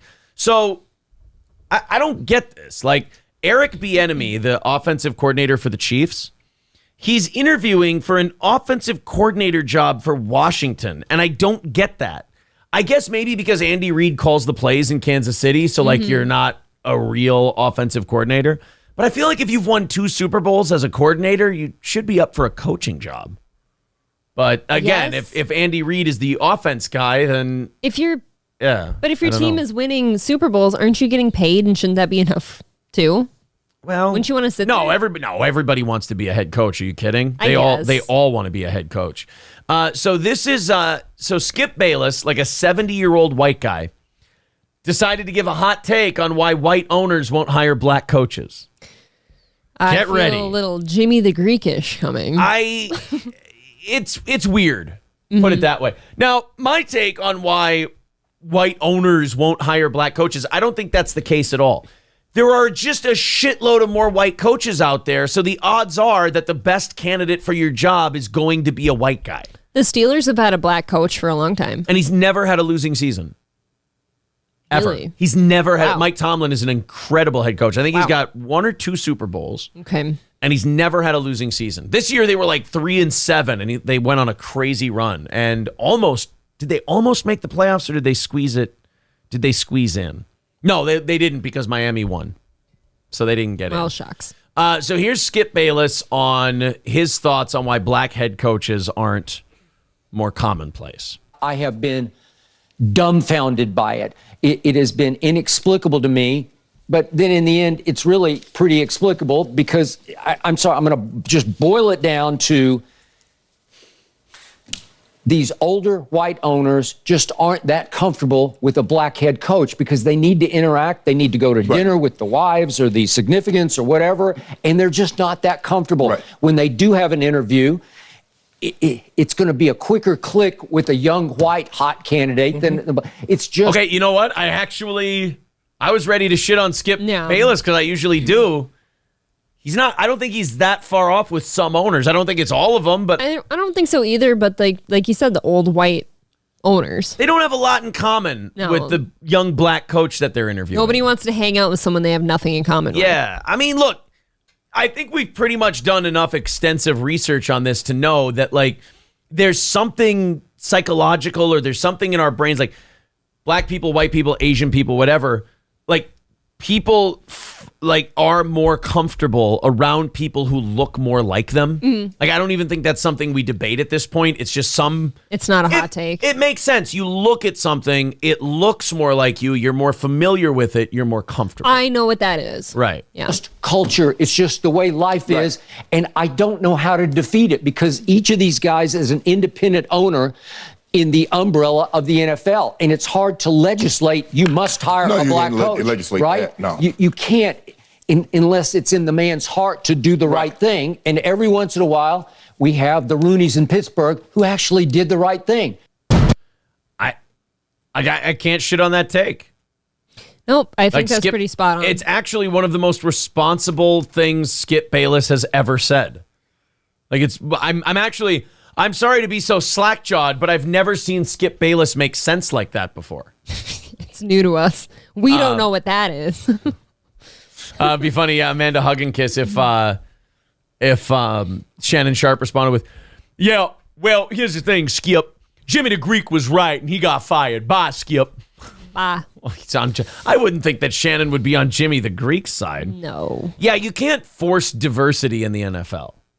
There's just no way you can do it. Like, you can't make somebody hire a black coach. No. It just, they have to want to hire the coach who's black.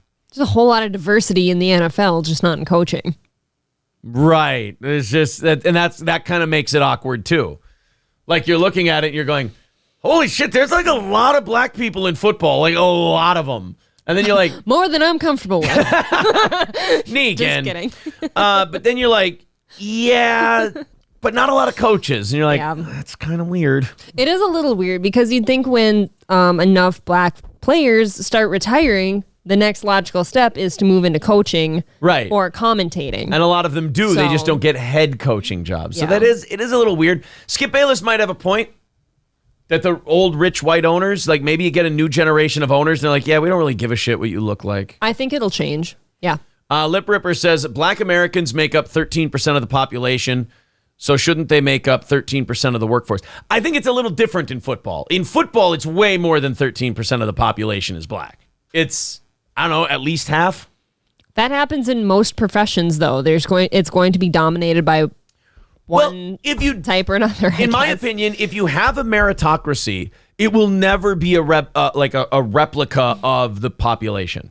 Okay. Like, if you go strictly on merit, some places are going to have a higher amount of black people than 13%. Mm-hmm. Some places are going to have a lower percentage than 13%. Like, if you go by pure merit, you shouldn't be worrying about how much of the population is this or how much of the population is that. If it's really based on, you're the most qualified, best person for the job.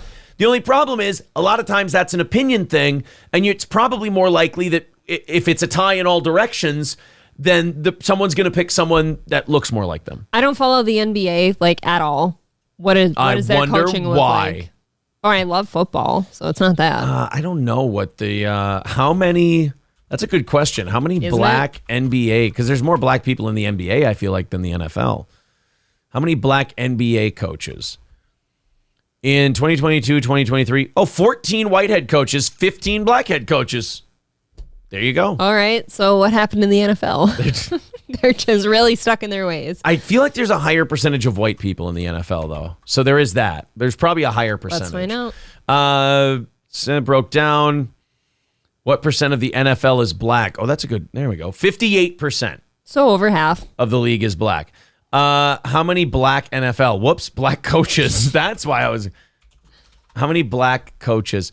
As many as 7 black head coaches at the beginning of the season, most recently in 2018, but it also has had as few as 3 at the start of this season. So it's going down. Woof. So we got 3 out of 32.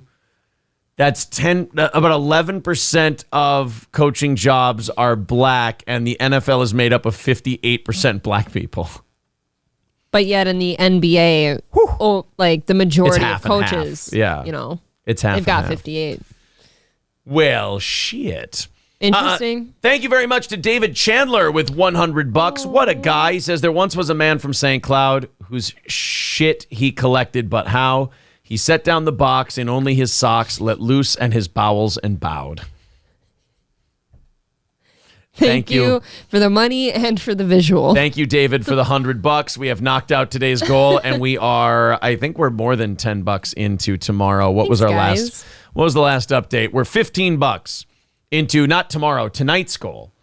So we are 235 away from the evening show goal. Thank you guys very much. Thank you. Appreciate that. So we're doing overtime today. It's going to be Ethan talking shit about Jim Norton, Tucker Carlson, Ari Shaffir, and a bunch of other people, to the point where his own co-host has to go, shut the fuck up. I'm sorry, you were saying. I'll be on time tonight. I don't have to take my Colagard shit. Yeah, we will be on time. The kids are not in school, so we've got them earlier today. Way earlier. Monday evening shows should be sponsored by Colagard. It should be, yeah. It's actually just, it's just all, we're educating people. Or dude wipes. We can get you some dude wipes. Yes. You know what I think? You'd all be dead now if it wasn't my David. Just a Dabbler says no music for me. Well, that's okay, because we just basically do this to taunt you so you'll listen in the evening. It's a time spent listening trick. You have to keep listening because you'll never know when you'll get the booty shaking music. Exactly. Fauci's Pangolin says, what is the percentage of blacks on steel toe? Look, I'm not on trial here. It used to be higher. Yeah, we're like the NFL. We tried. It's just they weren't a good fit. They decided they didn't want to be friends. We tried to entertain this, the black people on this show, but they hated us. He tried many things. Yeah, well, that guy's a problem. Huh? Sid with 1999 says, waking up late today, so here's something for this evening and a shaka dance. Well, absolutely. Thank you. Here you go, buddy. Now just 2:20 away from tonight. There you go. There's a shaka dance for Shaka loves you guys. Doesn't that just brighten your day to see him dance? He's so nice. I like He's such a wonderful boy. Chad doesn't like him. I could be sad as a wet kitten, and I can see him dance, and it just makes me better. Shaka just brightens your day up, doesn't he? All right, let's go to this Bam Margera update. We've been big on the Bam updates on this show. I'm not going to lie. I'm fascinated by Bam Margera's saga, which is marching to the grave, apparently. Confidently. We started watching Bam when he was making those videos shouting at Jeff Tremaine and Johnny Knoxville during the filming of the last Jackass movie because they tried to bring him in, pay him $5 to $10 million, and they said, you got to piss in a cup, you got to take a breathalyzer, you got to show us you're sober. Easy enough. He got fucked up all the time. And then he blamed it on prescription meds. He's like, I have a prescription for this and that. They're just being unfair to me. It's the Adderall they've got me on. Yeah, it's the Adderall they've got me on with that dog shit white trash Philly accent that he's got. So then he started shitting on everybody involved in that movie. Well, then Steve-O was like his last buddy left. And Steve-O's like, he had him on his show. Bam seemed fucked up. Then he had Bam on his show again. Bam was there in person. He seemed fucked up. And then Bam went on, Steve-O took him on tour because he's like, I'm going to try and get you clean. We're going to bring your kid on tour with you. Everything else. Kid was with him. He got fucked up. And Bam and Steve-O's like, I got to wash my hands of you. I'm ready for your death. It's just basically exhausting. Yeah. Steve-O basically just said, I'm ready for you to die. He was the last holdout, too. He's like, if I can do this myself, I've got to be able to pull my friend through. And that's going to really throw off a recovering drug addict, too, at some point, you'd think. Well, then we found out last week that his wife, Nikki, has now filed for legal separation. So now she can have custody orders, child support, things like that. Like, she's been separated from him for 1.5 to 2 years. Mm-hmm. But now it's a legal separation because it seems like she's just done. Well, it's become dangerous to have her kid around him, too. Yes. Well, that's kind of, they've dug through this document now. They're finding out some things. Bam Margera's wife says a specific incident triggered her to file separation. And we're told it was Bam spending time with their son while she believes he was under the influence. Now, the more and more of these Bam Margera things we do, and the more we clip out, the less and less Bam defenders I see. Like on the last one, there were very few Bam Margera defenders. Once in a while, but he's an addict. Don't you understand that? The time for that with Bam Margera has passed. I mean, these assholes get so many chances. They get more chances than like responsible. Like there's so many responsible, decent, non-junkie people who get blown out of the water for something stupid and they never get a chance to redeem themselves. Yes. Meanwhile, if you can just go, oh, my tummy hurts and I'm sick because of the pills, you get 5,000 chances. You get to prey on people. You get to leech off people. And then people in the comment section will go, but don't you understand? He's just an addict. He's playing you guys. I always think, too, it's a little bit of projection because they've probably got their own problems. Maybe, but still, you got to let this guy go. But now I noticed with the last one we did, where it was the wife going, look, no, I got to get the fuck out of here. Everyone was like, yeah, that's it for Bam. There were even people in there going like, I like Bam, I love Bam, but yeah, you're right. It's too many chances. It's this and that. I've been saying this for at least 1.5 years about this guy. Many people have been saying it longer. Now I want to see someone defend he's fucked up around his kid. Please, by all means. Defend he's fucked up around his kid. And if your kid can't turn the shit around for you, it's over. You got to lose the kid, and now we got to get to the point where, we're throwing you in the deep end of the pool. You got to sink or swim on your own. Either you're going to die or live. It's up to you. I thought, part of human nature was like you protect your family, you protect your kids, you make sure they're okay and loved and safe and taken care of. You can't do that if you're not sober. That's how you know the guy's finished, is because the drugs are more important than his child. Nikki Margera's attorney, David Glass, Hold on a second. I didn't take my pills this morning. Give me 1 second, guys. Okay, figured as much. She's gonna get good money. Her recent filing came after the Jackass star visited their 5-year-old Phoenix while Nikki was present. We're told she thinks Bam wasn't sober, despite claiming he was. She says he was acting inappropriately. I mean, if you look at Bam the last few years of his life, he's always fucked up. You can just tell. Mm-hmm. Like, we say this a lot, but it's the porn thing. I know it when I see it. I don't need a breathalyzer test to see that Bam Margera's got greasy fucking hair, sunglasses on, he looks disheveled and unkempt, and he's talking like an idiot. Yep. The speech patterns, how you're moving and all that. Well, Bam claimed he wasn't high. Bam's been claiming he's never been high, basically. I mean, if you went through all the times Bam got called out for being high, he's never been high. He's like a poster child for denial. Right, which is kind of odd because you'd almost want to admit you're high at this point because otherwise you're just a giant fuck up sober if you're telling the truth. Now, That's true. David says after the visit, she made the hard choice, after years of trying to help Bam, that she needed to protect herself and her son. Good call. TMZ broke the story. Nicole filed last Wednesday, citing irreconcilable differences. She's asking for legal and physical custody over Phoenix, as well as spousal support. Now, I disagree with that. Take your child support, take your custody. You've earned it. You deserve it, so on and so forth. Yep. I hate the idea of spousal support. If you want my money, you stick around. If you don't want my money, get the fuck out. Yep. You know? I never got the whole alimony or like spousal support thing. Here's where I understand it. And I guess in this case, you don't need spousal support. The Rock and his ex-wife. Okay, they have a company together. Like she's his manager. Most people when they divorce though, that they wouldn't have that company together anymore. Okay, well you either have to negotiate a buyout, and if nobody wants to take the buyout because they both see huge money in what they're doing, you can't force someone to sign papers. So now they work together and they've seemingly figured it out. I mean, if you're The Rock's new wife, what are you going to do? Tell him he can't? You know what he's going to do? He's like, all right, get the fuck out of here. I'm worth like $1 billion. You can't blame her for thinking that's pretty weird, though.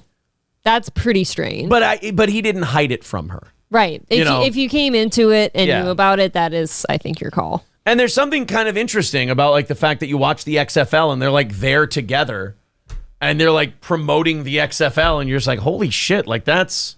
Because like so many of us could not do that. Like to watch them stand next to each other and go, yeah, the XFL's great. We're doing fantastic. You do notice, though, that whenever they're together being interviewed, she's on one side of the interviewer and The Rock's on the other. I haven't really watched. Yeah, they're always like, there's always That's a barrier. That's expected, though. Like to me, if I'm watching two divorced people sitting next to each other promoting something and excited and happy together about it, there's still something going on there. No, 100%. For The Rock and his wife, no. It's either you never had a romantic thing together and you only got married because you worked together and it was convenient and it was a thing you were doing, or there's still something going on there. No, it's just this. I don't know. People are powered by this. That to me seems there's a weird. lot of this going on. You don't just it must drop be like that. the most money because I wouldn't want to sit next to my exes and do any of that. Enough to buy yourself your own football league. Yeah, that's a lot of money. Pretty weird. A lot of money. You don't just give that. The price you would have to write down on a piece of paper to give that up. I'll say this about The Rock's wife. She's smart. You don't just give that up because it's The Rock will pay you. His wife or his ex-wife? The ex-wife. Okay. Like, you don't take a settlement from The Rock. You're like, oh, wait, I'm one half of Rock Incorporated. That's not done drawing a shitload of money. Like, that's a Brinks truck backed up to my house for breakfast Is every she day. remarried? I don't know. Is The Rock's ex-wife remarried? Garcia married in 2014 to fitness trainer and fellow bodybuilder Dave Rienzi. They both did all right. They both did pretty well for themselves. Yeah. She got a fitness trainer. He got I don't know what he got. He got the drummer of Boston's daughter. To me, that's kind of a nothing. He married Sib Hashian's daughter. Like, nobody knows her. They know Boston. Yeah, they know Boston. And even the people who know Boston probably barely know Sib Hashian. Yeah. You know who I know Sib Hashian from? I know him from Scorch. Scorch's PFG TV that Opie and Anthony used to make fun of. Sib Hashian was his co-host. Right. How he swung that, I have no fucking clue. Bam's been publicly battling substance abuse. What? Never heard of it. With Steve-O, his friend and Jackass castmate, bracing for his death. Bam also caused some controversy after claiming Priscilla Presley gifted him items from Elvis's wardrobe, which Priscilla denied. Oh, yeah, I saw that one. He was saying shit like she literally gave him clothes of his and talking weird about that, and apparently never happened. So he's a lying junkie. Imagine that. I guess so. Bam Margera is apologizing to Priscilla Presley. Wait, who's the one who just died? Lisa Marie. Oh, Lisa Marie. Is the live one. Yeah, I'm saying the one who just died was Lisa Marie, right? Priscilla's still kicking. Right. Bam Margera is apologizing to Priscilla Presley and Navarone Garcia for his behavior and says she didn't give him the robe or the ring. Oh, he stole it for drugs. Nevertheless, Bam is seemingly continuing to maintain the robe and ring did once belong to Elvis Presley, though in a lengthy Instagram post, he says Navarone, not Priscilla, was the one who gave him the memorabilia. What a weird... This is a really dumb story. That is a really... on all accounts. But it's a weird thing to lie about. Mm-hmm. Like, you're a junkie. You got a lot bigger shit to lie about. Like how you're not high around your kid. Like, forget your robe and your ring. Bam says, Navarone gave me a robe and ring that I gave Phil to be a part of Phil's Elvis stuff. While Priscilla told us she and Navarone are done with Bam, it sounds like Bam's not done with Navarone because he says, I'm making Navarone a $10,000 heartogram necklace because I love his band with hopes to record and tour. Oh, what a fucking weirdo. Shit just gets weird. And now, yeah, like he's lying about the Elvis shit. He's giving up his kids.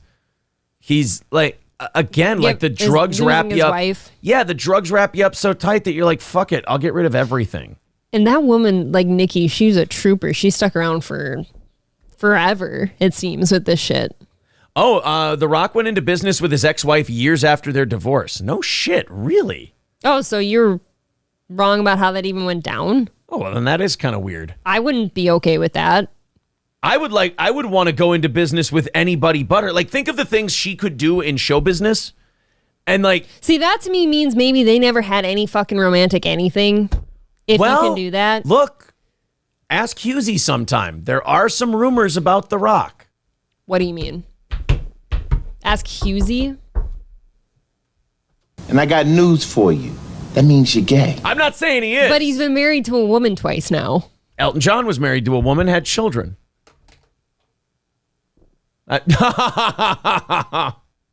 Wait a minute. Also been married twice and has kids. Yeah, I mean, we're talking about The Rock here. We gon' hump them, we gon' suck their dicks off. We gon' hump them, we gon' suck their dicks off. I mean, I don't remember what that's from. That's a thing. Somebody like dubbed over a Rock rap track. Okay. And made it like him like rapping about gay dicks. Okay. Yeah. Hold on. The Rock gay rap. Yeah. We gon' hump them, we gon' suck their dicks off. I saw this on Revenge of the Cis once, and it's been stuck in my head ever since. We gon' hump them, we gon' suck their dicks off. It's about dick, it's about penis. Men are from Mars, but I'm from Venus. Put it in the butt, stick them in the shower, and take what's ours. I want to drain the main vein, prostate massage so insane until you scream, I'm so motherfucking gay. Women gonna fuck up. Masturbation, ejaculation, slinging lots of semen to the masses. Face to face and now we fornicating, pussy only when I'm busting asses. Need on you so thick indeed, when I'm pumping hard you gonna scream, mama. Don't bring condoms to the queen, Brahma. Coming on you with a stream, mana. Why is there a rap video of him? Does he do that? It was a commercial, I think. Okay. I think it was a commercial for something. I have no idea. I've never seen that before. I have no idea the context of it, but yeah, that's interesting. Somebody. Brian says back to Rumble. For what? You're allowed to say gay things. Calm down, everybody. We didn't even say it. Yeah. Husey did. Ban Husey from you. No. Whoa. I didn't say that. Husey is a once in a generational He's a sweet talent. boy. And by that I mean he's a drunk. All right, so we got Bam Margera. Let's do the Ethan Klein thing, shall we? Sure. This got sent to me and got timestamped. It was wonderful. I love it when audience members just have their shit ready to go right away. You don't want to have to sift through a whole H3 podcast. So. Well, this is even worse. This is leftovers. Oh, I forgot to tell you. Did you notice the new Mike David episode yesterday? I saw that he went live, but I didn't hear anything like about it. The times have changed for us because we used to be foaming at the mouth to get to the new episode. Right. Let's watch this Ethan Klein, Hassan Piker leftovers episode where apparently they just shit on Tucker Carlson, but like also Jim Norton, Ari Shaffir, and a bunch of other comics. Okay. And apparently Ethan goes so hard on this because he hates Tucker Carlson so much. Like, Ethan's one of these guys who doesn't really have any opinions that are based out of any information that he's gotten. Just emotional. He's just decided that his new grift now is hating conservatives. Mm-hmm. Like, he doesn't know what a progressive is. He doesn't know what a liberal is. He doesn't know what a conservative is. He just knows that his audience hates all these people, so he's just gonna shit on them. And it's always like the least intelligent shitting on people you've ever heard. Okay. Again, it's very Zumakian, where he just like yells and calls names and never says anything funny. You're a guy. Yeah. So he did this. He did this to Tucker Carlson on Leftovers, and even Hassan Piker had to, like, by the end of this, and we're gonna skip around.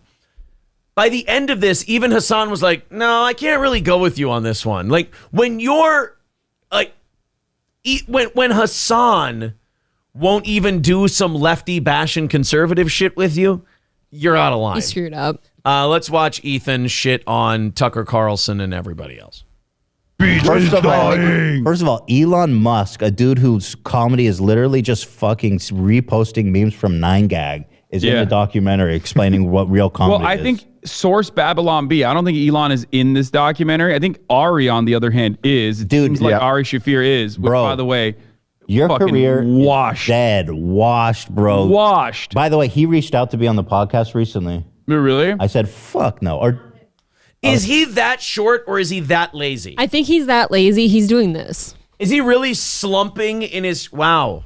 That's... I know that Hassan Piker is legitimately like a huge dude. Like, he's really big. I think Ethan's slumping.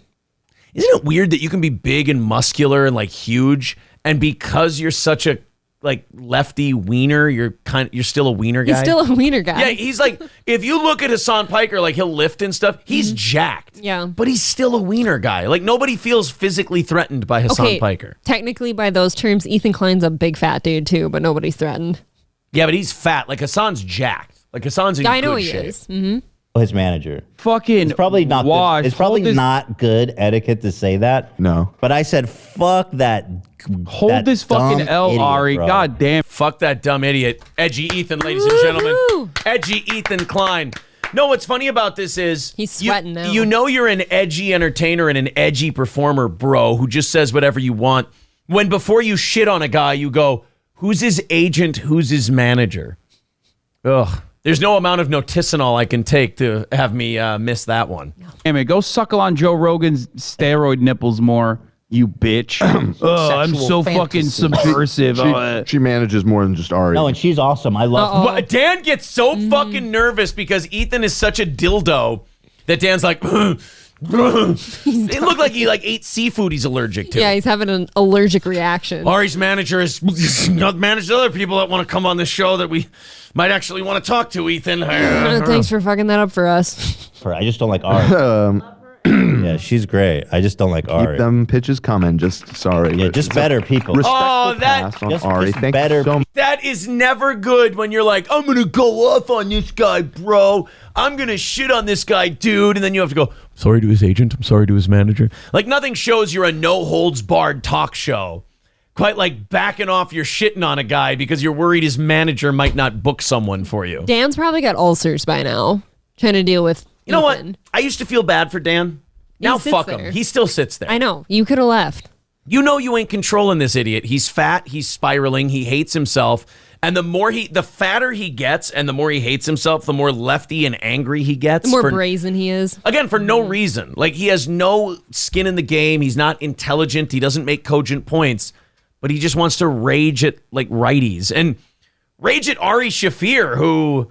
If his career's so over, why does this documentary even make it on your radar? Why are you watching? Yeah. I've never seen such an ungrateful fuck as Ethan. Like, he gets these shows get 700,000 views a pop, and he's miserable about it because it's not the 3-4 million he used to do with Trisha Paytas. Imagine that. So he's like, I watched some of her shit yesterday. Yeah. She's not doing so bad herself. Yeah, she's doing pretty well. But like, imagine being upset with 700 viewers and like your life has become anger because of it. What a douche.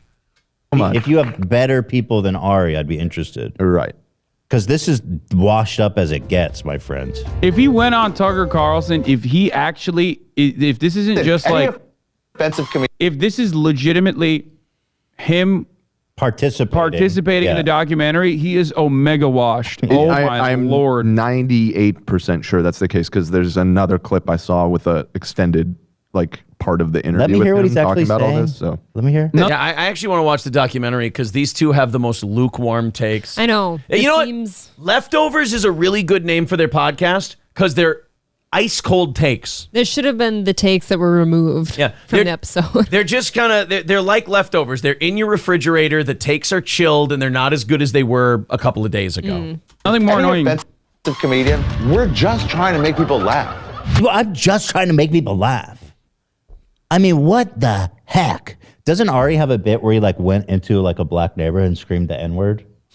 No, he did a bit where he offered black people free rides back to Africa. It was called The Amazing Racist, and it was fucking hilarious. That does sound funny. It was funny.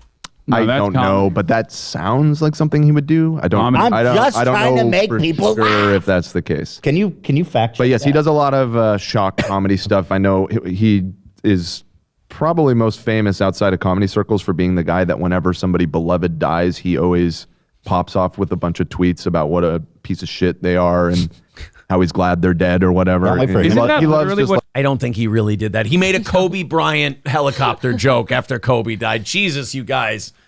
The body wasn't cool yet. Dude, I'm having my period right now with how much estrogen is coming through the screen from this program. Oh, you're synced up? I'm synced up with Hassan and Dan and Ethan now. Thanks a lot. I love that they try to shit on a guy and then don't know anything. You got to know something if you're going to shit on the guy. That's kind of like the reverse. I hate it when people go, I don't know anything about him. You know, the old Chad move. I don't know anything about him. And then quotes their whole bio. Well, then he asked Dan, who can you fact check that to everything? Yeah. It's like he knows nothing. You're doing a show. Do some prep. Find out about the person you're shitting on so you can make the bit funnier. And now he's like, oh, yeah, he just, fuck that guy. He's not funny. Wait, who's his manager? Wait, do we want to get guests? If you have any other guests that aren't him, that's great. But fuck him.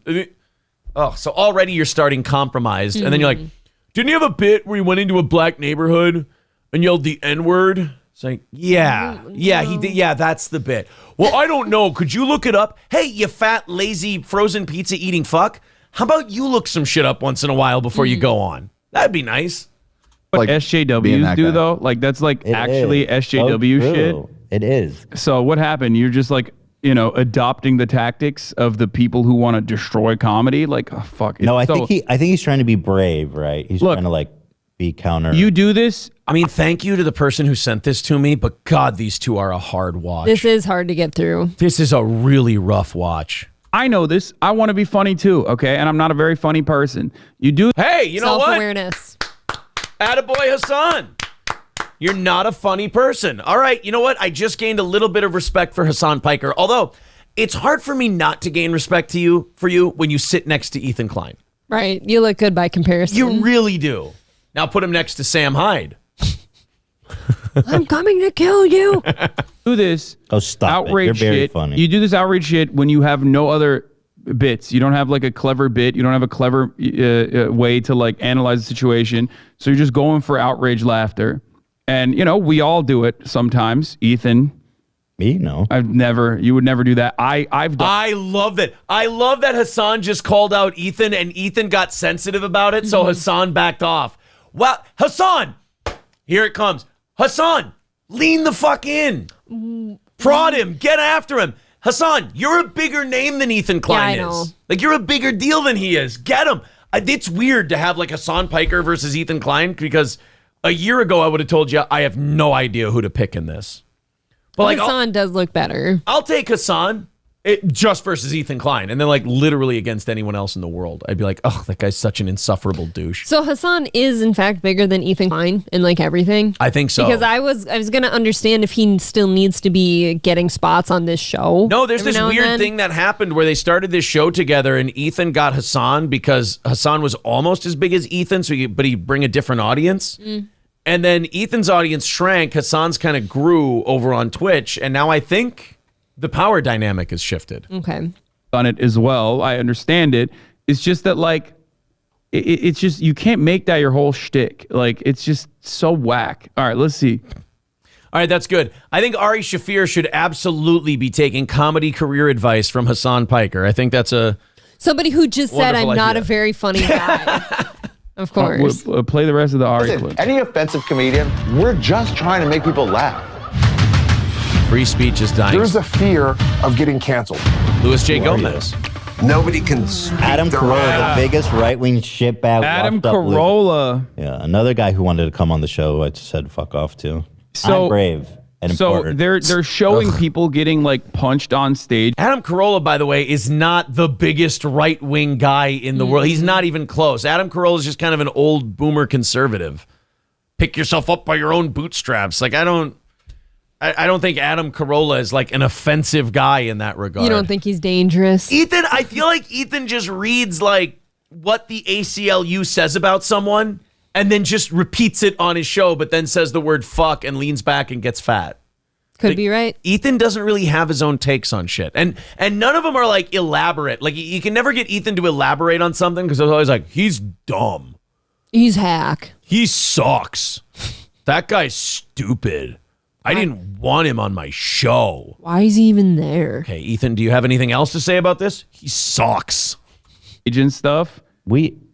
Which like, as though there's like systemic attacks against comedians, like comedians are being targeted, which, you know, I think it's like ridiculous to fucking punch an entertainer on stage. It's like, no, everybody thinks psychotic. It's crazy. Everyone Everybody. understands that. Everyone recognizes that, like, you know, and the people that think, honestly, like, I think Hassan actually looks decent in this clip because A, you're sitting next to Ethan, but B, like, at least he has takes. He elaborates on it. Shit, like, either go dumb, stupid, Right, he at least tries to explain himself. gravy, gargle, pizza. Ugh. that's acceptable. Like, Hassan's He's just relevant. stretching They're over like, there too. Don't get me wrong, people Hassan's chirping on Twitter boring because as of- shit. And then the ultimate irony is most of the comedians they're featured here as the brave comedy warriors have responded to this by saying, you don't have my permission. You are racist fucking pieces of shit. Yeah. Don't use my shit. Like, even Dave Chappelle, who is like, He's just burping. Yeah, you just oh God, look at that face. He just ate a lemon. Don Lemon. Yeah, I'd believe it. First of all, I don't know what the fuck he was just talking about. No. And Hassan's kind of doing this, just kind of brushing him off and continuing with his thought. He's like, yeah, whatever. And then he burps into the microphone like a guy who just ate nachos. Come on, Ethan, get it together. very transphobic. I don't think he would be on board with like whatever the fuck Tucker Carlson is saying. No. Like, because No, he wouldn't be. I mean, we'll see. Maybe he'll come out and make a statement or something like that. But I mean, this is a great opportunity for him to make something funny out of this situation. But yeah, let's see. Well, I don't know if you knew this, but comedians are actually the most oppressed group in society right now. Yeah. Yeah, this is I can show this, right? Yeah, here's I don't know if I mean, I appreciate the person who sent this to me, but I don't know how much of this I want to do. I find like, he's shitting on Louis J. Gomez, he's shitting on Ari Shaffir, but like in between, it's so boring. Yeah. I want to get my secondary timestamp because they say at the end of this, they all start distancing themselves from Ethan. All right, 2:05:12. So let's go to like 2:03 here and go to that. Ooh. Well, I'm Ted Cruz, and my pronoun is kiss my ass. That's cringe. It is cringe, I but mean- any politician doing Yeah. comedy is going to be cringe. That's cringe, but it doesn't make you guys better. Like that's my problem I have. Is like people will play that and go, see how much that guy sucks? It's like, yeah, but we're also watching how much you suck. Like you can both suck. That's okay. Crazy, bro. That's crazy because they never heard this joke. Wow. And Benny thought it was so funny. He had to retweet it. He goes, bro, my pronouns are kiss my ass. Bro, these are Ted the reason Cruz, why Ted huh? Cruz and Roseanne Barr have the same joke, and like half these fucking washed up hacks have the same joke, is because they're not looking for laughter. They're not trying to get someone to go, oh, I never thought about it that way. That's pretty funny. They're trying to get this. Okay. And the moment, Dude, this is amazing. Yeah. Like if you want to look better, sit next to Ethan Klein because on Roseanne's comedy special, I agree with Hassan 100%. Like she's trying to get applause and agreement rather than laughs. Yes, she I is. agree with him. Holy shit. I like that he's just sitting here explaining shit, and then Ethan just gets to sit here like this. He's stupid. He's dumb. He's soft. How many pizzas am I going to eat tonight? Yeah. And then once in a while, Ethan will say something funny, but it offends his entire audience and he has to apologize for it. I think that's great that he's dug himself that hole. That you're seeking applause rather than laughter to make people laugh at something that is objectively funny that they didn't think before. That's the moment you've lost. You're not a comedian anymore. You're just trying to do fucking TED Talk. Okay? You're looking for validation shit, I agree with Hassan from a group Piker of on like-minded something. individuals. And that's not what's supposed to be funny. You know what's funny? Farts, okay? Farting on a dog, very funny, objectively funny. Doesn't have to be brilliant, doesn't have to be fucking incredibly smart or have like this ideological message behind it. Or George Carlin, you know? Okay, so that's your idea of comedy is farting on dogs or something? Dude, have you ever seen a video? This is really bad. Oh, that was bad. I don't like that. That was rough to get through. I find myself thinking about, God, I have just no time to sit today. Fucking I'm watches hungry. that? 700,000 views. Even if half of that is hate watching. Somebody did put a super chat in there that said Ethan was the funniest, least self-aware person. He's the I least know. self-aware person out there. But my problem is that, like, 750,000 people watch it. Let's say 50% hate their guts. That leaves 375,000 people that watch that and we're like, this is my brand of entertainment. That's exactly how they talk too, though. I would imagine. They're robotic. I would imagine that that's just people on antidepressants. This seems like a show Checked that out. people on antidepressants would really dig because you don't want too much. Like, you don't want too much excitement. You don't want too much to think about. Right. I feel like Hassan and Ethan are the perfect show for people who, like, recently had an episode that they had to be hospitalized for and then started taking antidepressants for it. And now this is the show they can listen to so that they won't go too up or too down. Yep. It's perfect. No roller coaster for them. I thought we could make it through overtime with that one. I can't. Can you imagine Ethan Klein and H3 doing like the Colagard bit we did today? No, not at all. They cannot bring themselves to laugh that much. You know what would be? It's funny that they hate each other because you know what a perfect pairing would be in terms of excitement? And Matthew Jenkins says it perfectly. Jordan. Ethan and the quartering. Oh. Ethan and the quartering would be perfect. They could argue about politics. Neither of them would ever raise their voice, and neither of them would ever say anything interesting or exciting.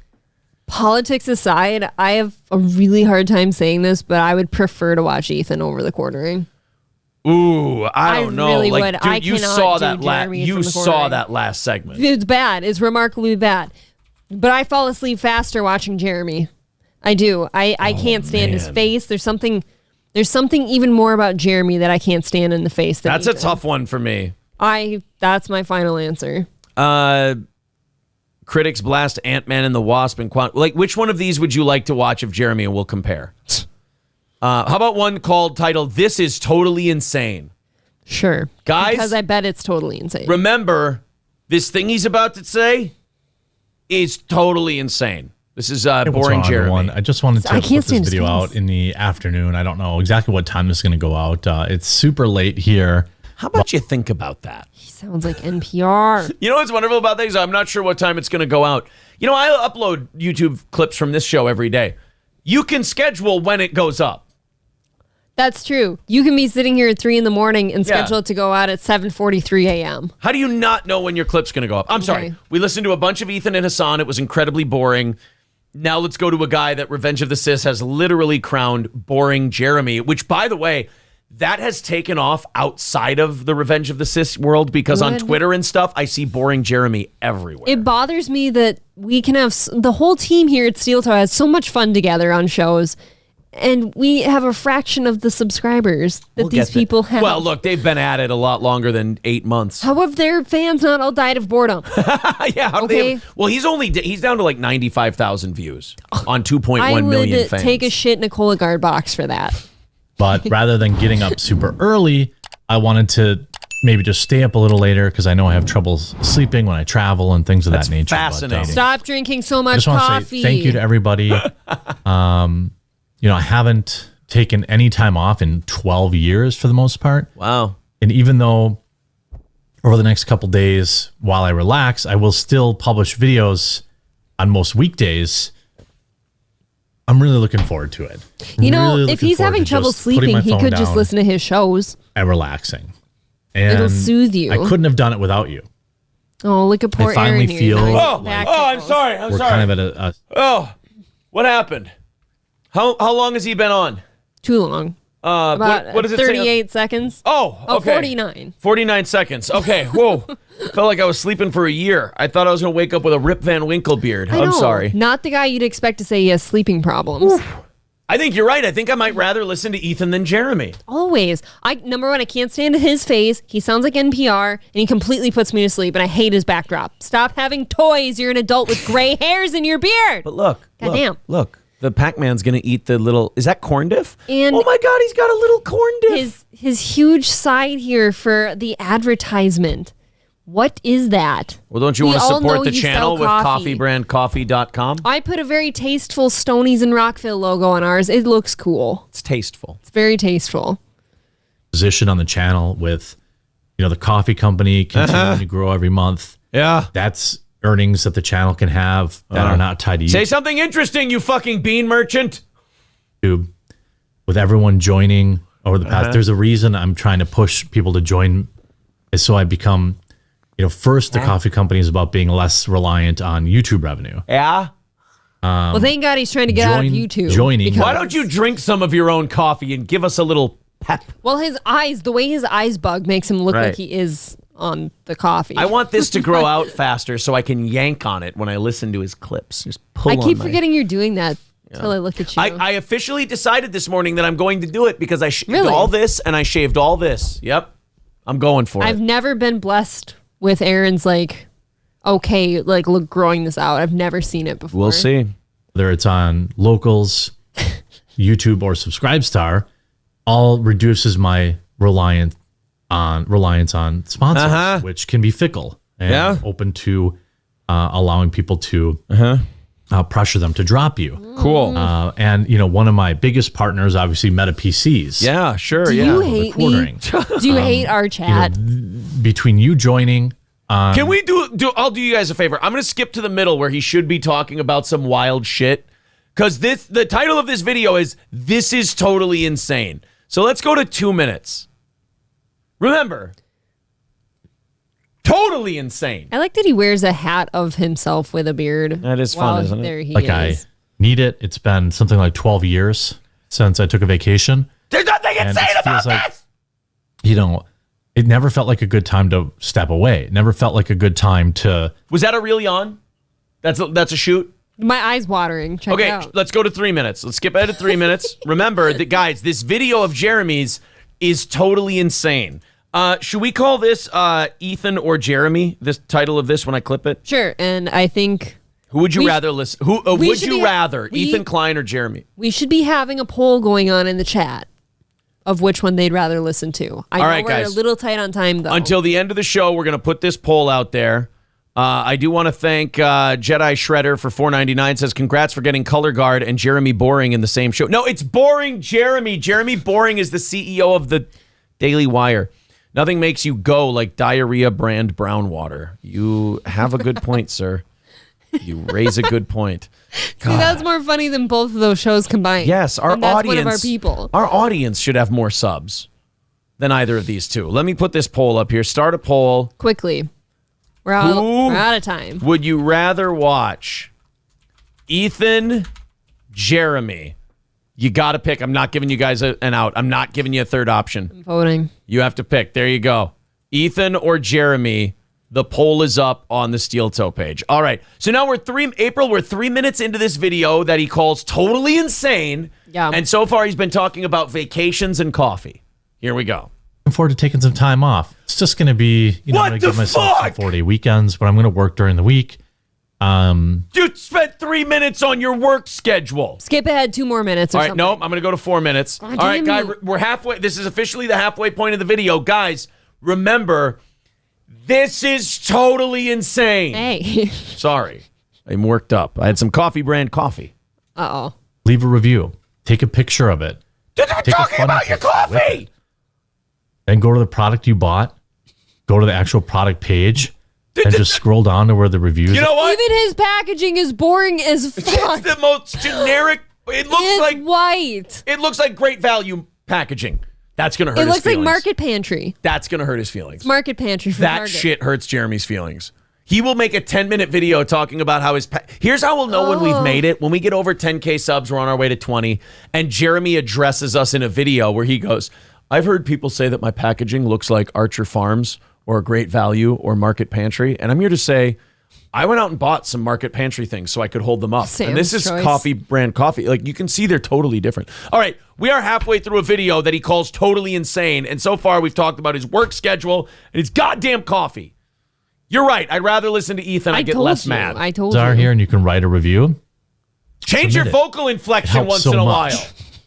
If you haven't tried my coffee tier cocoa, Is it great? No. check out the reviews.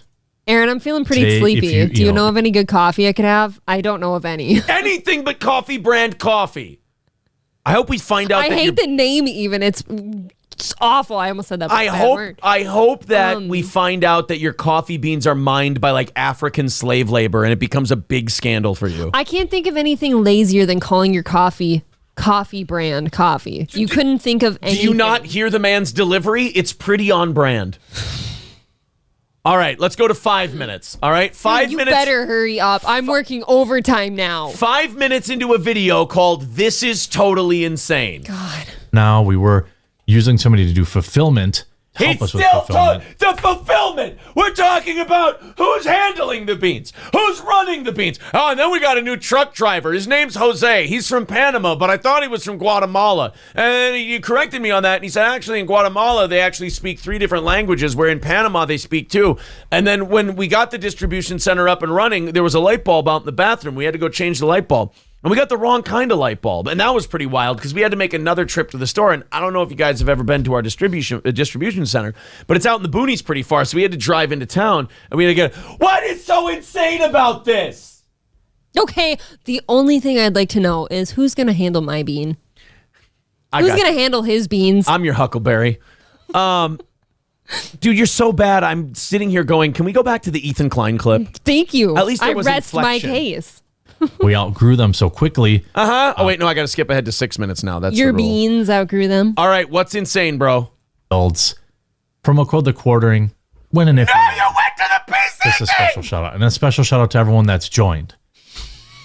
You've literally done a whole video advertising your shit. This is an infomercial. Wait. This is like if you teased, oh my God, it's the series finale of Friends, and it became a Folgers coffee marathon for 30 minutes.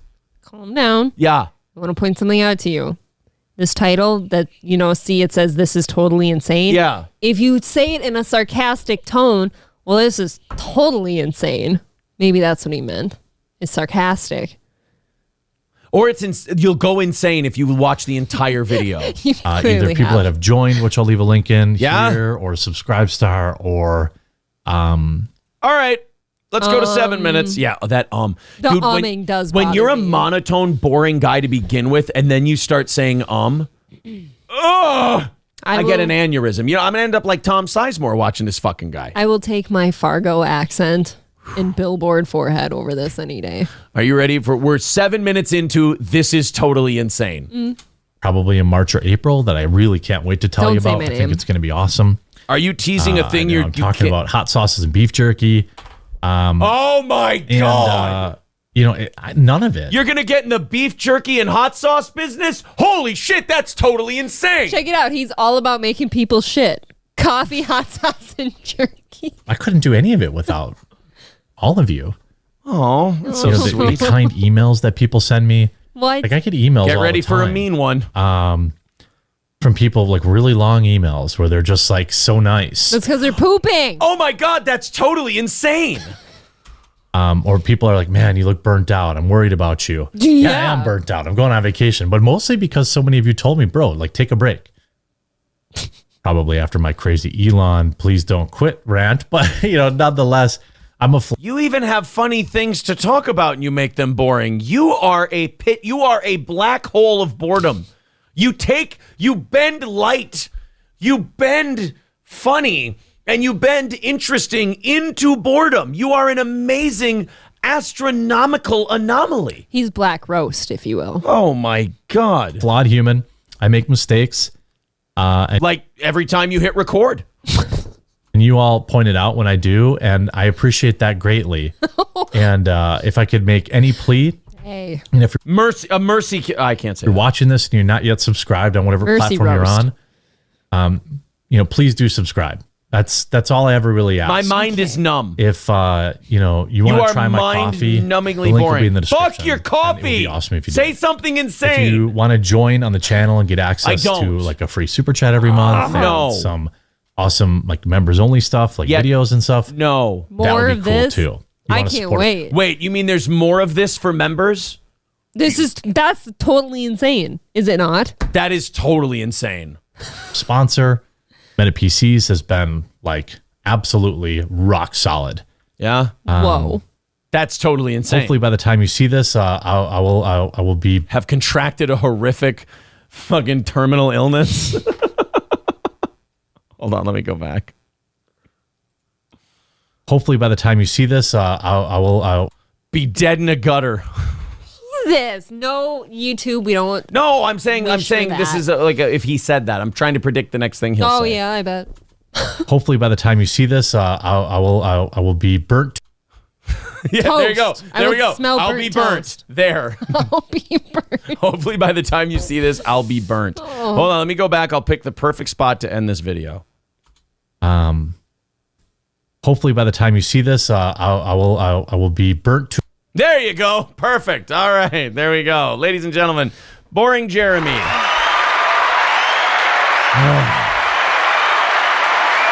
58% of our audience, 57% says Ethan, 43% says Jeremy. They'd rather listen to. I don't know how anyone votes for Jeremy. I can't believe I made you guys choose that. Pick one. Oh my God. All right, guys, that's going to do it for today's show. You got a little overtime. Thank you to Captain January for $5. Says, in a perfect world, Aaron would follow up Jeremy's March or April reference with a proper backhand and an empathetic, keep my wife's name out your fucking mouth. Don't say my name. All right, guys, no matter where you are, hit the like button, whether it's on Rumble or YouTube. Hit the subscribe button as well. We're marching towards 9,100. The footsteps are a-coming. I hope you enjoyed the program. April, thank you very much. Thank you. To the rest of you, take it easy. We will talk to you tonight at 7 o'clock.